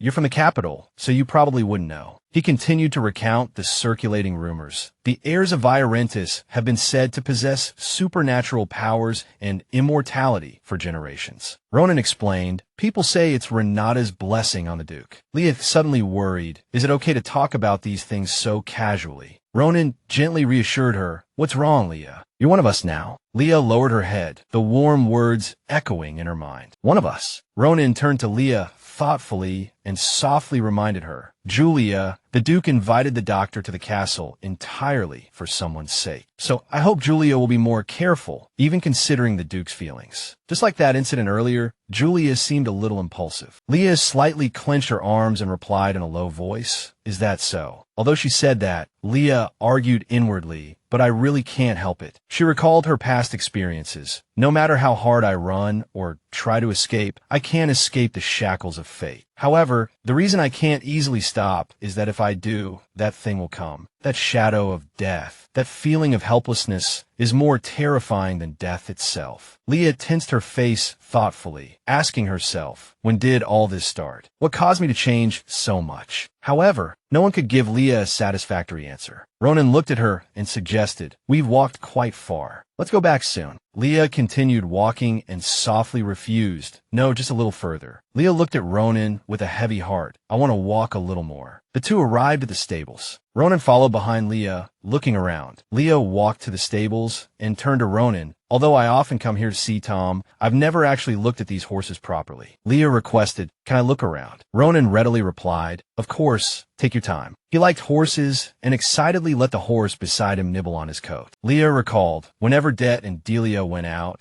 they always liked to flaunt their wealth, bringing all sorts of servants. But for some reason, this trip was simple, without a single servant, so I didn't have a suitable person to read memories from. But memories don't necessarily belong only to humans. Leah thought as she looked at the horses, then glanced at Ronan, scheming. Of course, it would be better if I could meet their coachman, but if I force a meeting, Ronan will misunderstand. Ronan exclaimed, "I heard that the children of the 4 great families have amazing horses." As expected, his words caught Leah's attention, and she asked, "Are these the guest horses?" Ronan quickly replied, "Yes, you can't find horses like these in the north." Leah walked over and looked at the horse, thinking, didn't Det and Dileia have white horses? It seems like this is the first time I've seen this horse. Leah gently stroked the horse's face, wondering, with the current situation, they couldn't have brought new horses back. Where did these horses come from? Her eyes widened in surprise at the scene she saw from the horse's memories. Just then, a voice rang out, "Are you saying you want to stop nearby?" "Yes, I understand. Don't worry. I'll check the wheels first so as not to arouse suspicion." The coachman was talking to a suspicious figure bundled up from head to toe. At that moment, Det's voice came from behind. "What a beautiful carriage indeed." He leaned excitedly out of the carriage. "I've checked it over. It's truly a work of art, especially these exquisitely decorated and polished wheels. Even the craftsman's carvings are smooth and rounded." The suspicious figure listened to Det's words, the corners of their mouth turning up slightly. Det approached them, scratching his head shyly. "I'm truly grateful. I don't know how to repay your kindness." The suspicious figure politely replied, "You're welcome." It took out a box. "Mr. Deverly, I also have a gift for you." Det was stunned, not expecting to receive something even more special. He looked at the item inside the box and hesitated. This is so sudden. At that moment, the stable door opened and a man carrying an oil lamp rushed in, shouting, "Who's there?" Leah's eyes widened in surprise. She thought to herself, this person, the image of the coachman she had just seen in the horse's memory, perfectly matched the face of the man holding the oil lamp who had just spoken. Leah thought in shock, Det's coachman. Ronan, noticing Leah's pale face, apologized. "I'm sorry, we're not suspicious people," he said, supporting her. "Are you all right, Leah?" Leah gently pushed Ronan away, refusing his help. "Let me go," Leah said urgently, frowning. "Let me see Duke Violantis." Bright moonlight streamed through the window into the room. Inside the room, a hand rested on a head, pressing down on curly hair. Violantis lay in bed, one hand on his forehead, lost in thought. Leah's voice could be heard from outside. The scene changed abruptly. The oil lamp fell to the ground. The man in black rushed over and grabbed Ronan by the collar, startling him. Ronan, bewildered, said, "What are you doing?" "Let go." Leah stood by, equally panicked. The man in black sharply questioned Ronan. "What's a knight doing here? What did you do to the horse?" Ronan pushed the man's hand away. "We were just passing through and stopped by for a moment." He stood in front of Leah, shielding her. "You don't look like the Duke's servant. Show me your identification." Leah, her expression tense, whispered to Ronan, "He's the Count's coachman." Hearing this, Ronan's heart stirred. A coachman? What coachman is this strong? At that moment, the man in black reached up and took off his hat, revealing a thin face with a dangerous-looking scar over his left eye. Leah, standing behind Ronan, clutched his coat. "Be careful, Mr. Ronan," she whispered. "He doesn't seem like an ordinary servant." Leah's expression was serious. Ronan immediately reached for the hilt of his sword, preparing to draw it. "I understand." Meanwhile, in Violetta's room, a bottle of wine and a poured glass sat on the table. He was still lying in bed, one hand on his forehead, seemingly deep in thought. His expression was cold and contemplative. He looked exhausted. Suddenly, he turned his head, recalling something. "Every time you act recklessly, I don't know what to do with you." Violantis remembered his conversation with Leah. Violantis put his hand on the door, facing Leah. "Leah, this is all for you." He continued. Back in the present, he covered his eyes with his hand, thinking to himself, what did I mean by that? Why did I say those meaningless words? Suddenly, a hand knocked on the door. Violantis, who had been propping his head up in thought, suddenly heard the knock. I shouldn't have said those meaningless words. The knocking continued. He got up and opened the door, seeing a blonde young woman standing outside. I didn't expect a guest so late. You probably didn't come for pleasantries, did you?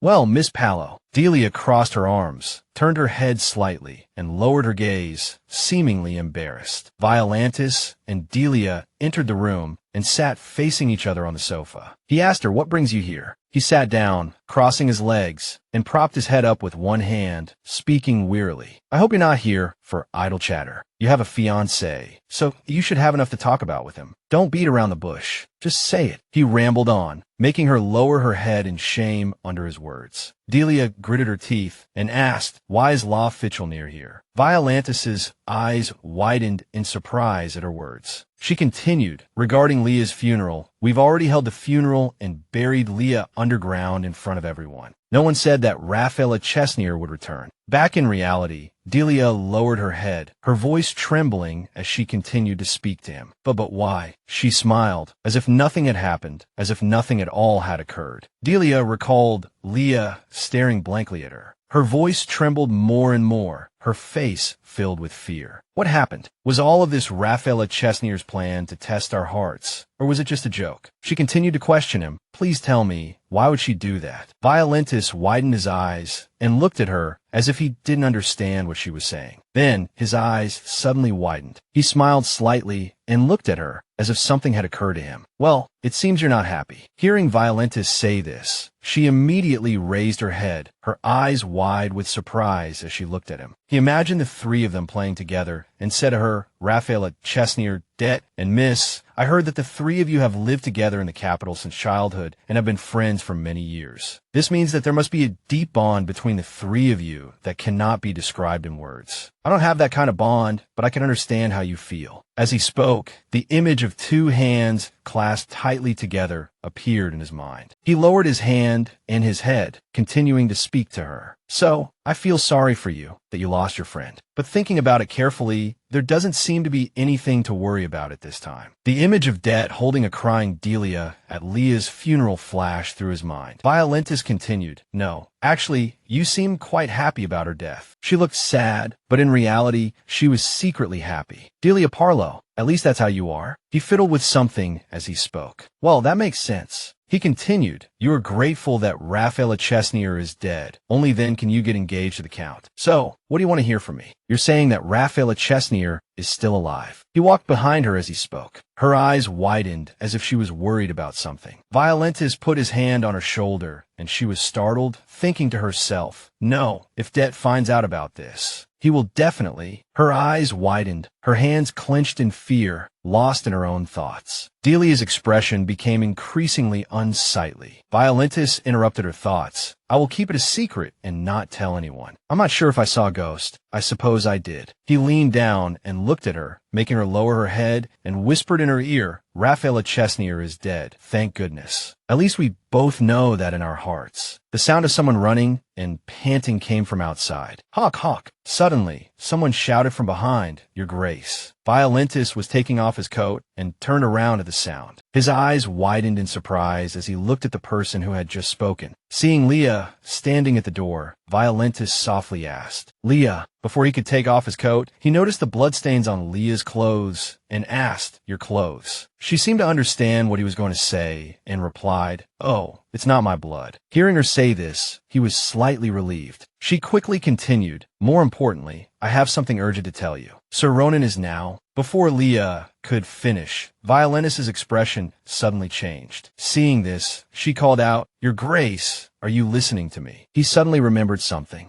Violantis felt as if he were in a forest, a corpse lying by the roadside before his eyes, his face full of disbelief. As he approached, the person turned out to be Leah. Back in reality, he tightly grabbed Leah's wrist. Leah was startled by his sudden action. He held her hand and said, "What are you doing?" Violantis widened his eyes and nervously pulled her hand towards himself. She didn't understand what was happening and said, "Wait." The guards standing outside were also startled by the commotion. He grabbed her hand and roughly pulled her along, causing her to say to him in panic and fear, "Why are you suddenly like this? Where are you taking me, Your Grace?" Please listen to me. Before she could finish, he interrupted her. Guards. The guards replied, Yes, your grace. He ordered, This is an order. Take her to the isolation room. As he said this, he pushed her to them and instructed, As long as she's alive, you can do anything. Tie her hands and feet if necessary. He waved his hand. Don't even think about leaving here. She shouted his name as she was dragged away, your grace. Leah's face was full of terror, completely bewildered as to why he had ordered her imprisonment. Clutching the door, she said to him, Why are you doing this? Please let me go. There's no time. I know why Count Det came to the north. She looked at him through the crack in the door. He stood in front of the cell door with his arms crossed and said. He lowered his head and remained silent for a moment before speaking. Delia Parlow came to see me. She said she saw Raffaella Chesnier's ghost in my castle. Hearing this, her eyes widened in surprise. He looked at him and continued, Didn't I warn you? Don't test my patience. Ultimately, this is all your own doing. He finished speaking and turned to leave. Stay here, Leah, he said. A moment later, a jailer came to ask the two men guarding Leah's prison, Hey, how is she? The blue-haired man replied, Tied up with rope. She's quiet now. One of the three men sighed in relief. Phew, finally a moment to breathe. The blue-haired man scratched his head and continued. She seems to be the Duke's personal maid. I wonder what she did to be brought here. Another man replied, It's the first time I've seen the Duke so angry. Someone said, But if what she said is true, we'll be in danger too, right? Another asked doubtfully, What do you mean? The first man continued, She mentioned Earl Det. The jailers outside laughed. How stupid. Even if we brought a mage here, it wouldn't be possible. Do you think it is? Inside the cell, Leon knelt on the ground, tied up with rope, her mouth gagged. She looked miserable. The jailer added, She's probably just talking nonsense, trying to cover up her own mistake. Don't worry. Hearing the jailer's words, Leah could only lower her head silently. The cloaked figure sneered. Duke Violantis' methods are outdated. He and his sword can no longer protect this empire. Leah's hands were tied tightly. She thought to herself, The North is in danger. Delia knows my life is at stake, but the most important thing now is to get the news of the danger out. Calm down. What do I do now? My mouth is gagged. I can't make a sound. The ropes are tight. I can't move freely. I don't know when Det will act. I have to hurry. Only a faint light filtered into the cell through the window. If Sally finds out I'm missing, she'll definitely find a way. But at least until dawn. Father just arrived at the castle. He probably doesn't know where I'm being held. As for Ronan, I can only hope he's safe. Leah sat dejectedly on the cold floor. Her eyes were filled with sorrow. Is there really no way? She continued to think, even if I get through tonight safely, what will happen after? Will Lafelance Chenier believe me? She hesitated, Violantis' back flashing through her mind. Will we meet again? Det sat on the sofa and turned to ask someone with a worried expression, Do you want to go back to the capital now? The girl was Delia. She replied, Yes, we don't have to keep going to Elsa. He asked in confusion, What are you saying? You've been clamoring to travel, and now you've suddenly changed your mind. You have to at least tell me why. His words made her panic, suddenly remembering her conversation with Violantis. Violantis stood up, his back to her. Don't worry. The servants here don't know she's Lafelance Chenier.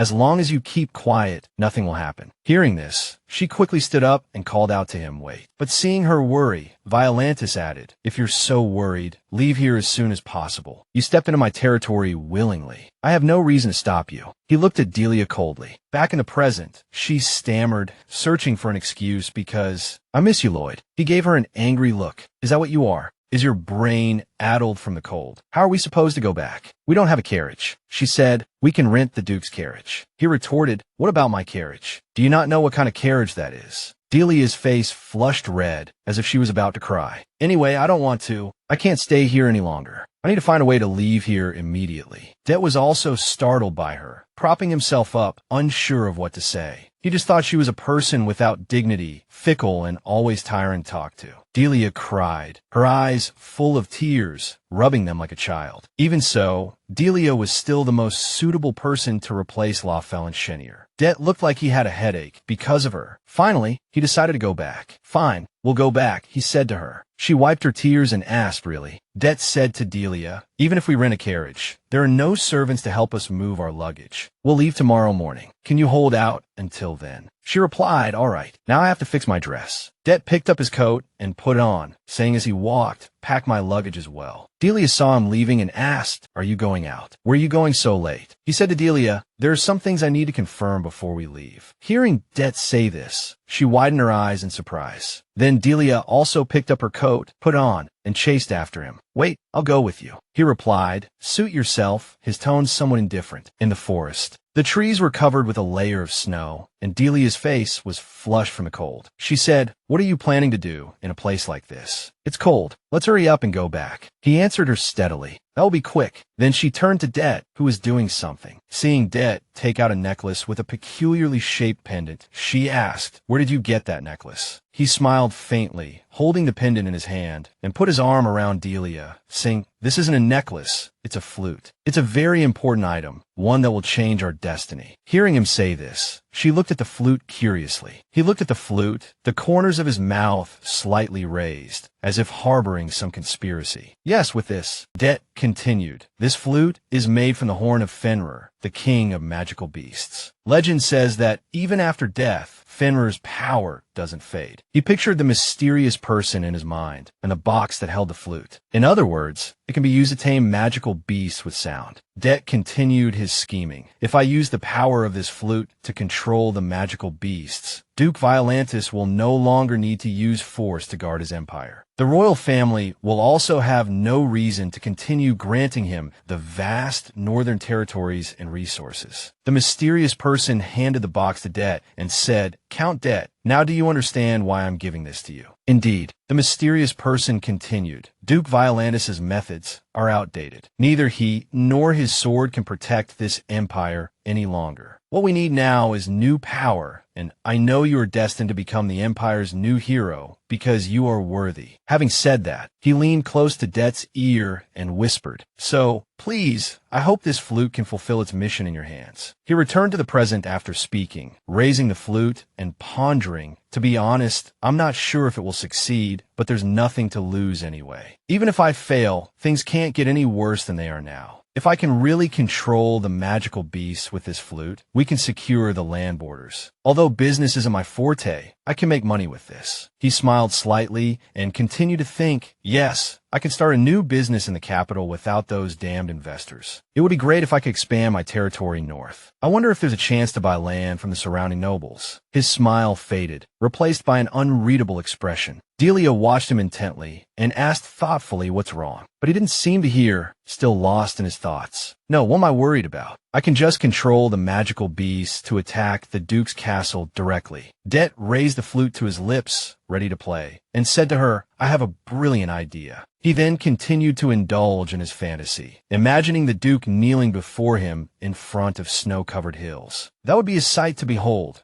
It's best to prepare a horde of magical beasts for Violantis. A horde of magical beasts dragged each other along the path. They looked extremely ferocious. The red-eyed beast with a sharp horn on its nose looked particularly terrifying. "You dare underestimate me. I will make you pay." Father respectfully reported, "Duke, I have completed the first aid as you instructed. However, the wound is deeper than I thought. It might get infected. It would be best to transfer to the infirmary for more appropriate treatment." Latches coldly interrupted him. "Enough, Father. I have something to say to Ronan." "You may leave," Father nervously replied. "Then I'll excuse myself." He quietly walked out of the room and closed the door. Father sighed wearily, thinking to himself, "Oh, my heart. I was so nervous just now I almost died. I was mentally prepared, but strangely, every time I stand before the Duke, I tremble all over." Father secretly wondered, was his injury last night really that serious? What happened in the castle? Hopefully, nothing major. But at that moment, a slap suddenly rang out from the room, startling Father. Latches stood before Ronan, reprimanding him. "Ronan, I never thought you would disappoint me." Ronan's face was turned to the side, his cheeks stinging from Latches' slap, his face full of remorse. After a moment, Ronan finally found his voice and said helplessly, "I'm sorry, Your Grace." Latches asked sharply, "Tell me, what happened to Leah?" Ronan carefully reported, "This morning, Miss Leah said she felt stifled staying in her room all the time. So we went for a walk and also went to the stables to see the horses the guests brought. Then a stranger suddenly appeared. Fortunately, I helped Miss Leah escape safely, but he charged straight at me, and I couldn't dodge." Latches asked directly, "What was that man's identity?" Ronan hesitated for a moment, then continued his detailed report. Miss Leah said he was Count Det's coachman,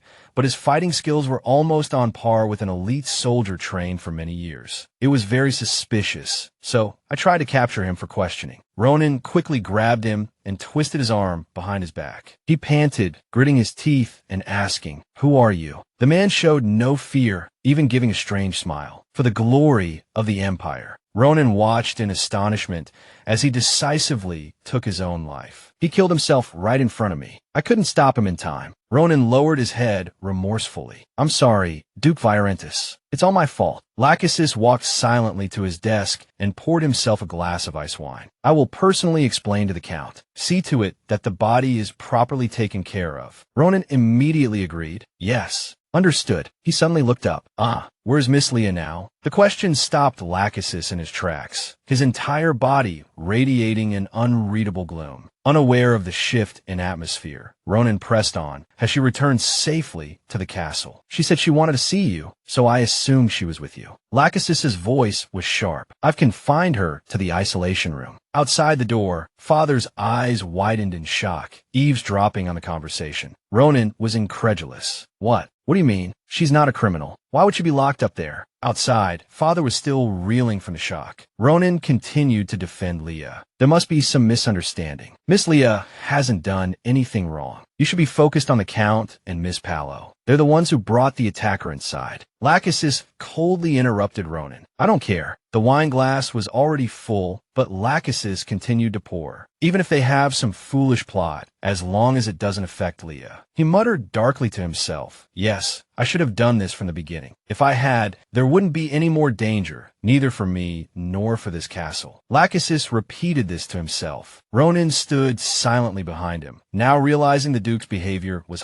highly unusual. Ronan clenched his fists, his heart filled with unease. Something's not right, he thought. The situation is getting stranger and stranger. This isn't the Duke I know. Lachesis looked at Ronan warily. "What was that sound?" Ronan asked. "Puzzle, what do you mean?" Suddenly, the knights burst through the door, their voices urgent. "Duke Virentis, we're under attack. Magical beasts are breaking through the duchy's defenses." At these words, both Ronan and Lachesis turned sharply. The housekeeper raised her hands high, her voice commanding. "Everyone, don't panic. Move in an orderly fashion. Follow the knight's instructions and head to the shelter." The servants followed the instructions, their faces etched with confusion, asking each other what was happening. Fleeing servants answered, "I just heard the knights say magical beasts have invaded the territory." Sally Walker's mouth dropped open in disbelief at the shocking news. "What? How is that possible? They've never crossed the forest." A knight gestured, shouting, "Hey, don't get distracted. Move quickly." Clutching cheese in her arms, Sally ran bewilderedly through the crowd. People fled in chaotic disarray, reminding each other straying from the group is a death sentence. Looking at the crowd ahead, Sally couldn't help but worry, her friend Leah's name flashing through her mind. The crowd around her scattered and fled, everyone desperately trying to escape. She kept searching. "I can't see Leah anywhere." Sally hugged Cheese tightly, constantly looking back, her face a mixture of confusion and worry. Where did she go? She was just lying in bed a moment ago. Cheese, who had been quiet in her arms, suddenly lifted his head and wagged his tail. Amidst the chaos of the fleeing crowd, Cheese began to bark loudly. Woof, woof, woof, woof. Everyone stared at them. Sally frantically tried to soothe him. "Cheese, what's wrong?" A shout came from the distance. "Miss Sally." She looked towards the sound, her eyes filled with worry and a hint of fear. The puppy looked over curiously as well. Father came running towards her, breathless. Sally cried out in surprise, "Father!" Outside the fortress, a plume of black smoke rose in the distance. A squad of cavalry approached. Duke Virentis. The knights reported respectfully, "The knights in the outer city can no longer hold them back. If this continues, the magical beast will flood into the castle." They anxiously awaited orders. "How should we deploy our forces within the walls?" "Our priority is to establish a new defensive line to prevent the beast from descending into the village. We also need to accurately assess the damage to the defensive wall." The knights were frantic, urging him, "Duke Virentis, we can't hesitate any longer. Please give the order." He lowered his head silently, his face grim, offering no reply. Another knight rushed forward, shouting, "Urgent message." The man announced loudly, West Watchtower. The magical beasts are approaching the inner wall. Lachesis Virenus's expression changed drastically, turning with shock and worry. The West Watchtower brought his beloved to mind. If it's the West Watchtower, Leah is there. Lachesis Virenus turned to leave, saying, "We must reinforce them immediately." He departed quickly, not forgetting to instruct Ronan, "I leave command to you." The other knights anxiously tried to stop him. Duke Virenus. Duke Virenus. Ronan immediately stepped in front of them, blocking their path. One hand bandaged, the other holding back a knight. He watched Lachesis Virenus disappear. "Just let him go." Ronan frowned, his face etched with worry, hesitating, unable to speak. His pace quickening, Lachesis Virenus ran desperately towards his beloved, oblivious to everything around him, remembering only the dangerous Raphael Chenier. He rushed forward like a madman, his eyes filled with despair and fear. He tried to explain to the knights, but he couldn't hear anything. In a room of the past, the evening sun filled the space. "I was just always afraid of being hurt again, afraid of being abandoned." Raphael Chenier pondered, lost and despairing, her spirits low, and her yearning all the more intense. She poured out her heart, voicing her true desire to one day live an ordinary life. Lachesis Virenus looked at her, a thousand thoughts racing through his mind. An ordinary life, Raphael Chenier, is that truly what you want? He silently made up his mind, his eyes flashing with determination. "All right, if that's the case, I will make your wish come true."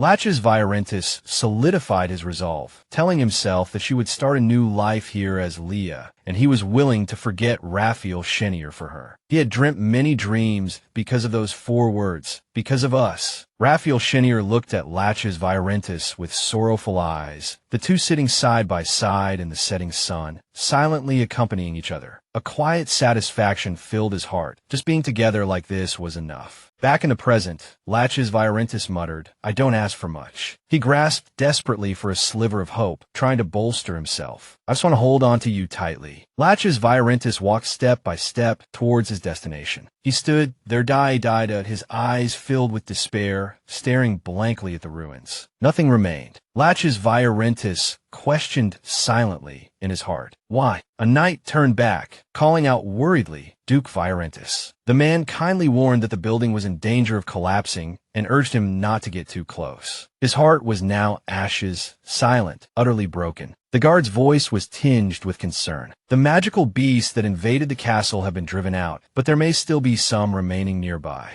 Lachesis Virenus seemed rooted to the spot. The voice continued, "I think we need to call for more men." He still didn't respond. Suddenly, a foot stepped forward. Silence fell. Lachesis Virenus knelt before the rubble, speechless. He reached out and touched the debris. A cry of anguish echoed in his mind. "No, this can't be, Leah." His voice was filled with remorse. "It's all my fault. I shouldn't have kept her in such a place." The guard were startled by the Duke's reaction. No one dared to speak. Lachesis Virenus dug, frantically, shouting in fury, "I can't let it end like this." His voice grew more desperate. "Leah, Leah." Someone shouted in panic, "What are you doing? Help him." One of the guards ran over to support Lachesis Virenus, urging him anxiously, "Your Grace, don't do this. You'll get hurt." Watching him collapse in his arms, he alerted the others, "Quickly, get Ronan." Regret filled Lachesis Virenus's mind. "I thought that this time, with you by my side, things would be different." Ignoring his hands covered in dirt and blood, he cried out in his heart, "This time." Then, Lachesis Virenus sat quietly in front of the ruins of the watchtower. 3 or 4 knights approached him. A worried voice suddenly called out, "Lachesis." Hearing his name, his eyes snapped open, and he looked up in surprise. Lachesis Virenus quickly turned towards the source of the voice. 2 girls were watching from a short distance away. He recognized one of them as Raphael Chenier, and guilt flooded him. "I thought I could protect you." Raphael Chenier rushed to his side, her face etched with worry, grasping his hand. "Your Grace, are you all right? Are you injured?" Then, seeing Lachesis Virenus's hands covered in blood and dirt, Raphael Chenier cried out in alarm. Heavens! As she worried, she heard him call her name, his voice gentle and hesitant, Raphael Chenier. At the sound of her name, Raphael Chenier froze, her body stiff, her eyes wide. Lachesis Virenus looked at her silently. They were close, but neither spoke. Time seemed to stand still. After a long moment, his voice broke the silence. I really can't do it. The thought of you disappearing, it's terrifying. Latches Viorentis gripped Raphael Shenier's hand tightly, as if afraid she would vanish. He tried to say more, but only managed to utter before stumbling and collapsing, leaving Raphael Shenier stunned. Panic-stricken cries erupted, "Your Grace." Darkness enveloped everything. Latches Viorentis opened his eyes, feeling his body floating endlessly, his consciousness hazy. Involuntarily, he spoke. Moments later, he struggled to sit up, Latches Viorentis's feet groping forward in the darkness, his mind reeling with confusion. I was sure I was looking for Leah. Suddenly, a strand of platinum blonde hair brushed against his shoulder, and the faint image of a familiar young woman appeared before Latches Viorentis. He cried out in delight, "Leah, you're alive." Latches Viorentis hurried towards her. "Ah, thank goodness. Come, let's go home." He explained anxiously, "This won't happen again. I promise this time I'll." Suddenly, his voice abruptly cut off. A streak of blood appeared on the cheek of the blurry figure before Latches Viorentis, and then a face covered in blood came into view. His entire body went numb. He could only stare, too horrified to speak. Latches Viorentis's pupils constricted. Just then, he jolted awake in bed, his eyes still filled with terror. A gentle voice beside him pulled Latches Viorentis from the nightmare. "Are you awake?" Hearing the familiar voice, he turned slightly towards its source. Seeing the person sitting on the chair beside his bed, Latches Viorentis exclaimed in surprise, "Leah?" He sat up quickly, his gaze fixed on her. Seeing this, Lafrenchiensier quickly stood up and said, "Rest a little longer. I'll go get the doctor."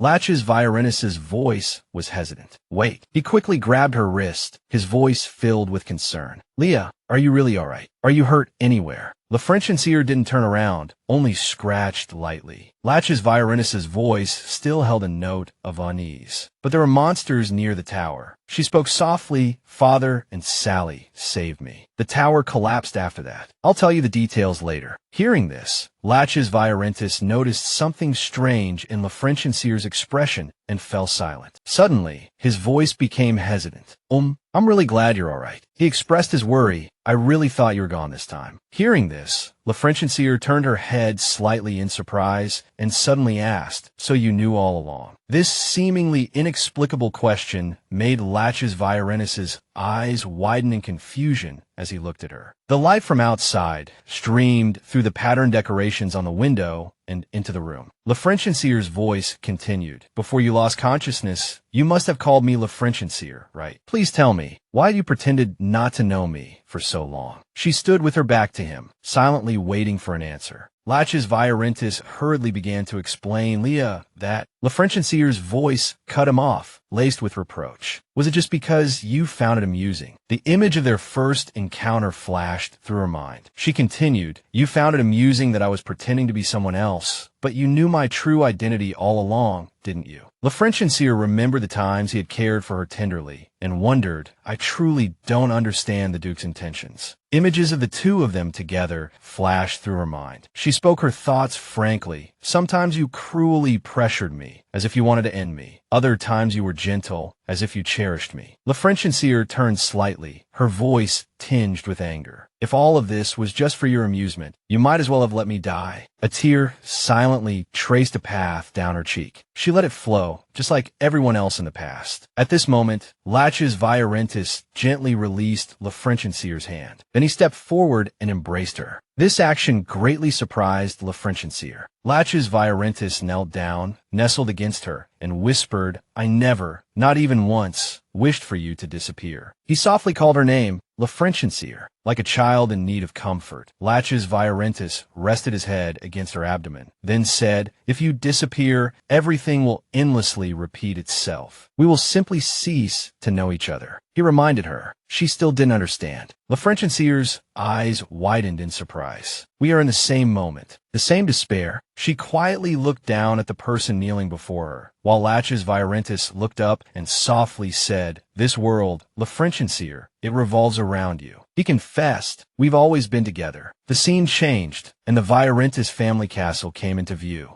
In the study, Laches Viorentis held a document in his hand. He suddenly noticed the teacup in front of him. The tea inside was a pale red. He asked curiously, "What kind of tea is this?" A voice replied, "It's a gift from Marquis Hellos, my lord." This scene depicted everyday life in the north. The butler spoke gently. "I hear these tea leaves are from the west." He mentioned he was considering formally importing them. "My lord," Lachesis Violentis said softly, "Oh, you mean the Disconi Trading Company." Each day was as monotonous as the endless snowfall on this land, just a tedious string of repetitions. He lifted the teacup and took a sip. Lachesis Violentis' voice held a hint of question. "Butler, is this tea being brewed for the first time today?" The question seemed to puzzle him. The butler hesitated before replying, "Yes, my lord." "Is there something wrong?" Hearing this, he paused for a moment before saying, "Nothing." After a while, Lachesis Violentis looked at the documents in his hand and gave the order. "If you intend to sell, tell him I'll place an order for the castle." The butler respectfully replied, "Yes, I'll convey that to him, my lord." He rested his chin in his hand, muttering in confusion, "Strange, weren't these documents already reviewed?" A look of weariness crossed Lachesis Violentis' face as he murmured to himself, "Well, it's the same content every year." He then seemed to sink into his own thoughts. That feeling of déjà vu from that day on, I thought it was just countless repetitions of familiar scenes until I realized it was actually a nightmare from which I could never awaken. The same weather, the same time, the same events. Lachesis Violentis felt his consciousness unable to move towards tomorrow. In that moment, everything was utterly destroyed. Countless battles with monsters to protect the north were just endless slaughter. The noble souls sacrificed for this land have long lost their weight, leaving only pain and loss. The family's mission as the Empire's sword became a lifelong shackle, tormenting me for my entire life. He silently looked at his hands. When I grew accustomed to that feeling, all that remained was an empty shell. Lachesis Violentis felt helpless and disheartened. Knowing he was trapped in a predetermined fate, he found he could no longer find meaning in anything. Just then, the figure of a young girl appeared in his hazy mind. Suddenly, Lachesis Violentis seemed to find a guiding light. The only thing, thinking of this, his eyes widened abruptly. That blurry figure was none other than Raeliana Shannonite. Lachesis Violentis was sitting on the sofa, reading, when the butler approached and reported, "Duke, there's unfortunate news." He continued, "The young lady of the Guardian family, the Nereals, has passed away." He paused, his gaze lifting from the pages of his book to listen intently. The butler said, "You didn't attend the wedding. Shouldn't you attend the funeral?" Raeliana Shannonite slipped and died at her own wedding. The guards gathered to discuss. It was sad news. Miss Nereal had passed away. In the next return, she drank poison. The servant bowed. "Forgive the interruption, Duke, but dire news has arrived from the capital." And in the next return, a fire broke out in the mansion. Raeliana and Nereal were destined to face death. The image of that little girl seemed to appear before him again, but each time the cause and timing were different. Since when had Lachesis Violentis started paying attention to news from the capital about her? After hearing the news of Raeliana and Uriel, he sat quietly in his room.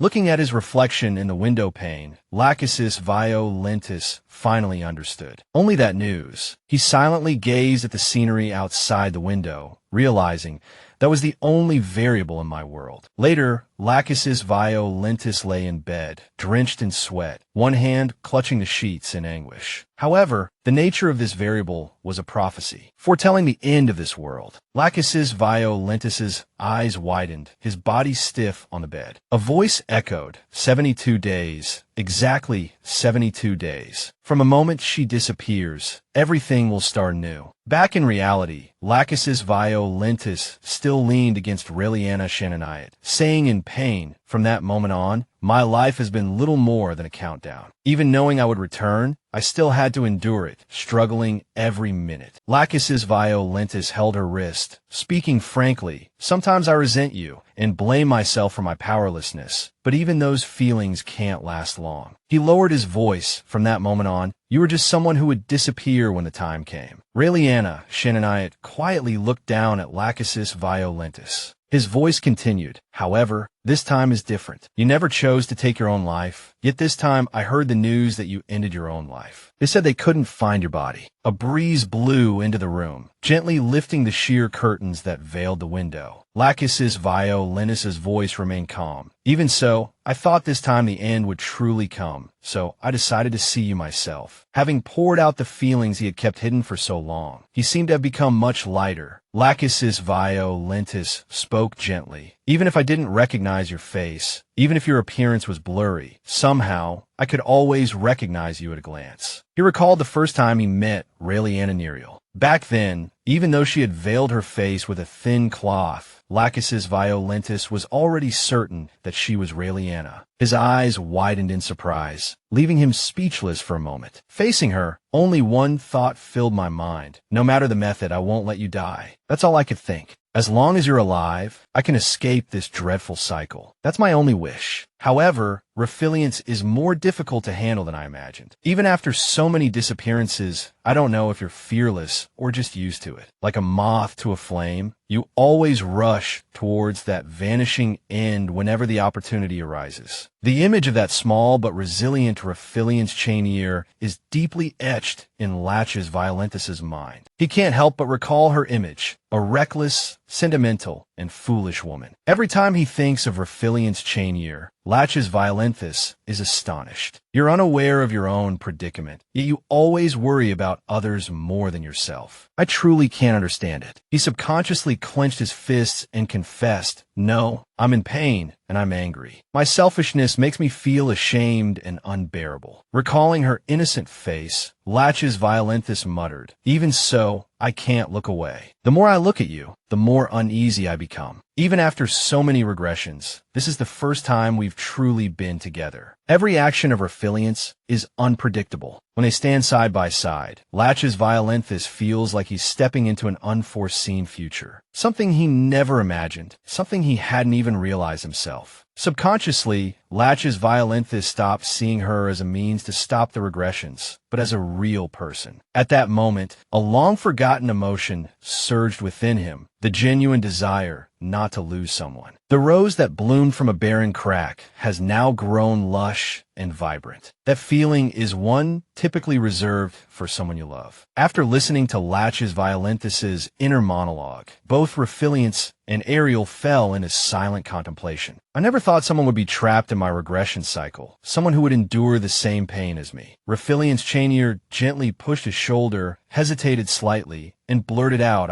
Looking at Lachesis Violentus's surprised expression, Refilience chaineer said, "I always thought you killed me." Her soft voice echoed in the silent room. "As you said, I always disappear for various reasons. I've run countless times to escape the person who wants me dead, but in the end, disappearance always awaits me at the finish line." Refilience chaineer looked deeply into his eyes and added seriously, "No matter what I do, I can't escape that person. It's as if my fate is to die by their hand." She frankly stated her reason for coming here. So this time, I decided to change. I told myself I would actively seek out that person, take the initiative. Hearing these words, Lachesis Violentus stared at Refilience and Ariel, his eyes wide with surprise, his voice rising with agitation as he repeatedly asked, "Are you saying you wanted to escape the person who's been chasing you? Do you think that person is me?" Refilience and Ariel fell silent for a moment, seeing his reaction. She said yes this time. Lachesis Violentus's eyes widened in fear. He froze, abruptly stood up, and grabbed Refilience chaineer's shoulders. "Impossible, Refilience. I've always..." Lachesis Violentus stopped abruptly, unsure what to say next, a realization dawning on him. He said sadly. Lachesis Violentus grasped Refilience chaineer's hand, looked directly into her eyes, and urgently exclaimed, "If that's the case, I'll prove to you that I'm not your enemy." Her eyes widened when she saw what was in his hand. An extremely sharp dagger, about 10 centimeters long, appeared before her eyes. Refilience chaineer said, perplexed, "This..." Lachesis Violentus calmly told her, "Stab me with your hand." He placed the dagger in Refilience chaineer's hand and said, "If I'm that person, you won't have to disappear anymore." Her voice trembled. "What are you doing?" Looking at Lachesis Violentus's bewildered expression, she said, don't joke around. What are you gonna do if I actually stab the Duke? Refiliance and Ariel cried out in alarm. You're not like me. You can't come back after death. He immediately replied, at least this will prove my innocence, won't it? She was frantic and at a loss. What if time doesn't rewind? What if the Duke just dies? Latches Violenthus was silent for a moment after hearing Refiliance Chenier's question. Then, he gently wiped the remaining tears from the corners of her eyes and said softly, in that case, I'll thank you for ending this tedious life of mine. Refiliance and Ariel felt that perhaps this man also wished for everything to end. Latches Violenthus pulled her hand, the one holding the dagger, closer to himself. Rayfiance and Ariel gazed silently into his eyes, then asked, do you truly desire this? Another thought flitted through her mind. Perhaps he had already experienced this. Latches Viorentus's voice rang out clearly. Yes, Rayfiance. At that moment, a flash of white, swift as lightning, suddenly appeared. Blood dripped onto the floor, splattering into small pools. Rayfiance Nearrel whispered, you lie. If that were true, why would you save me when I fell into the water? And this time as well. Latches Viorentus remained silent, but his eyes were filled with panic. Her voice continued, the Duke has always protected me. Their eyes locked. His hand tightly gripped the blade Rayfiance and Ariel held against his throat, the blood still flowing freely. She spoke to the person before her, see. Even now, the sharp knife was quickly thrown to the floor. Latches Viorentus's voice rose. Why are you so careless? You should have stabbed me, not yourself, Rayfiance. Nearrel lowered her head. I needed to be certain, she replied. If you had let me in my own life earlier, I would have known it was you. He looked at her in astonishment. Rayfiance continued, but, as always, the Duke saved me again. She looked up at Latches Viorentus, filled with self-reproach. How could I doubt someone who has saved me countless times? Rayfiance and Ariel declared, that's enough to clear my doubts. Now I'm certain I will trust the Duke. Latches Viorentus was silent for a moment, then sighed as if a great weight had been lifted from his shoulders. He sat heavily on the bed, holding his head in one hand. You always surprise me, he said wearily, completely different from what I imagined. As Latches Viorentus was still recovering, Rayfiance and Ariel's gentle voice reached him. Thank you for your honesty, and thank you for saving me time and time again. She moved closer, gently taking his hands in hers. There's something I want to tell you. Duke, Rayfiance Nearrel said softly. I can read memories with these hands. She added softly, it's a blessing bestowed upon the Nearrel. Rayfiance Nearrel hesitated slightly, but for some reason, I can't read your memories. I can only see you in the memories of others. Her voice echoed in the spacious room. Even though we'd never met, you confirmed I was alive and investigated Demorazin, one of the things that killed me. These things made me suspicious of you.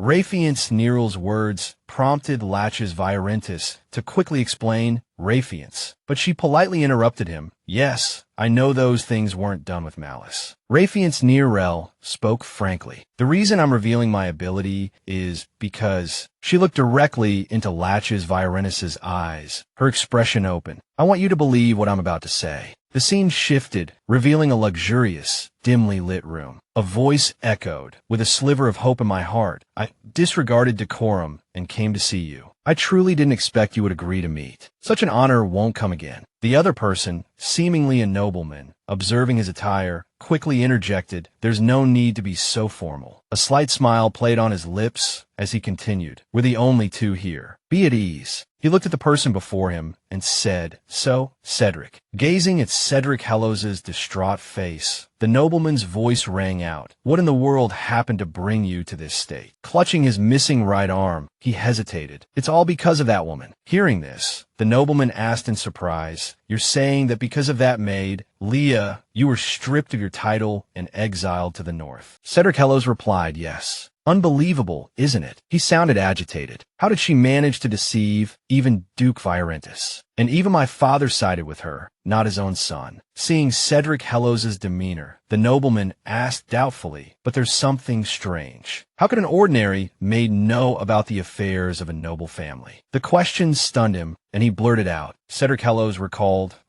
right, that person was also there, one of my servants. She must have used that person to inquire about me. He fell silent after speaking, then angrily explained, "No, that's not it. I didn't know anything about my brother being buried on that land." The nobleman's voice cut in. "In any case, what's more important is..." He softly repeated the maid's name from the story. "Leah." The nobleman confirmed again. "That maid, did she have purple eyes?" Cedric Hellos answered, "Yes, purple eyes, silver hair." Hearing this answer, his eyes seemed to light up. The nobleman's voice rose, filled with reassurance. "It seems the Duke truly lacks judgment. How could he drive someone as talented as you away?" He added, "Don't worry, Cedric. Everything you've lost, I'll help you get it back." Overwhelmed with joy, he stammered, then quickly began to fawn. I am truly honored. I will never forget this kindness. From now on, I'm entirely yours." Cedric Heroes shouted, "From now on, I will live for Prince Billy." Billy Leonardo simply offered a gentle smile at his fervent display of loyalty. Leonardo casually remarked, "It's nothing. Thanks to you, I was able to deliver the news I've been waiting for." He snapped his fingers, and a figure clad in black robes appeared. "Your Highness," the robed figure said respectfully. Leonardo commanded, "Find Cedric a craftsman." Cedric exclaimed with delight. Outside the castle, heavy rain began to fall, the drops growing larger and more frequent. The letter on the table read, "I have found your daughter." Billy Leonardo's past voice echoed, "I need a pen and paper to write a letter." It was at this moment the person reading the letter felt a surge of panic. Scene change. Dieter Devery, escorted by 2 soldiers, shouted angrily, "What are you doing? Let me go." Dieter Devery demanded, "Explain yourselves. Why are you treating me like this?" Suddenly, a cold voice cut through the air. "I'm glad it's nothing serious." "Duke." Recognizing the speaker, Dieter Devery's voice became hesitant. "Duke Violentus." Then, another figure appeared behind him, causing him to cry out in surprise. "And Dileia." Ratches Violentus glanced at her. "I found her on the slope outside the castle. That's the path the monsters attacked. It must have been incredibly dangerous, but she cleverly hid herself." He turned to Dieter Devery, his gaze cold. "Miss Palo said you were with her. Did you abandon your fiancé and flee on your own?"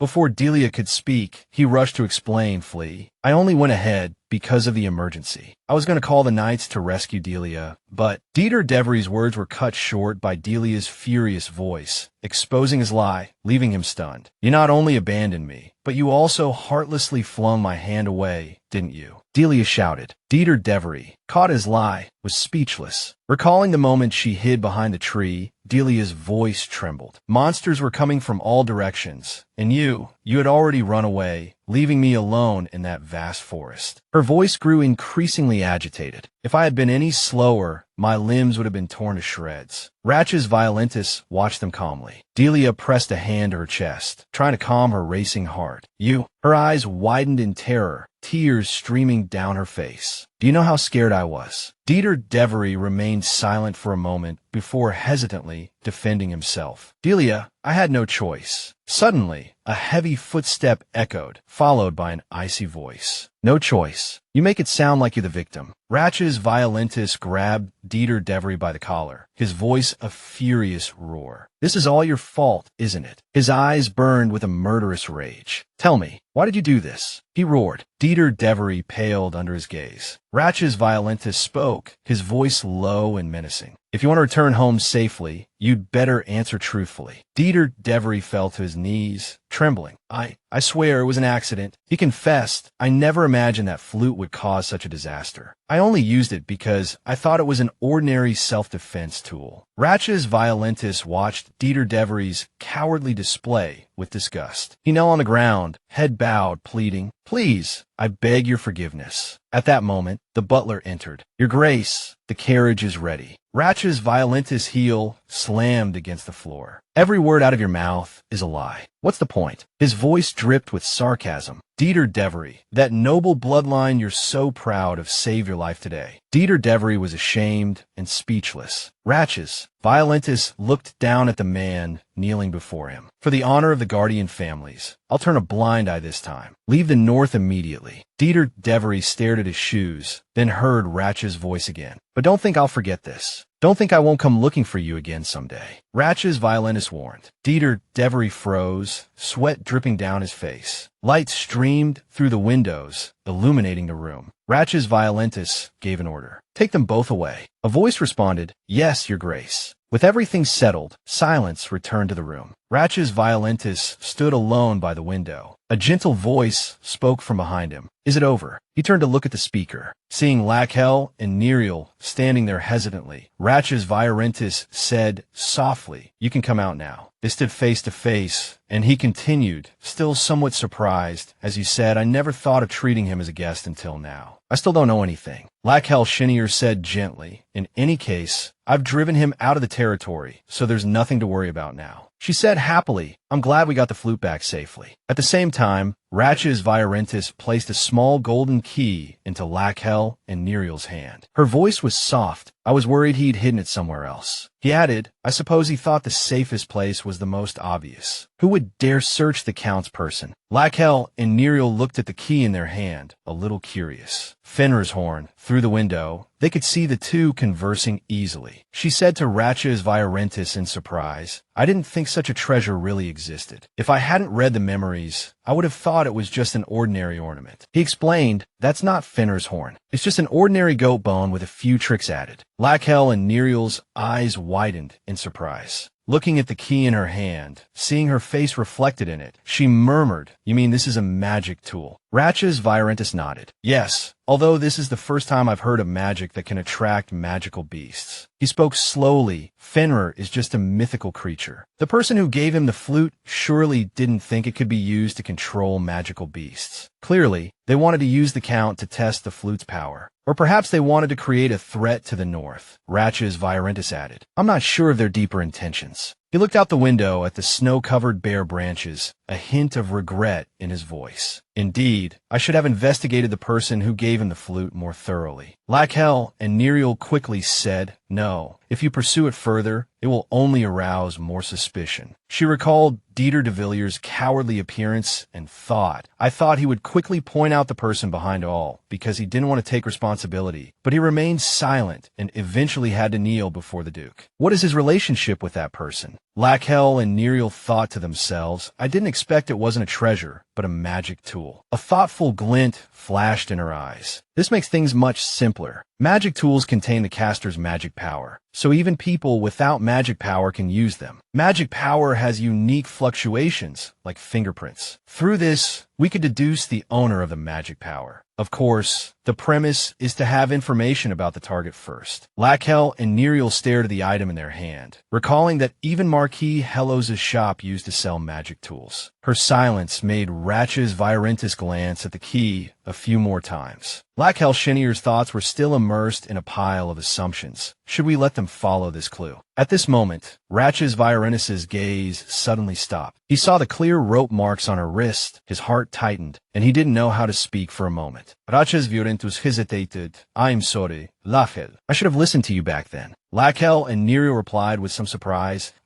"Don't worry about it. Everything was resolved in the end, and no one was hurt. That's enough." Her attitude made him feel even more guilty. "It's not enough." In the spacious room, Ratches Violentus' voice was filled with remorse. "Ignoring you and carelessly locking you in the isolation room was my fault for not trusting you. So I want to formally apologize to you." He said sincerely, "I know it's embarrassing to say this, but can you forgive me?" Hearing these words, Lakhel and Nereal suddenly fell silent. Her subconscious echoed with many questions about the injustices she had long endured. Forgiveness. Has anyone ever asked for my forgiveness? Dieter and Dileia betrayed me. My father abandoned me. The more Lakhel and Nereal thought, the tighter she gripped the key in her hand. Her subconscious continued to ask, or the murderer who killed me? No one, not even an apology. Lakhel and Nereal thought, I really don't know how to answer. She hesitated. No, at that time, Ratches Violentus interrupted Lakhel and Nereal's embarrassment. It's not your fault. The question is, can you forgive me? While she remained silent, his voice softened. So whatever the answer, I hope you can tell me frankly, what do you think of me? After a while, Lakhel and Nereal suddenly said, Then I forgive you because I don't want to hate the Duke. Ratches Violentus seemed surprised by this answer, the corners of his mouth involuntarily lifting slightly. The quiet room was immediately filled with the sound of their conversation. Ratches Violentus was delighted. Really? You seem to have forgiven me too easily. Lakhel and Nerio replied, "You didn't intend to take this matter seriously from the beginning, did you?" He quickly defended himself, of course not. Ratch's Viorentus leaned closer, his eyes looking at her tenderly. "Thank you for forgiving me." His voice was warm and low, full of sincerity. In Ratch's Viorentus's hand, Lakhel and Nerio saw a ring that seemed to have been prepared for quite some time. Ratch's carefully asked about Leah's next plan. "So, what do you plan to do next? I mean, now that those troublesome uninvited guests are gone, I thought you might feel more comfortable here." Leah thought, her head bowing slightly in dismay. "Yes, I have no reason to stay here anymore. Now that I know Latches isn't the culprit, I followed Latches all the way north because I suspected him, but in the end, he wasn't the one responsible. So now, it's time to go back to the beginning and track down the real killer. If I'm going to leave, I have to decide now." As Leah contemplated, Latches stood quietly beside her, waiting for her response. He reached out and took her hand. "La Ference, I know what you're thinking." Even so, Leah was startled by his action. "I don't want you to leave me." As he spoke, Latches placed a gleaming ring on her ring finger. Leah was still surprised. "Your Grace, this is," Latches calmly expressed, "you are everything to me, so I'm not ready to let you face the outside world where unknown dangers may lurk. In return, at the very least, I can give you a reason to stay. Even if you can no longer return to being La Ference Nierel." He looked directly into her eyes, clearly conveying his feelings. "Everything you once had is here with you.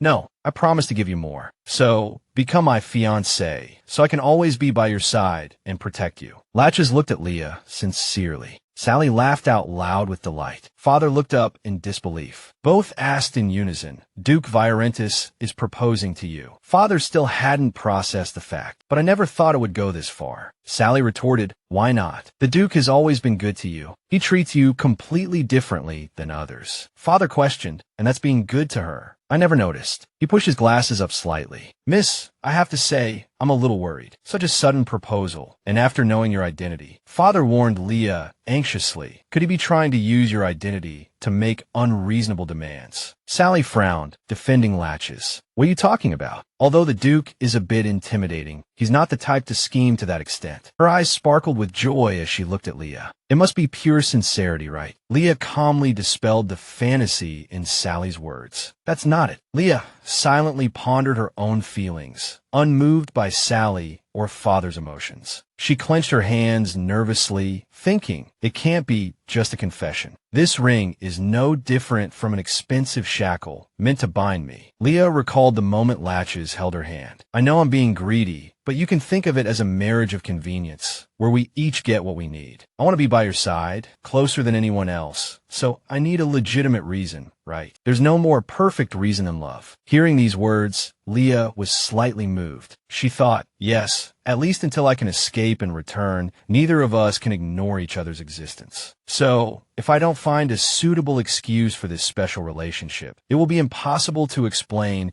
if anyone becomes suspicious in the future. Leah softly said, "But right now, I'm just Leah, the Duke's maid, someone who isn't even a noble. How can I become your fiancé?" She lowered her head in thought. "The people around us will surely have a strong reaction. How will you deal with that?" Hearing these words, Latch's eyes widened, as if he hadn't expected her to agree. He chuckled softly. "Have you forgotten, La Ference? This is the North, like an isolated island cut off from the Emperor's influence. And the master here is me, Viorentus Latches. If your identity is an obstacle, then create a new one. What's the problem? In the North, there's nothing to worry about. Your identity won't be exposed. As for that murderer," Leah carefully considered every word Latches said. She thought, yes, as Latches said, as the Duke's fiancé, I can restore the honor of the Guardian family. If he protects me like this, the threat from the murderer will also decrease. But how long can that peace last? No matter how secluded Viorentus and the North are, Latch's engagement will attract the attention of the royal family and the nobles. If Latches defies the royal family's orders, he might forcibly prevent my identity from being exposed, even resorting to drastic measures. In the end, I'll just be like I was in Nierel territory, hidden within Viorentus Castle for the rest of my life. Thinking of this, Leah felt as if she were bound by invisible chains. Father sensed the change in the atmosphere. He broke the suffocating silence. "Oh dear, the tea has gone cold. I'll go and make a fresh pot." Mississippi. Leah made up her mind. There's no need to rush. I should decide carefully. She changed the subject. No need. By the way, how is Sir Ronan doing now? Father quickly replied, I'm still monitoring his recovery. He smiled gently and reported, he hasn't fully recovered yet, but it's not an injury that will leave any serious aftereffects, so please don't worry. Leah politely responded, that's good. I'll have to thank him properly someday. Sally cheerfully suggested, then I'll go with you. Father shouted as expected. Sir Ronan is really popular. I didn't think Miss Sally would like him too. Exposed on the spot, Sally was momentarily speechless, laughing awkwardly in denial. It's not like that. I'm just worried he's seriously injured. Father teased. I thought I guessed right. At this moment, Sally's voice rang out with a hint of reproach. Goodness, how did you not notice? Leah could only sit beside them, smiling gently. Sunlight streamed in through the window, softly draping her in a pale yellow glow, gentle and poetic. After the chaos caused by Dart's flute, Viorenta's castle quickly returned to its usual tranquility, the entire castle bathed in soft, peaceful hues. Ronan, his right arm in a cast, directed the soldiers. Considering the scale of the chaos, the castle's damage was thankfully minimal. Ronan's contribution in commanding the knights was invaluable. Furthermore, according to the knights who participated in the subjugation team's subsequent report, the number of magical beasts in the border area of the castle had significantly decreased. Leah hesitated. I guess the reason is, but before she could finish, Cheese came running from somewhere, wagging its tail and barking a few times. Leah turned and asked softly, Cheese, are you hungry? Sally quickly stood up beside her and said, leave it to me. Suddenly, Sally froze, staring intently, seeming to hesitate, wanting to ask something. Then, unexpectedly, she said, miss, what will happen to Cheese and Cream now? She lowered her head and remained silent for a long time before suddenly saying, the Duke hasn't said anything yet. Not yet. Leah began to recall, and everything gradually became clear. She continued to look at Sally with her bright, large eyes. Actually, the one who saved me that day wasn't Sally or Father. It was Cheese. The scene from that day gradually surfaced in her mind. Soldiers were diligently searching through the ruins. Leah's voice echoed softly. When the two of them were about to go to the tower to look for me, Cheese's body suddenly grew larger, transforming into a magical beast. That enormous body swept across the entire castle, and in the blink of an eye, the tower collapsed. Who could have imagined that the small dog we knew would have such a gigantic and ferocious side? She continued calmly recounting Cheese's heroism. It was its imposing presence that caused all the magical beasts approaching the castle to flee. Even having seen it with my own eyes, it's hard to believe. What did you do? How is that possible? Leah picked up Cheese and examined it carefully, finally letting out a sigh of relief. Thankfully, it's back to its original form. After hearing Cheese's story, Sally laughed awkwardly. I agree. She carefully recalled the moment Cheese returned to its normal size, small and weak. Leah said, thanks to it, everyone is safe. I just didn't expect Cheese to have the blood of a magical beast flowing within it. She looked at Cheese for a long time, finally sighing inwardly. No wonder I couldn't read its memories before. It turns out it's not an ordinary dog. Leah thought, somewhat puzzled and somewhat hopeful, that even though this had happened, if Ratches still allowed Cream and Cheese to stay, perhaps they could remain in the castle. Just then, the door was gently pushed open, and a butler walked in holding a letter sealed with red wax. The butler said, excuse me, Sir Father, there's a letter for you. Father replied, yes. Leah and Sally cautiously watched Father go out to retrieve the letter, both remaining silent, their gazes following him. Father stood at the door, opening the letter and beginning to read. After a while, he frowned, his expression turning somewhat unpleasant. Leah spoke, asking gently, you look serious. What does the letter say? There was no response. Father remained standing there, falling into a strange silence. Father turned around. Leah still waited patiently, asking again, what's wrong, Father? Father looked somewhat embarrassed, hesitated for a moment, and then said softly, well, it's a letter from the Nairo estate. Father approached and handed the letter to Leah, his voice trembling slightly. However, the contents, I think it's better for you to read it yourself. Mississippi Leah was puzzled, not understanding what could be written in the letter to make Father so troubled. Leah took the letter and said softly, all right, give me the letter. She carefully opened the envelope and perused the contents within. Silence enveloped the room, the atmosphere becoming somewhat oppressive. Perhaps having some understanding of the letter's contents, Leah couldn't believe her eyes. Her signature purple eyes widened in surprise. Leah's hands trembled incessantly, her mind filled with questions. What does this mean? Leah slowly and clearly read the contents of the letter aloud. Raffiance Nairo. The contents of the letter made one question whether what they were seeing was real. Even the ever-composed Leah was filled with doubt and hesitation. I am alive and returning to the Nairo estate. The letter contained only a few lines, but they were enough to make Leah tremble all over. Raffiancia has returned. Come back. At the Viorentis family estate, another letter arrived for Latches, lengthy and irritating. Duke Latches, I heard you attended Raphelius Nero's funeral. He sat in his study, chin resting on one hand, his gaze coldly sweeping over each line. I acknowledge the respect you showed amongst the four great families. However, it is regrettable that you did not visit the imperial palace despite having the opportunity. The fireplace roared, consuming coal and wood with a soft crackling. Latches finished reading the letter with a frigid expression. I am well aware that, as the guardian of the North, you have fulfilled your duty. But a duke's responsibilities extend beyond protecting his territory.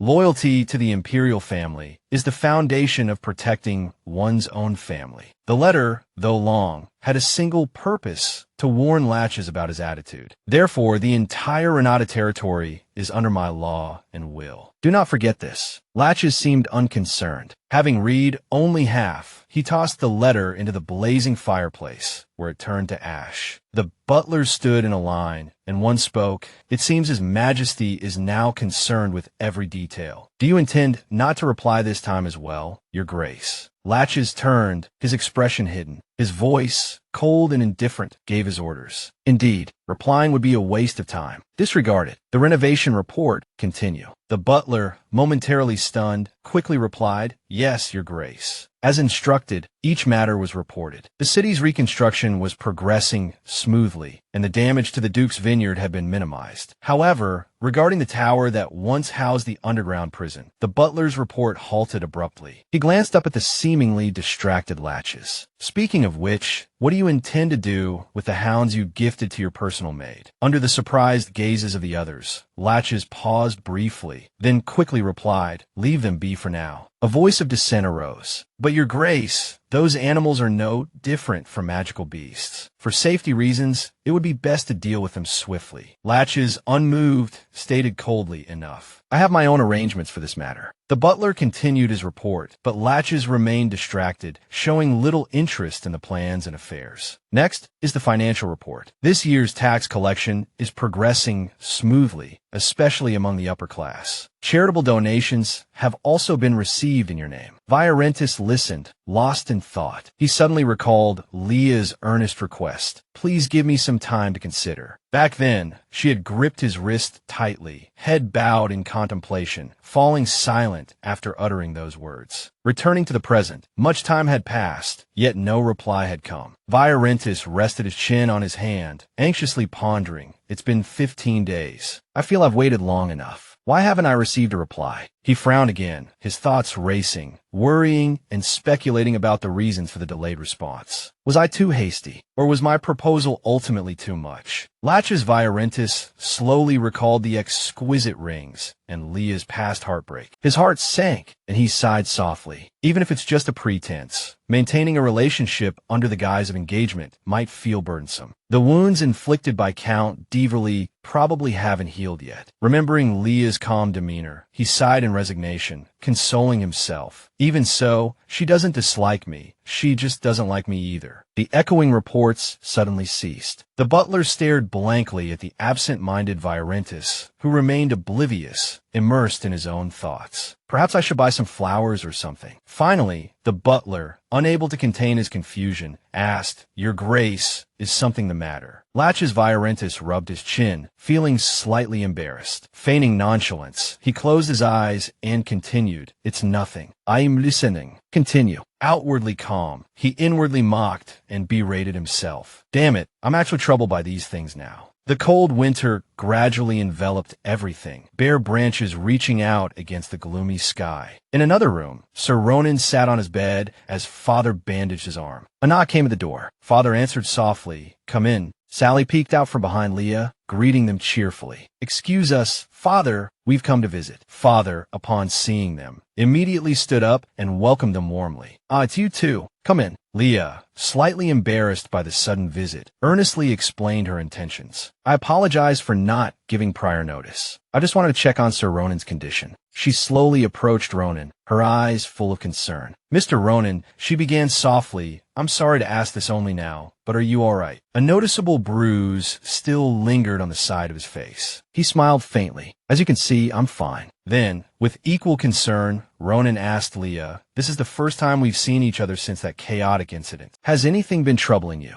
She seemed surprised by his question, pausing for a moment before answering blankly, "Yes. Thanks to you." Just then, Rochelle Violentis noticed the bruise on Ronan's face and gasped softly. "Mr. Ronan, what happened to your face?" He raised a hand to touch the bruise, hesitating. This. Ronan gave a dry laugh. "It's nothing serious," he explained in a nonchalant tone. "I must have bumped into something." Father, who had been standing nearby, hurried over.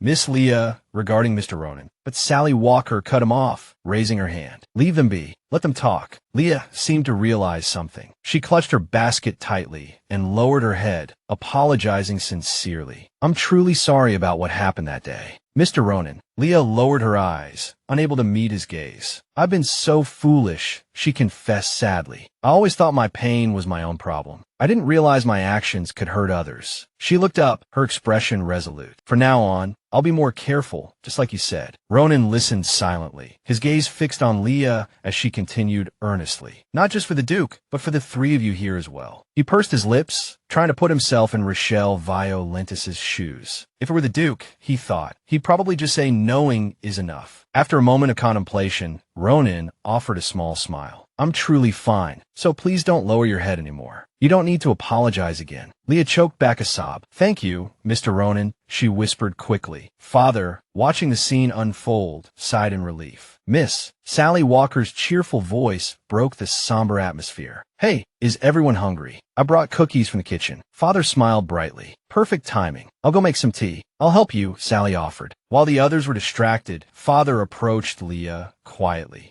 "Miss, about the matter you asked me to look into." A moment later, two maids rushed into the room, looking for Leah. "There you are, Leah. We've been looking everywhere for you." They seemed excited, their words tumbling out in a rush. "Come quickly. Your room is in complete chaos." When they returned to Leah's room, it was overflowing with new, beautiful items and gifts. Cream and cheese sat proudly atop a pile of presents in the corner. "It's completely filled," one of the maids exclaimed. The maids standing outside the doorway surveyed the scene excitedly, whispering amongst themselves. "Goodness, are those fresh flowers? Where did they come from?" A green-haired maid whispered excitedly to Sally Walker. "I can't believe it. I just came to bring the children some food at Sally's request, and I get to see all these gifts." She looked at Leah with envy. "I heard the Duke cares a lot about Leah, but I didn't realize he was this thoughtful." Leah was taken aback. Did Rochelle send all of this? She wondered. The green-haired maid's gossipy nature took over. "Leah," she whispered, "at this rate, won't you become the Duke's mistress?" Sally Walker's eyes widened. "Leah, the Duke's mistress," she started to say, but before she could finish, Leah rushed over and covered her mouth. "That's impossible," she explained to the maids with an apologetic smile. "It must be a misunderstanding." The maids, however, were unconvinced. "Oh, come on, don't pretend with us," they teased. Leah remained silent, her gaze fixed on the room. Her eyes fell on the expensive dresses and glittering jewelry boxes. With my current status, she thought wryly, I can't even dream of such luxuries. Looking at the exquisite items on the table, Leah scoffed inwardly at Rochelle Violentis' intentions. It seems he wants me to experience the life of a duchess through these gifts, she thought. She shook her head resolutely. This had to end. She needed to give Rochelle an answer, and soon. Determined, Leah went to find Rochelle Violentis. "Duke," she called softly. He turned immediately, his voice filled with affection. "La Violence, Rochelle." Ratch's Viorentus strode forward, clasping Leah's hand tightly, his voice trembling slightly with anticipation. "I've been waiting for you. Did you see the gifts I sent? I didn't know what you liked, so I prepared many things." He continued, his voice a hopeful, sincere murmur. "I just hope there's something among them that you'll enjoy." Leah let Ratch's Viorentus hold her hand, her eyes lowered slightly, avoiding his gaze as she fell into a thoughtful silence. Seeing her sorrowful expression, Ratch's Viorentus froze. He gently released Leah's hand and finally asked in a low voice, "So, what is your answer?"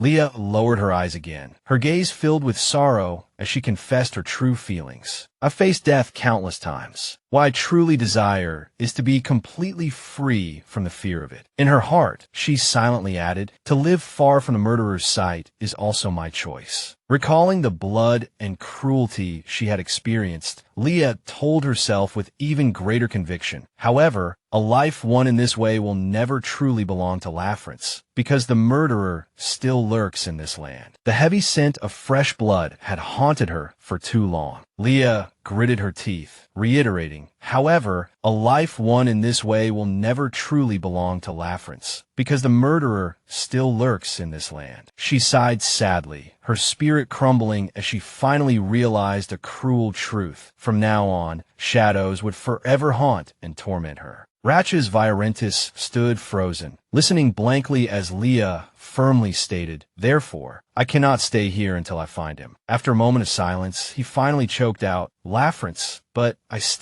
she coldly interrupted him. Guessing his thoughts, Leah said, "Yes, I know you won't let me leave easily." With that, Leah slowly withdrew her hand from Ratch's Viorentus's grasp and continued in a low voice, "It's too dangerous for me to go alone." She looked directly into his eyes, her gaze sincere as she earnestly proposed, "Will you leave with me?" Ratch's Viorentus could hardly believe his ears. His eyes widened, and he stared, stunned. Leah's soft voice continued, "I'm willing to accept the Count's proposal as his fiancé. That way, we can be together no matter where we are." She looked at him earnestly, her tone firm as she revealed her heart. "So, please continue to protect me, just like now." Leah gently curved her lips, whispering softly yet resolutely, "From now on, please stay by my side." After a moment, Ratch's Viorentus finally recovered his senses, focusing on the important point. He hesitantly asked Leah, "Wait, didn't you say you were going back to the capital? Why did you suddenly make this decision?" She didn't hide anything, the image of someone impersonating her flashing through her mind. She explained in a low voice, "The letter sent to father said that Lafrance had already returned to the Nairo Manor. That means someone is impersonating me in the capital." Ratch's Viorentus took her hand again, his grip tight, listening as she murmured, "Actually, the Duke's proposal made me waver, because I also thought about staying here forever." Hearing this, he immediately seized the opportunity, eagerly suggesting, "Then stay in the north. You don't have to worry about anything happening in the capital. I'll do everything to put your mind at ease." But before Ratch's Viorentus could finish, Leah interrupted him. He listened quietly to her gentle yet firm voice, "Duke, I will reclaim that name." Leah looked directly into Ratch's Viorentus's eyes, her gaze calm, yet filled with unwavering determination. She declared, "The name I once abandoned and left behind, I will take it back and face the murderer. Simply running away will never change fate." With that, she pleaded softly, "I hope you will accompany me on this journey. Please." Leah's confession left Ratch's Viorentus completely stunned. His eyes widened, his lips trembling slightly, but he couldn't utter a word. She choked back a sob, sincerely pleading, "Ratch's Viorentus, please come with me." He lowered his head in astonishment. Outside the window, the setting sun gradually dipped below the horizon, painting the sky with a strange shade of red. Ratch's Viorentus felt as if the shackles that had always bound him, the invisible hands, had already enveloped him tightly. Ratch's Viorentus's pale, slender hand, with its distinct knuckles, hung limply by his side. He bit his shoulder, his brow furrowed, and remained silent for a long time. Just when she thought he wouldn't say anything more, Ratch's Viorentus finally spoke, his voice hoarse and slow. Lafrance, just as you have a fate you want to escape from, I also have a path I must walk. To live my life as a Virentis. His jaw tightened as he whispered hoarsely, that is my duty. Leah stared at Ratcha's Virentis, her beautiful eyes fixed on him, listening as he continued, his voice choked with emotion and hesitation.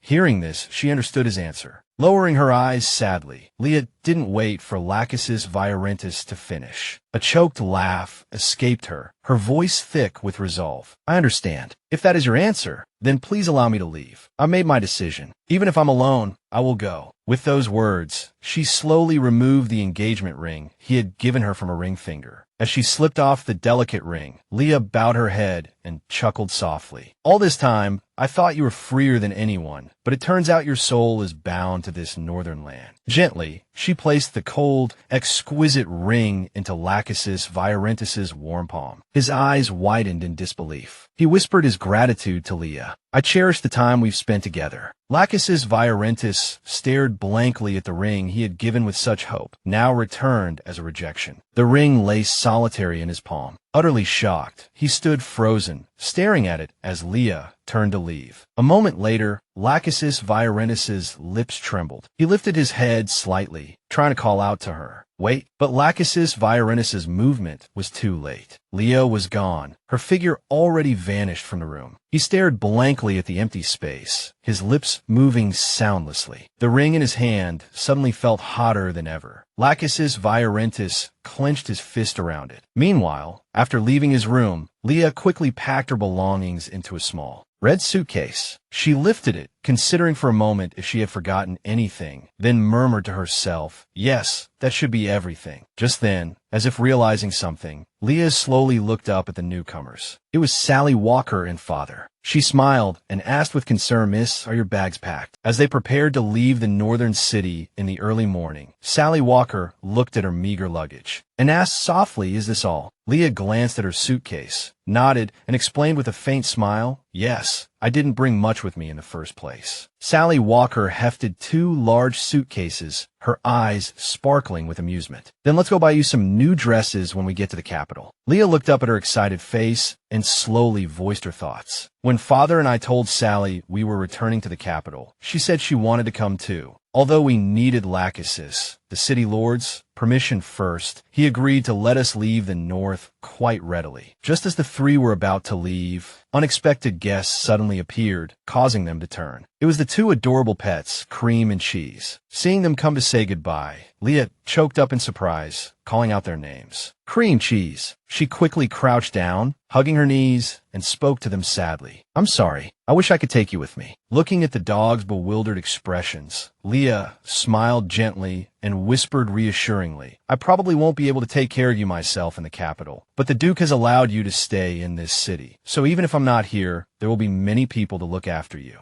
Her voice was gentle, but in the next second, tears welled up in her eyes. She silently pressed her lips together. Leah slowly raised her hand, stroking Cream's soft fur, while the dog, still oblivious, looked up at her happily. Leah lowered her head, pressing her forehead against Cream, and whispered a heartfelt goodbye. I'll miss you very much, but the parting had to come. She set off with a firm promise. I will definitely come back to visit you. After saying goodbye to Cream and Cheese, the 2 adorable dogs, Leah resolutely stood up and turned to leave. But for some reason, the city was quieter than usual today. The 3 of them stood in the hall, looking around. Yes, someone replied. Leah looked over, suitcase in hand. We've been here for a long time. She looked out the window, her thoughts drifting away. The snow fell endlessly every day. The cold wind seeped in even through the closed windows, and she felt the chill of winter. Pale moonlight streamed through the stone pillars into the room. When she first stepped into this city, everything was so strange and frightening. She looked around. Now these sights had become familiar, almost mundane. The light from the window filtered in, making leaving here feel strange. A hint of sadness flickered in her eyes. Ultimately, that day became her last encounter with Lachesis. His image surfaced in her mind. I should have said goodbye properly. Thinking this, she tightened her grip on the suitcase handle, for no one knew if there would be another chance to see him again. We've arrived, father said, looking at her. The carriage is ready at the city gates, Mississippi. What's wrong? She paused, glancing back at the scenery one last time, but it was time to move on. Just then, a thought crossed her mind. Nothing, she replied. Let's go. I'm ready. Sally stood beside him, watching her. Very well, miss, he answered. The gates ahead slowly opened. The two men stood on either side of the gate, waiting for her to pass through. My name, my life, my freedom, she thought. I will take back everything I've lost. Her resolve hardened. A figure approached from behind, and a voice spoke. Don't you think you've kept this Duke waiting long enough? Hearing these words, she stopped abruptly. She stood on the steps, looking towards the person ahead. It was Latches, waiting for her. Your Grace. Why you, someone began. I've been thinking about what you said. He turned to face her. This time, I also believe everything can change. He continued, just like you, I want to decide my own fate. He walked to her side, took her hand, and raised it. Anna, he said, bowing his head to kiss the back of her hand. Would you grant me the honor of escorting you personally? She remained silent for a moment before replying. I would be delighted. What are you all standing around for? The butler said, turning to address the surrounding servants. Pay your respects to the master and Lady Anna near. The servants present were astonished to hear these words. Greetings, Lady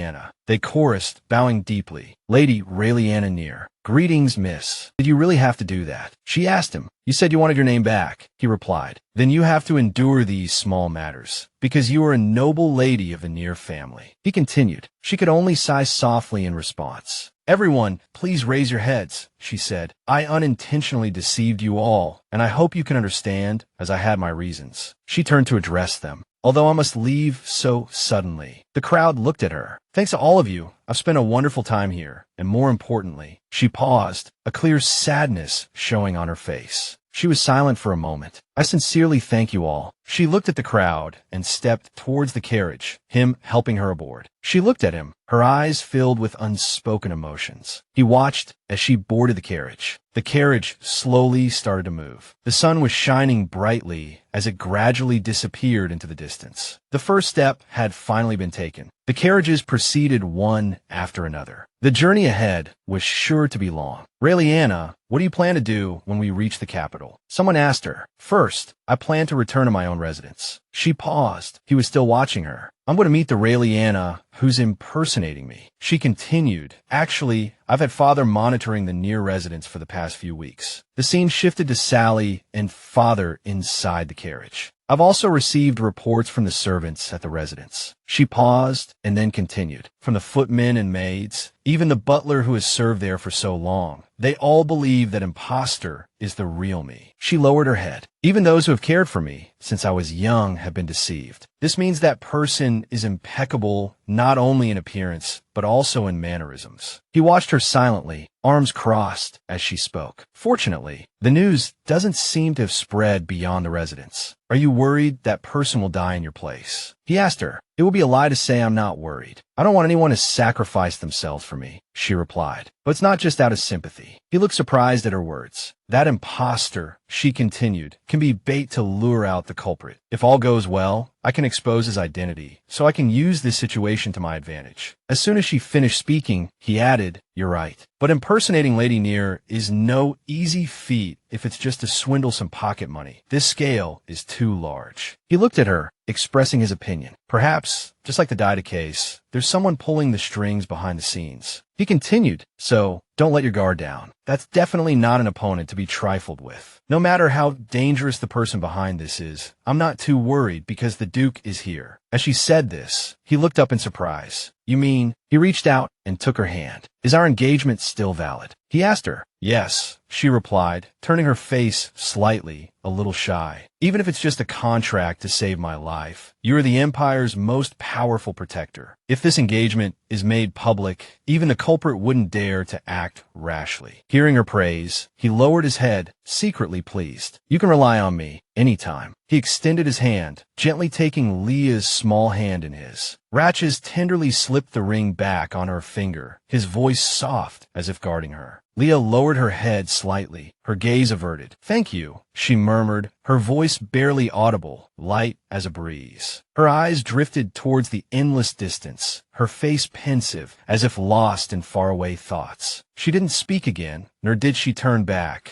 seemingly having forgotten Ratch's presence. Within the quiet carriage, Leah allowed herself to be consumed by tangled thoughts before softly asking, every time, does the Duke truly feel nothing? Her gaze fell upon her hand, now cherished by Ratches. Her ring finger trembled slightly, as if wanting to express something, yet unable to. Ratches softly broke the silence, asking Leah about her memories. But La Filance, can you truly not see my memories? Hearing this, Leah paused, a flicker of confusion crossing her face. But her voice remained steady, without a hint of hesitation. Of course not. Why would I lie to you? Her reply was short and firm, without evasion. The frankness in her words seemed to momentarily freeze the atmosphere. Ratches lowered his head slightly, the shadow of his hair obscuring his eyes and hiding his expression, making it impossible to tell if he was disappointed. Was he thinking or simply at a loss for words? Ratches didn't look up at Leah, his face slightly turned away, his gaze lowered as if listening to a distant sound. After a moment of silence, his eyes swept towards the carriage window. No one knew what he was thinking, but his pensive air suggested that some unspoken emotions were stirring within him. That's good, Ratches said in a low, gentle voice, seemingly wanting to end the conversation. Outside, the heavy snow continued to fall, dyeing the sky and earth a uniform white. The landscape seemed swallowed by a cold silence, with only the black carriage moving slowly through the snow, like thoughts gradually melting into the endless distance. The scene shifted to a small town, where a clock tower, resembling a miniature Big Ben, stood tall against the blue sky. All the villagers' eyes were fixed on the road leading into town. What's going on? A villager exclaimed in surprise. A carriage majestically entered the square, both the people and horses carrying an air of solemnity. The Duke's luxurious carriage led the way, immediately sparking murmurs. It's a carriage. Are those knights? The sudden arrival of the procession seemed to hold the entire town in its breath. An armed Doiwu. Are they going to war? Someone else asked, their voice laced with confusion, carried by the cold wind. What war? Another immediately refuted. Ratches silently lowered his head, saying nothing, as if listening to everything, yet revealing nothing of his thoughts. Don't you know? Someone exclaimed with certainty.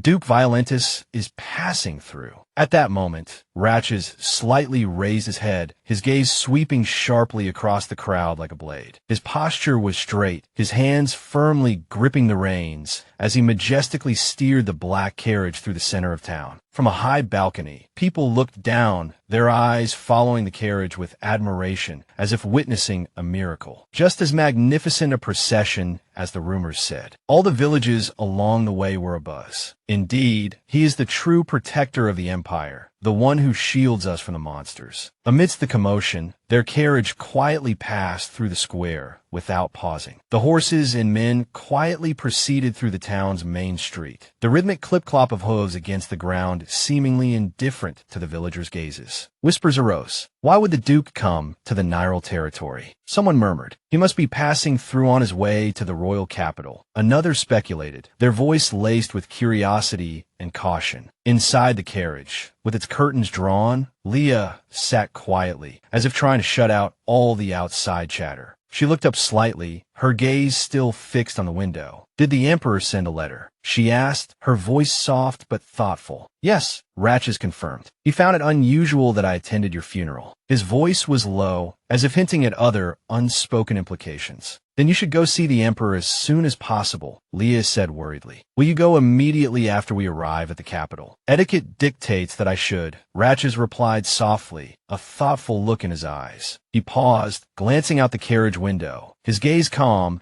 yet seemingly tinged with hesitation. Of course, he continued slowly, his voice steady. I've already prepared for the possibility of not being able to stay by your side constantly. I've arranged for knights to protect you in my stead. As he spoke, his gaze shifted towards the frosted window, where two knights in iron armor rode alongside, their figures imposing. But their silence mirrored Ratch's own heart at this moment. His gaze turned back to Leah, his voice softening into something akin to a sigh, laced with unconcealed worry. Still, I can't help but worry about you traveling alone. Latch's expression was serious, his gaze firm, as if he had made his decision after careful consideration. He spoke decisively, his tone brooking no argument. No, to divert everyone's attention, it's better if I enter the Nairo Manor alone. His gaze drifted forward, as if already anticipating the scrutiny he would face. Leah understood the deeper meaning in Latch's words. Her voice was gentler and more mature than usual. Please lead the Daewoo to the royal capital and draw everyone's attention to yourself. Father, and I will go to Nairo Manor. Her tone was calm yet firm, as if she were ready to embark on her own adventure. Outside the large white manor, curved staircases on both sides led to the grand main hall. On the steps, maids bustled about, asking each other, "Butler, how does the young lady plan to dine today?" The butler's voice was calm with a hint of formality. "The young lady plans to have lunch in the garden. Please prepare something light, and also prepare rooms for the guests." At this moment, Father, with a composed expression, carried his suitcase, his cloak fluttering gently in the snowy wind. The butler immediately noticed him and spoke respectfully, his voice steady. "Welcome back, Mr. Father." Though brief, the greeting was filled with respect. The surrounding atmosphere seemed to quiet down. Father smiled slightly and replied politely, "It's been a while, butler. How are you?" His voice was gentle, tinged with familiarity. The butler replied with a bright smile, "Of course, every day has been busy since the young lady returned. You must be tired from your journey. Please come in." Under the azure sky, the sun shone brightly. White clouds drifted slowly, and the soft sunlight filled the garden, reflecting off the bright walls of the manor. Inside the main hall, two maids looked at each other, whispering curiously, "What's going on? It seems lively outside." The other replied softly, her gaze directed towards the window. "I heard that Duke Virenus's procession just passed through the city." Meanwhile, Father and his group of 5 also slowly passed by, as if by coincidence, yet not entirely by chance. Seeing the commotion outside, the butler quickly apologized. "I'm so sorry. The manor is a bit chaotic today." Father simply smiled gently, his tone soft. "It's all right. It's completely understandable. Even in the royal capital, such a scene is rare." Among the 4 people following him, there were 2 women covered from head to toe, their faces completely obscured, and 2 knights in shining iron armor, their steps solemn, creating a dignified and awe-inspiring atmosphere. The butler suddenly turned around in confusion. "So, the Duke's procession is currently passing through the Master's territory. Is Mr. Father also traveling with the procession?" Father quickly replied, his tone natural and gentle.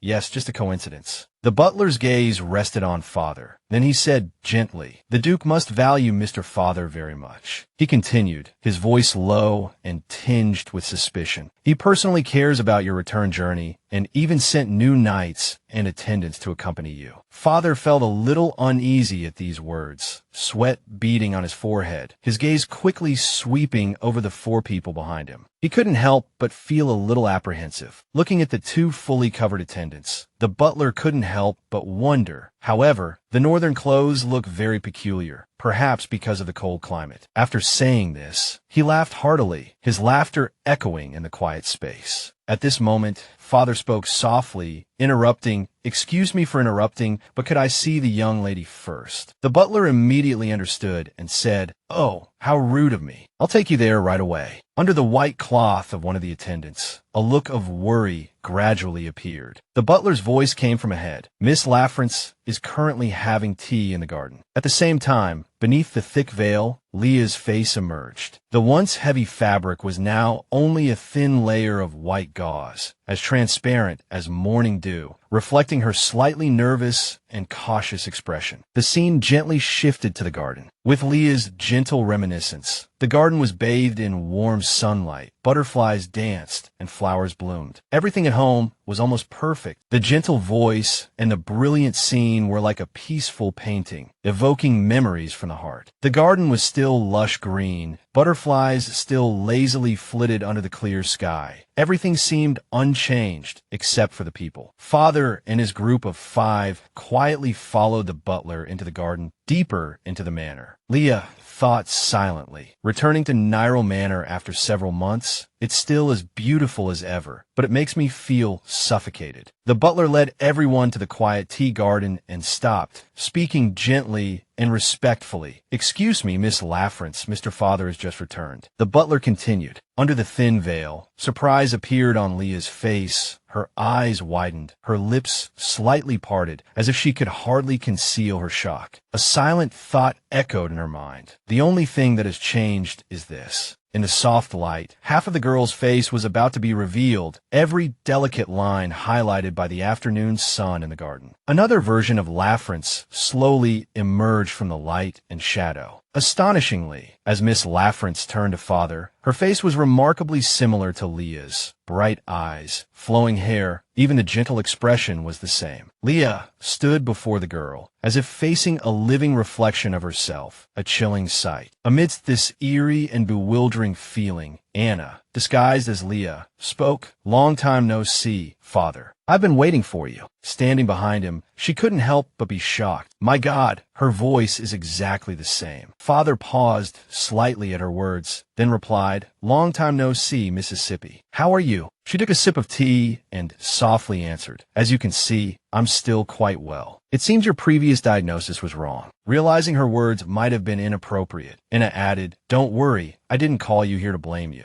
During their conversation, Leah scrutinized the other woman, from her face to every strand of hair, as if someone had perfectly replicated her appearance. After observing for a while, she suddenly realized something. That dress! It was the one she often wore while enjoying tea. Leah stared, inwardly marveling. At this rate, she's more me than I am. After a long moment, her gaze stopped, suddenly puzzled. Wait, that necklace, I think I've seen it somewhere before. Just then, a pair of men's leather shoes stepped into the garden. A voice called out in confusion, "Lafrance." His figure appeared behind Leah. She was startled again, inwardly exclaiming, "Count Nerio." Leah's heart pounded. "Weren't you supposed to have left the manor? What are you doing here?" At that moment, she suddenly stood up and shouted, "Father." Duke Nerio happened to be walking past her and called out, "There you are, Lafrance." Anna asked in confusion, "Father, why are you here at this hour?" He placed his hand on her shoulder and said, "The weather is lovely today. I thought we could have dinner together in the garden." Anna smiled gently and replied, "I'd love to." Leah stared blankly at the two of them. The scene before her left her with only one thought. The only thing that's changed is this. A pang of sadness struck Leah's heart. The garden, once immersed in silence, was now filled with the warm laughter of father and daughter. Father-daughter time passed. Evening, Nerio Manor, Leah's old room. Leah slowly walked forward and looked at the girl lying in bed. After a long moment, she spoke, "You've got some nerve, impersonating me and sleeping so soundly." As soon as she finished speaking, the other person sat up and hesitantly asked, "Who are you?" Anna's brows furrowed with a mixture of anger and fear. "Who dares trespass in my room?" Before she could finish, she stared in astonishment at Leah standing before her. Up close, Leah gave Anna a cold glance, even more shocking, as if she were looking in a mirror. Leah stood by the bed, her tone turning sarcastic.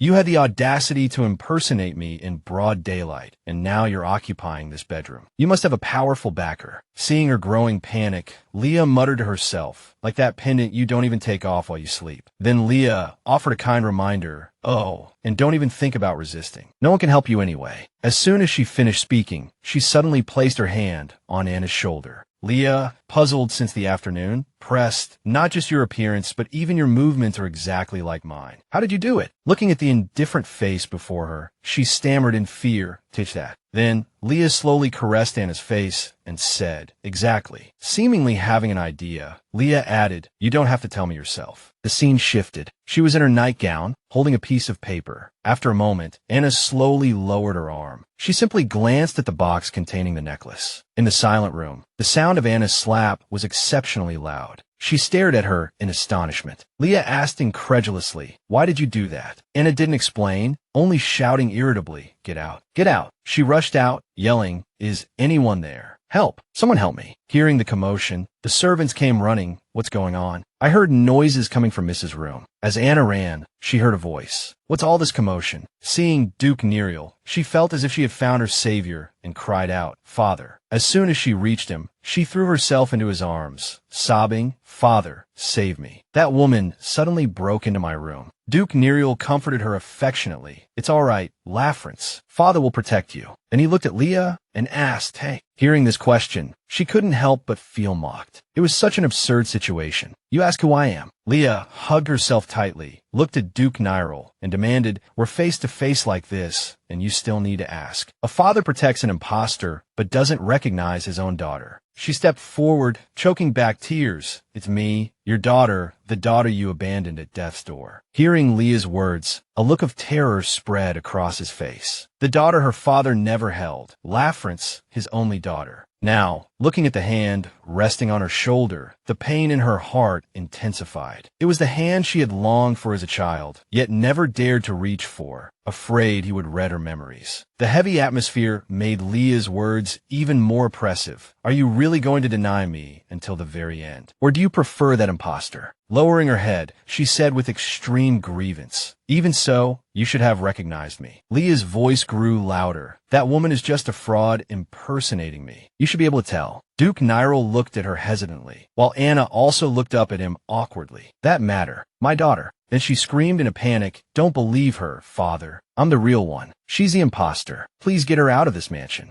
Leah didn't say anything more. She simply stepped forward and grabbed the necklace, saying, it seems you need to understand me better. Seeing this, Anna shrieked in terror. No, let go of me. Don't touch me. But despite her screams, the necklace was ripped away. Anna immediately fell to her knees, covering her face with her hands. Leah looked down at her, as if recalling something. A blurry figure surfaced in her mind. I'm sorry, Anna. The image gradually became clearer, revealing a brown-haired woman. Her face came into view. Leah coldly revealed a piece of information. I never called this man father. Seeing this scene, the family members gasped in astonishment. What's going on? Leah coldly ordered, have a knights lock this person in the dungeon immediately. Anna looked up at her in terror, her face filled with fear. Ignoring the exclamations behind her, Leah continued to command, have father escorted back to his room by Fass. He seems so shocked that he can't even recognize his own daughter. Leah turned around coldly. What are you all still standing around for? Move. Does anyone else doubt my true identity? Hearing this, a servant replied in a panic, oh no. Lady Lafrance. Anna was being held by two knights, and she frantically explained, I'll let go of me. I don't know anything. I just heard that I should use this magic tool. The butler stepped forward to support the Earl. Earl, allow me to escort you. Leah stopped the butler. Butler, leave the cleaning to the headmaid. You stay here for now. She said sternly, I want to hear firsthand what happened in the past. After everyone had gathered, Leah turned and asked the butler, are all the main family members of the Nairo household present? He respectfully replied, yes. Mississippi Leah crossed her arms, thinking, I really can't understand how this could have happened. You've dedicated your lives to the Nairo family, yet you were easily deceived by such a clumsy trick, even giving my position to someone else. After her reprimand, the family members all lowered their heads in shame. Leah sternly asked, or was there someone among you colluding with her? Hearing this, the butler turned to her in shock. He denied in a low voice, that's impossible. The butler expressed his loyalty. Miss, please dispel your suspicions. The fact that Lady Lafrance returned was a lie. Her true identity is Anna. Even I, the butler. I didn't know. Of course, Leah didn't believe these words. She slowly said, Kenan, you were once so attentive that you remembered how many times I stirred my milk tea, even the direction people fell when they were tired. Yet even you never doubted her identity. You want me to believe you? The butler was speechless, unable to utter a word. After a moment of silence, he recalled in a low voice, at first, I also felt that person wasn't like Miss, but I couldn't deny her existence. Because I saw with my own eyes how happy the master was when he thought Miss had returned, I couldn't bear to betray that joy. I just thought that Miss, having crossed the threshold of death, would definitely have undergone a great psychological change. I just wanted to believe. At this point, the butler lowered his head, full of remorse, and bowed respectfully to Leah. I am ashamed, Lady Lafrance. Our choice was originally for the Earl's good, but it was no different from an insult to Mississippi, even if the real Miss didn't return. The other family members also bowed to her with shame. Only now do I understand how foolish that was. Please forgive my ignorance. Hearing the butler's words, only one thing mattered to Leah. Her father was happy. For so many years, why has he always pushed me away? Leah wondered to herself, then spoke softly. Raise your head. That's right. Anna was originally my close attendant, so she could imitate every subtle movement of mine. Besides, I was on the verge of death at that time, so it's understandable that no one noticed my intentions. However, she wasn't planning to let it go. Leah crossed her arms, her tone stern. But I will personally investigate the truth of this matter. She declared loudly, as for my return, it must be kept completely secret. I will make a formal announcement when the time is right. Leah coldly smoothed her hair. Anyone who leaks this news will be severely punished. She added a threat. You know best what that means. The butler, Kinnan, replied seriously, yes, miss. Father approached. Miss, excuse my interruption. Leah turned to him. What is it, father? Father bowed and reported, I wish to speak about the count. Leah replied indifferently. If it's about my father, there's no need to change locations. Speak here. Father hesitated for a moment, then decided to speak. I'm worried. The count's health is a grave concern. Father's words shocked both Leah and the butler. After a moment, Leah found her voice, asking mechanically, what do you mean? Father explained, the count not recognizing you wasn't intentional. It's a manifestation of a mental illness. It's not just a decline in cognitive and memory function. He's also confusing the past and the present. These words caused a stir among the family members. The elderly butler seemed flustered, exclaiming loudly, wait, father, are you sure? Could it not be a temporary confusion due to the shock of losing Mississippi? Father lowered his head, his eyes dim, his expression troubled, his voice trembling with sorrow. I'm afraid not. These symptoms can't simply be explained as temporary fatigue. Father observed the butler's expression and continued to speak about the head of the Neiro family's condition. Even the butler was hearing this for the first time. Perhaps the count had been hiding his illness, or perhaps it had been overlooked for too long. Leah's voice was low, both a daughter's inquiry about her father's illness and self-reproach for her negligence. What should I do to help my father recover? Leah's question stunned Father for a moment. After a pause, he said, currently, what's most needed is in-depth treatment at a sanatorium. Leah sighed and lowered her head, her long hair covering her face, making it difficult for Father to gauge her emotions. Leah's voice sounded again, carrying a note of command. And let be done.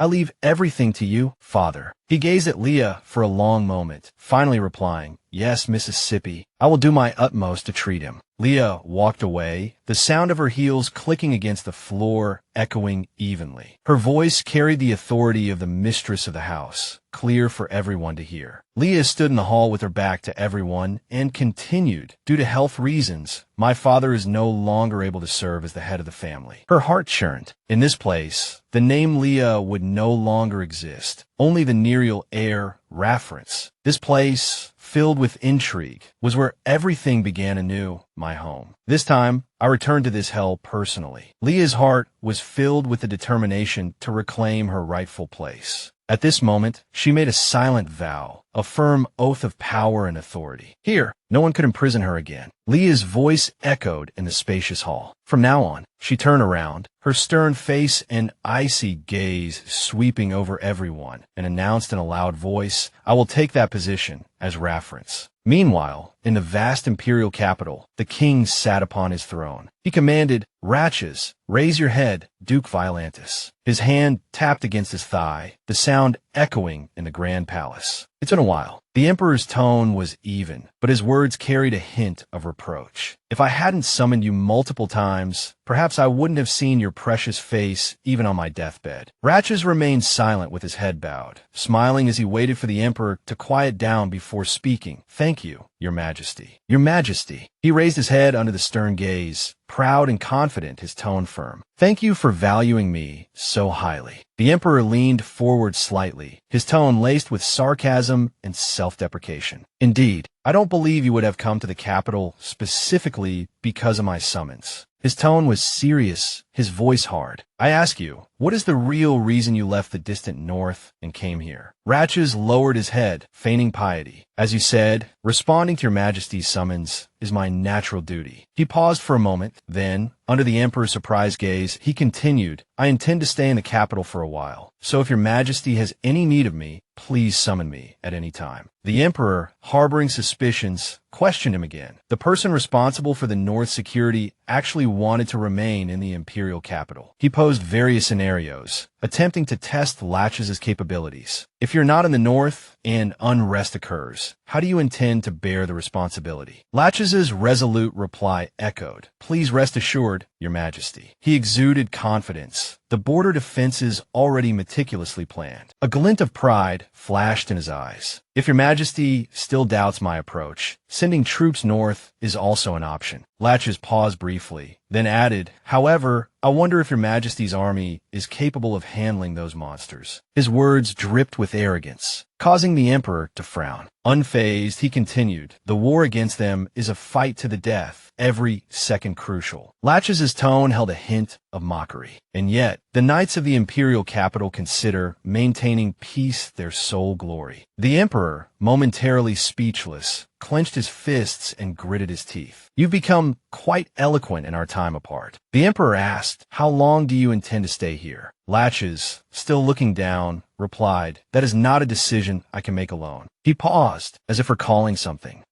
There is one important matter I have yet to report. As one of the heirs of the 4 great families, I bring good news for your majesty. The emperor's expression turned quizzical. Good news. Latches answered, Yes, right here in the imperial capital. As he spoke, he thought of Leia, her focused and captivating figure as she sat reading. I intend to hold an engagement ceremony in the near future. Meanwhile, Leia was writing a letter, her script delicate yet sharp, the contents meticulously detailed. She mentioned the events in Violante and Viscount Hello's promise. Greetings, Viscount Hello. She reiterated her identity. I am Leia, the maid who met you in Violante. Remembering your kindness and promise, I dare to request your assistance. Leia mentioned the moment she caught up to the Viscount that night, hoping to jog his memory. She carefully explained that the 2 accessories enclosed with the letter were magic items and clearly stated her reason for sending them. I know your guild has a deep understanding of magic items, she pleaded in her letter. Therefore, please investigate the origins of these items. Leia needed help. She wrote, If you could provide any clues to help me confirm my master's identity, I would be eternally grateful. The soft scratch of pen against paper continued as Leia added her thoughts. Although it's just my intuition, please double-check if there's any connection between these 2 magic items. Leia reread the letter, folded it, and murmured to herself, All right, this should be enough. Leia meticulously planned, preparing escape routes for unforeseen circumstances. The situation remained precarious. Freely leaving the mansion wouldn't be easy. Therefore, the investigation into the magic items could only be requested through this letter for now. Her next plan was, a knock interrupted her thoughts. Rubbing her temples with a weary sigh, Rayfiance said, Enter. The butler immediately entered, pushing a cart laden with documents, respectfully reporting the completion of his task. Miss, the documents you requested are here. Rayfiance stared at the mountain of documents, feeling the weight of responsibility intensify.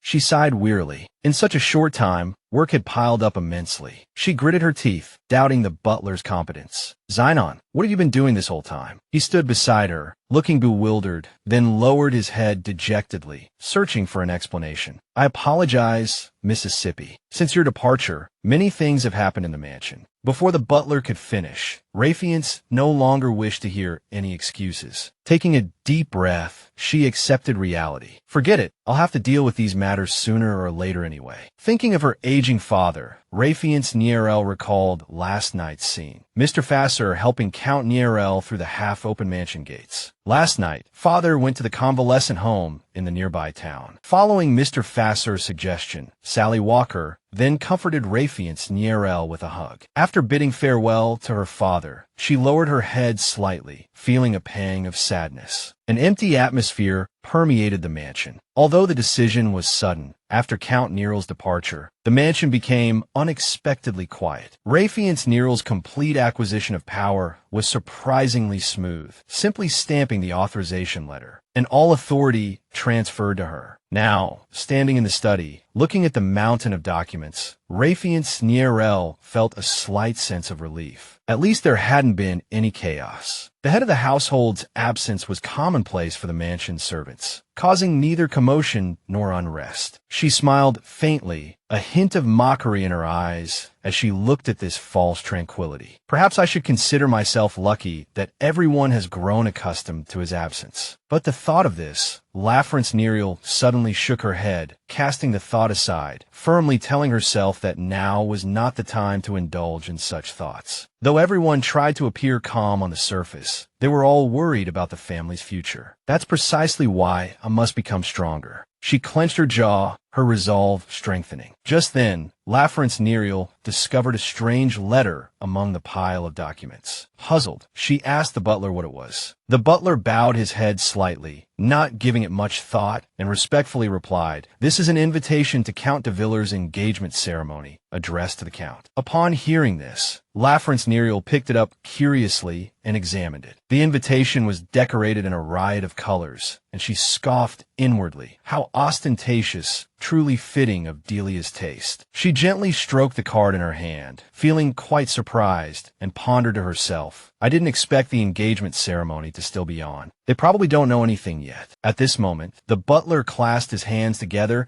and softly asked Lafrence Nerial, "Miss, do you plan to attend their engagement ceremony yourself?" She slowly folded the card, shrugged, and said in a half-joking tone, "Well, if Father's condition hasn't improved by then, I won't send a substitute. Don't worry." Seeing that his meaning had been misunderstood, the butler hurriedly waved his hands in denial. No, that's not what I meant." Lafrence Nerial looked at him with interest, watching as he pursed his lips and hesitated for a moment before hesitantly saying, "I'm just worried that Miss will be hurt." The sky outside the window was clear and blue, and she didn't want to dwell on the matter any longer. She changed the subject, speaking seriously, "All right, enough small talk. Let's get to work." She coughed lightly and began to assign tasks. "Bring me the most urgent documents first, and organize the old files chronologically." The butler didn't say anything more, bowing respectfully and replying, "Yes, I understand." Time slowly passed, and the sky gradually darkened as dusk settled over the mansion. The butler looked at the sky outside the window, surprised that they had lost track of time. "My goodness, it's already so late." Concerned for Lafrence Nerial's health, he quickly suggested softly, "Miss, you've worked hard. The remaining documents aren't urgent. I'll present them later." She wasn't one to overwork others, and nodded slightly. "You work hard too." Lafrence Nerial also prepared to rest, and the butler thoughtfully inquired, "Then shall I prepare the resting room now?" She slowly placed her hands on the table and stood up. Her voice was hoarse as she ordered, "Tell them I haven't returned to my room yet. There's no need to rush the preparations." The candlelight in the room flickered. The butler watched Lafrence Nerial's departing figure, momentarily confused by her words. As it was late, he hurriedly asked, "Miss, where are you going?"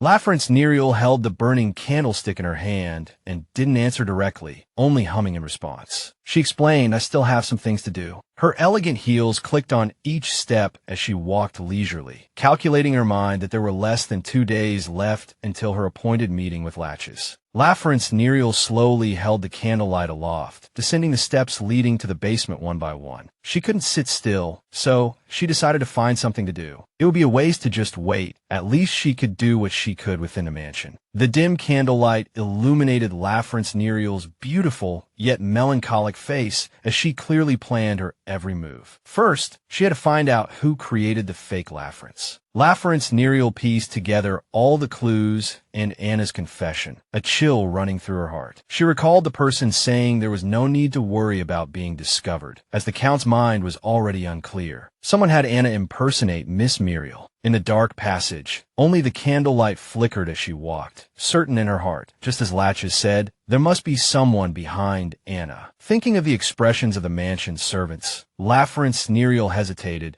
as she analyzed the identity of the person behind the scenes. However, there were no signs of collusion among the mansion's servants, nor was there any related evidence, so it was highly likely that the person was an outsider. She pursed her lips, recalling the person who had killed her, and slowly exhaled, connecting everything and coming to a conclusion. Is the person behind this really the one who killed me? Following this line of thought, Nezuko slowly shook her head, feeling that something wasn't right. If the purpose of killing me was simply to have another person take my place, then everything would make sense. But why recall Anna's actions while impersonating me near Count Nairo when Nairo couldn't understand her motive for the charade? She hadn't stolen anything, nor attempted to pry for information. She was merely ordered to stand beside Count Nairo in my place, nothing more. The clicking of her heels against the floor echoed as she pursed her lips, pondering Anna, the one chosen to impersonate her, even utilizing her closest maid to accomplish it. At this thought, Nero's brow furrowed slightly, another thought flitting through her mind. Perhaps he believed that once the false identity was exposed, the real one would reappear. By this time, she had reached her destination, halting her steps softly, her grip tightening around the burning candlestick in her hand. The memory of the letters surfaced once more, and Nezuko sighed wearily. She had no impression of the person behind it all. The orders were delivered solely through letters, leaving no face to associate with them. Now, gazing at Anna huddled in the dark cell, standing before the bars, Nezuko reflected. If this were the Anna she knew,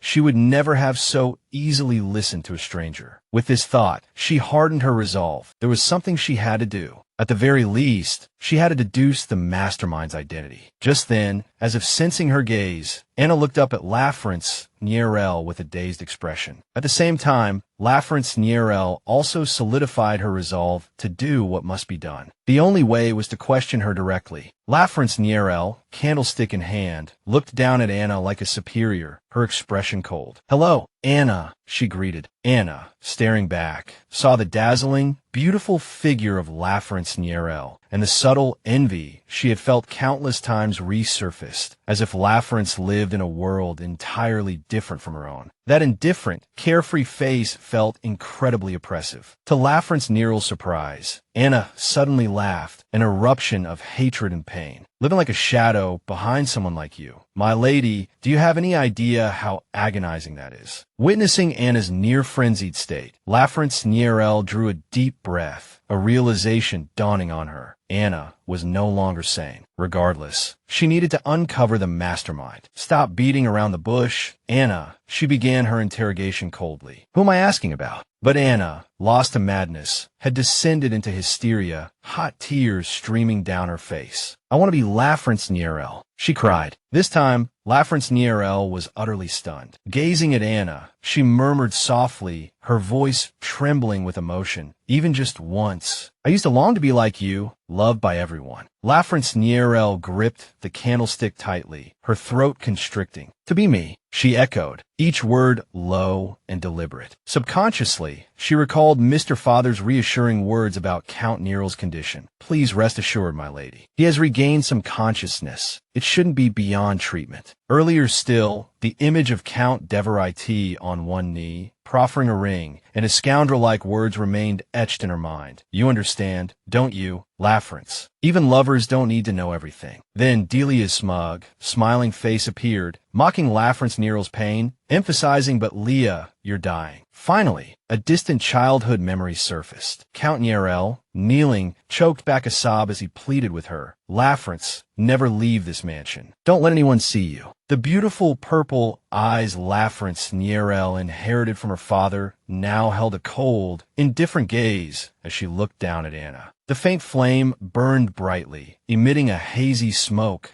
followed by Count Nero's stern and cruel words. "This is my last request." Back in the present, Anna suddenly looked up at Nezuko, who slowly spoke. "Anna, what do you truly desire?" Anna's eyes widened in surprise. completely caught off guard. The candle flickered and died, plunging Nezuko into darkness. She looked down, a cold sneer playing on her lips. A life like this. Deciding to waste no more time, she turned to leave, a light laugh escaping her lips, the conversation now pointless. Leaving Anna slumped in the cell, Nezuko strode away, her voice calm and indifferent, as if everything was under her control. It doesn't matter. As long as the connection remains, that person will eventually seek me out. Eventually. Nezuko tilted her head slightly, her gaze icy. Though they had continuously overlooked Anna's frantic impersonation, she still offered her a chance. So I hope you'll beg for forgiveness before it's too late. She paused briefly, closing her eyes and sighing wearily. While I still have a shred of pity for you and for myself. Having said these words, Nezuko left without looking back. She walked slowly down the hallway, arms crossed, Anna's earnest voice still echoing in her mind. Even just once, I wanted to be loved by everyone like you. Nezuko gripped her arms tightly, chaotic thoughts swirling in her head. She muttered weakly, "Is it because I heard those absurd words that my head is starting to ache with these messy thoughts?" Sighing, she decided to allow herself a brief respite. Just then, Nezuko noticed an unfamiliar room at the end of the hallway. Which room is closest to here? She stopped abruptly before a closed door, stunned. It was her father's study. Gazing at the cold door, Nezuko was reminded of the past. Now that I think about it, I've never entered this room. I have the key now, but father always kept it locked. Curiosity overwhelmed her. Slowly, she took out the key, making excuse for herself. Just a quick look. With a click, the heavy wooden door opened, and Nezuko's silhouette fell faintly on the floor with the light. She strolled into the room, glancing around, then stopped short, her eyes falling on something. It was an exquisite blue cloak.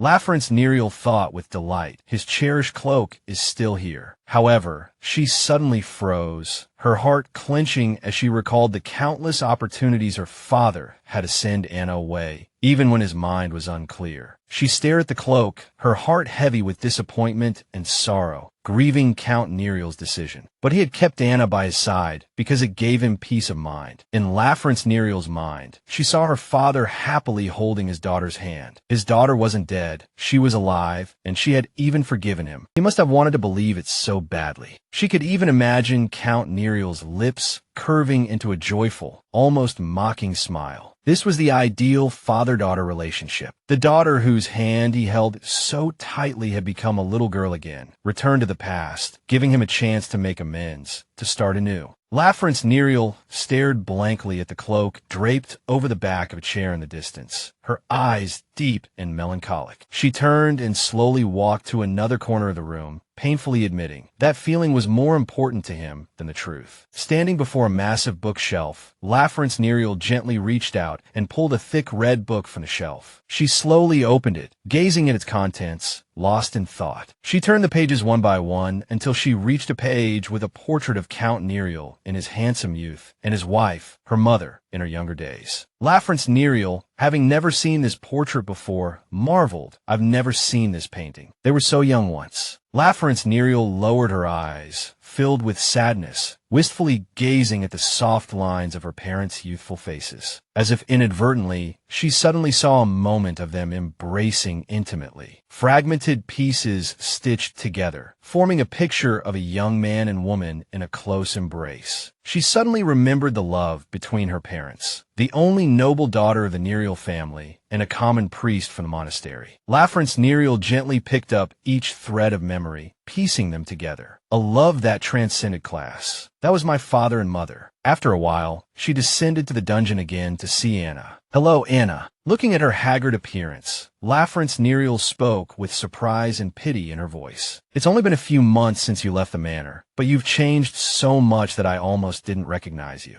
Anna, still huddled in the corner, her hair disheveled, chuckled softly at her words, a hint of self-deprecation in her voice. "Yes, you've always been by my side since I was very young, so my absence must be a big change for you. Speaking of which," Nezuko paused, silently pondering, carefully looking at Anna, the once close and familiar face, now separated by bars. Nezuko's gentle voice echoed in the darkness, striking Anna's heart. "But Anna, I know you're not a bad person." She slowly recalled the previous loops, the the teacup falling and shattering, tea splashing across the floor, the painful betrayals in countless repetitions. Some servants had turned a blind eye to her death, even betrayed her, contributing to it, but Anna was never one of them. Laference Nerio leaned painfully on the table, covering her mouth as she coughed up blood, Anna standing beside her with a tea tray, anxiously watching her. She used to always be worried, frantic, rushing to help Rayfiance and Nerio. It warmed and touched her, because it had always been her crying over my death. But now, in the dark cell, Rayfiance and Nerio coldly interrogated Anna, the maid who had once been close to her, now a betrayer. Did he threaten you? Or did he seize upon your weaknesses to control you? She coughed lightly, trying to gently soothe and guide her to the truth. It's all right, just tell me honestly, who made you like this? But Anna remained indifferent to all her words, stubbornly silent. Until a moment later, under Rayfiance and Nerio's shocked gazes, she suddenly laughed softly, with sadness and mockery. A young lady like you, who has never touched the darkness in life, what could you possibly understand? The cruel words were unbelievable, and she blurted out in a daze, "What?" And Anna seemed to drift back in her memory to a morning long ago. Back then, she always stood respectfully and upright, observing everything, aware of her place. "I know, miss, you don't really need me. I'm just one of many servants." But in that moment, Anna had to widen her eyes, looking at that beautiful person. It was precisely because of this that it pained her even more. In her eyes, under the golden sunlight, Rayfiance Nerio's smooth, long hair flowed, making her eyes red with envy. In the manor's spacious and bright garden, beneath the solemn statue of the goddess, surrounded by holy angel wings, someone slowly clasped their hands together, whispering a devout prayer, ascetic and reverent. It was Count Nerio's lonely and desolate figure, dejectedly walking through the corridor in the faint sunlight. Rayfiance Nerio's calm and leisurely voice slowly sounded, recounting his life. Father spent his youth in the silence of the temple, dedicating the beginning and end of each day to the gods. Everything in the world was but a breeze brushing past his tireless footsteps. Count Nerio suddenly stopped, looking blankly towards the magnificent mansion nearby. In the garden, proud and beautiful white roses bloomed, showing off their color and fragrance. Rayfiance Nerio continued indifferently. Whether it was the blooming season or the first rays of dawn, it was all meaningless, because in his world there was only the name of the gods. Count Nerio stopped in the faint sunlight, gazing into the distance, with a trace of serenity and loneliness. Purple eyes flickered with sadness. Yes, at least the young girl's long hair flowed in the wind. A tall and slender figure stood in the distance, watching the crowd. The elegant young girl turned slightly, holding a bouquet of colorful flowers in her hands. Before meeting Mother, the two walked intimately side by side under the warm sunlight. Nothing could stop their love. Mother was willing to elope with him, and Father was prepared to give up everything for her, including the monastic life he considered his lifelong faith. The dreamy wedding scene solemnly appeared before her eyes. In the end, because grandfather couldn't bear for his daughter to leave, he accepted Father as the son-in-law of the Nerio family and allowed them to marry. A chubby baby lay quietly in Father's arms. The following spring, I was born. The crowd happily surrounded the pregnant woman, everyone full of anticipation. Father always lived with the guilt of betraying the gods. Even Mother's relatives, those who disliked Father, unanimously blessed the birth of a new life, calling it a blessing from the gods. Her hand tightly gripped the portrait of the young girl. A blessing, if only that were true. But the tragedy began right then. Mother's two brothers suddenly died in accidents. The Countess fell ill and was bedridden due to excessive grief, and her husband, unable to bear the pain of losing his sons, also passed away. The figures on the portrait of the three were crossed out with red ink. Soon after, Mother in the dark room. Only a little moonlight seeped in. What blessing! The Nerio family was in decline, unable to extricate itself. Leah stood by the bookshelf. All the tragedies seemed to stem from me. She lowered her head and thought, perhaps Father thought so too, that I took Mother away. Leah picked up the red book. In his heart, there was only ever Mother. She looked up, holding the book, and saw a hole in the bookshelf, a flash of surprise in her eyes. Leah looked inside and found a door appear before her, leading to another room. She pushed the bookshelf, which was surprisingly light. Then she pushed all the books aside with her hand. If I take all the books out, I can definitely open it. The door opened, and what appeared before Leah was a room tightly surrounded by bookshelves. She cautiously entered the room to look around. This was clearly just an ordinary study, so why was there a place like this? Leah looked at the bookshelf beside her. The books here seemed even older than the ones outside. She opened a yellowed book, wanting to see the contents. When the great gate opens, the sword of Violentis will sweep away the darkness, and the shield of Diviarty will protect the land. Leah read the book in her hands intently. The eye of Palo will foresee the future from behind. Suddenly, there was a noise, and she turned to look outside. The prophecy of the Guardian families, the Emperor's forbidden books. Leah was startled and looked up. A black aura appeared. Could it be that this entire place? Leah quickly flipped through the pages. She remembered seeing something similar in Latch's bedroom. These books couldn't be obtained through normal channels. But where did her father collect so many forbidden books? Suddenly, she stopped, her eyes filled with shock. Back then, the Nairo family, his figure flashed in her mind,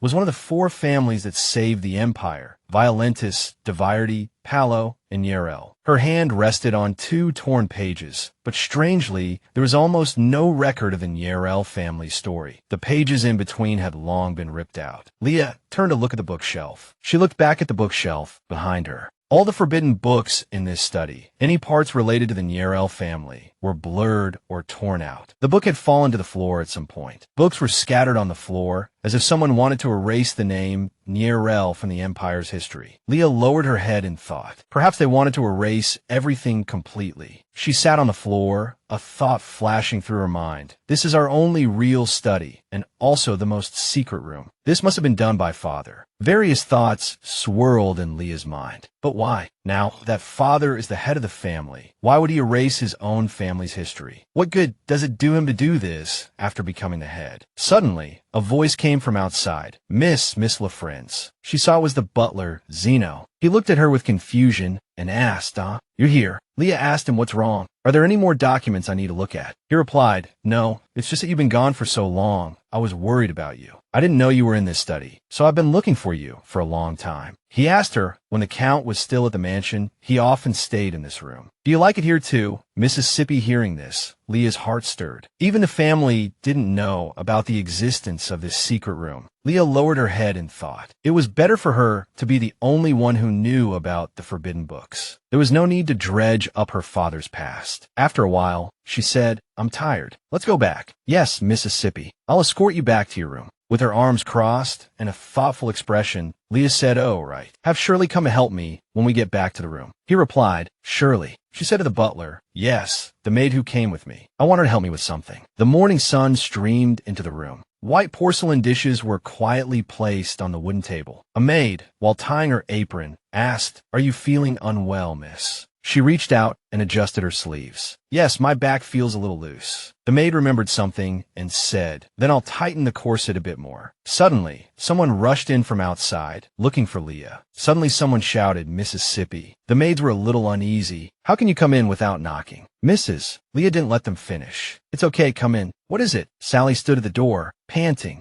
She brought news. Miss, just as you said. Leah turned to look at Sally after hearing this. A little while ago, when we dug up the flower pot that the imposter often tended, there was a letter hidden inside. She continued, a vision of a mud-stained white envelope sealed with red wax appearing before her eyes. Leah instructed everyone standing there, all of you go out. Don't come in until I call for you. No one is allowed in. Yes, Mississippi. She then said to Shirley, just in case, please check the curtains and the door for me. Yes, miss. She thought to herself, last night, I had Shirley check the places Anna frequented, and the letter was hidden in the flower bed outside the mansion. This is the first contact received since Anna's arrest. As Leah fell into thought, they probably didn't expect the person receiving the letter was actually the real one, not the imposter. Sally asked, but miss, how did you know there would be a letter? She replied that she only guessed because everyone else was doing it. She asked again, really, But Leah didn't answer, only responding with silence. Of course, I saw this through Anna's memories. Leah looked at the envelope, still gripping the knife. More importantly, she asked Shirley, "When did you check the flower pot?" Shirley answered, "Last night and this morning." "Then it must have been left early this morning." "Early this morning." Shirley turned to look at her. Seeing Leah standing motionless, Shirley asked, "Miss, what's wrong? Is the content bad?" Leah remained silent, not answering. After a while, she finally said, "The letter says to meet at midnight." She suddenly exclaimed, "At my Neiro estate." Shirley asked again in alarm, "Huh? At the Mrs. estate?" Leah mused, planting an imposter here to deceive father wasn't enough. Now they planned to barge into the estate themselves. Leah declared, "How arrogant. I like to see who it is. But they really are bold." Shirley stood beside her, worried. "Miss, what should we do now? Tonight is so sudden." Leah placed the letter on the table and replied, "The other party has already given a warning. There's no other way." Leah stared at the letter without a word, making Shirley, who was standing behind her, very anxious. Shirley asked, "Does the miss intend to go personally?" Hearing this, Leah turned and said, "That person never even appeared before Anna. If not now, I'm afraid there won't be a second chance." Shirley tried to persuade Leah, "But miss, it's too dangerous. Let the imposter go." As soon as she finished speaking, Leah objected, "Absolutely not. If he sees the imposter, it will only expose that I've returned, and Anna might escape before I can act." Shirley asked, "Then what does the miss plan to do now?" Leah looked down at the letter on the table, silent for a moment. Shirley's words echoed in her ears as Leah began to weigh the pros and cons. "I don't know what kind of person will show up. It's too dangerous to face them alone unprepared. So first, find a jewelry store and buy me a pendant. Also, prepare the fastest horse and a messenger from the capital." Having arranged her plan, Leah thought to herself, "I need to prepare a defense strategy, at least for myself." She said, "I must contact Latches immediately." The sun gradually set, painting the sky with the hues of dusk. Inside a room, someone said, "Have you heard? Miss Nerio is still alive. And she's back." The voice continued, "The one who was engaged to Earl de Vrit." Hearing this, Dileia anxiously bit her nails. Impossible. Didn't they already hold a funeral for her? I think they said she had a terminal illness. They continued their conversation. "Oh, I also heard that Duke Latches came to the Imperial City. What's going on?" Dileia worried. "Why would La Phyllis be here? Did the Duke personally bring her back from the north?" She fell into thought. "No, impossible.